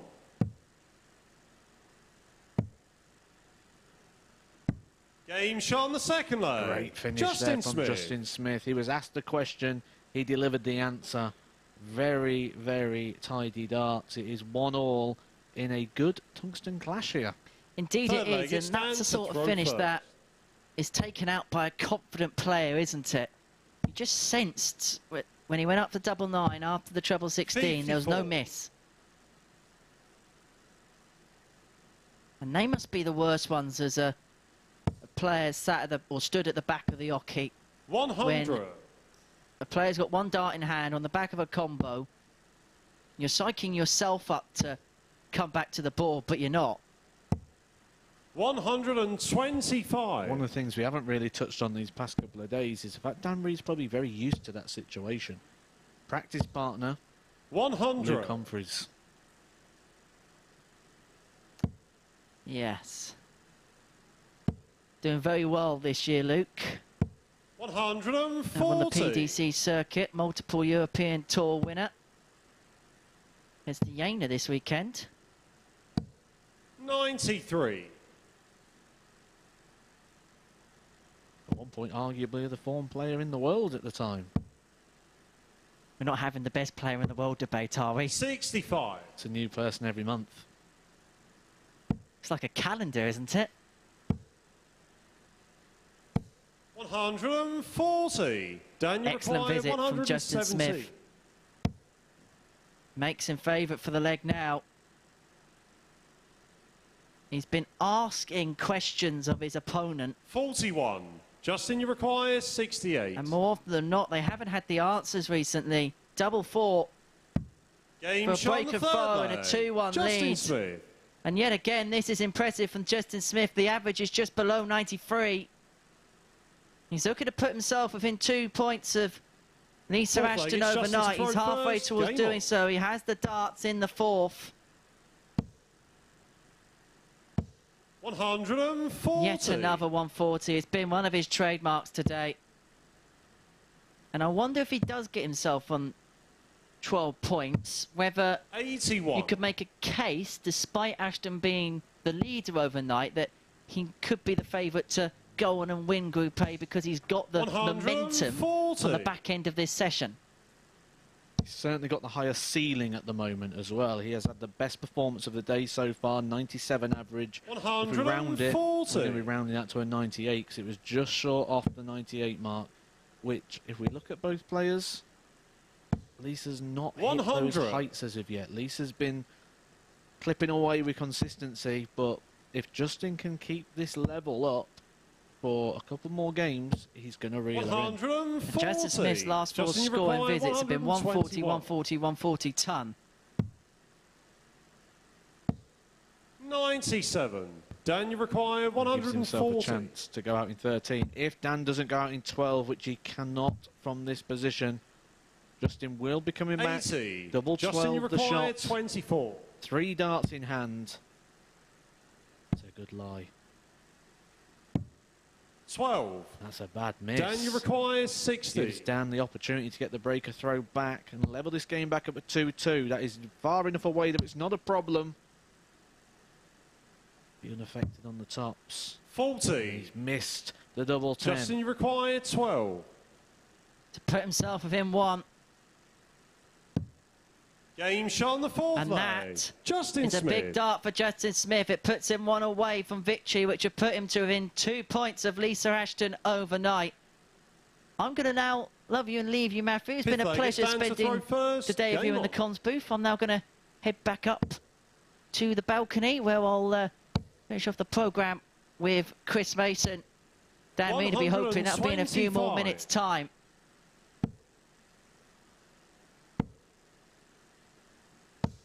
$60. It might be a few more moments' time. Justin opening with a trebleless visit, while Dan Reid is finding plenty. 140. 125, 140 with the throw. Takes some breaking. The average moving up to 95.86 despite 60. being 3-1 down.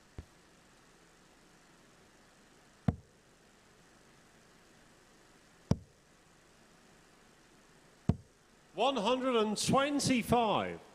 Good leg of darts this from Dan Reid. Down after just 9 darts. 41. With the throw. Dan, you require 111. Looks like we're going 3-2. Rebel 17 for tops. Tops for 3-2. 91. Nothing Justin can do here. Get a few practice strokes in. 140. Finds one of those Dan, you trademark require 20. 140s. But even that doesn't leave him on a finish. Dan with plenty of time. 10. Went aggressive there. Will be coming back. Nothing Justin can take out from 200. 94. Good last dart Dan, there. you require Still leaves him on a 10. 3-darter. Going straight for this by the looks of things. Comes low. We'll get one more dart. At double 2. Game shot on the 5th And leg. hits it with a last Dan dart in Reid. hand. It was all getting a little bit tense at the end of the leg there, but Dan Reid with last dart in hand takes out the double 2, gets 2 legs on the board.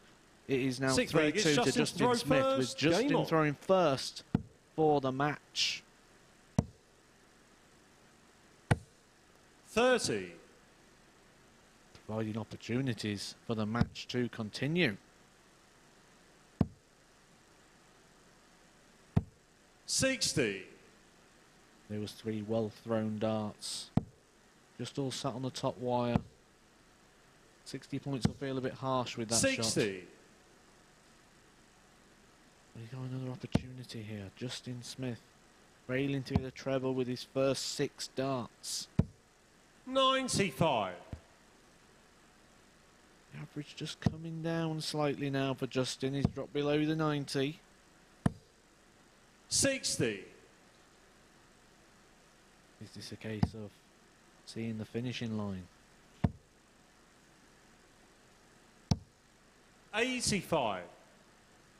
In this situation, that is fine for Dan Reid. They're both thrown 9 darts, but Dan Reid has a 90-point buffer on the scoreboard.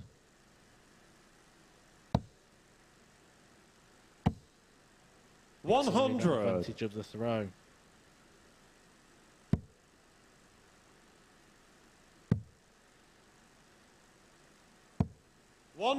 Fantastic dart there for Dan Reid to leave himself 130. Good thinking as well to use the 17s, because then he could have switched over to the 18s to make sure of the 91. Dan, you require 130. But he'll fancy himself having 6 at this. That's a good lie for the treble. Bullseye for 3-all. 96. And wide. He Justin, has you left a double require though. 151. Leaves himself on the double 17 if Justin Smith does not take the 151 for the match, which he cannot do now. So Dan Reid will return at 34. 95. Dan, you require 34. For 3-3.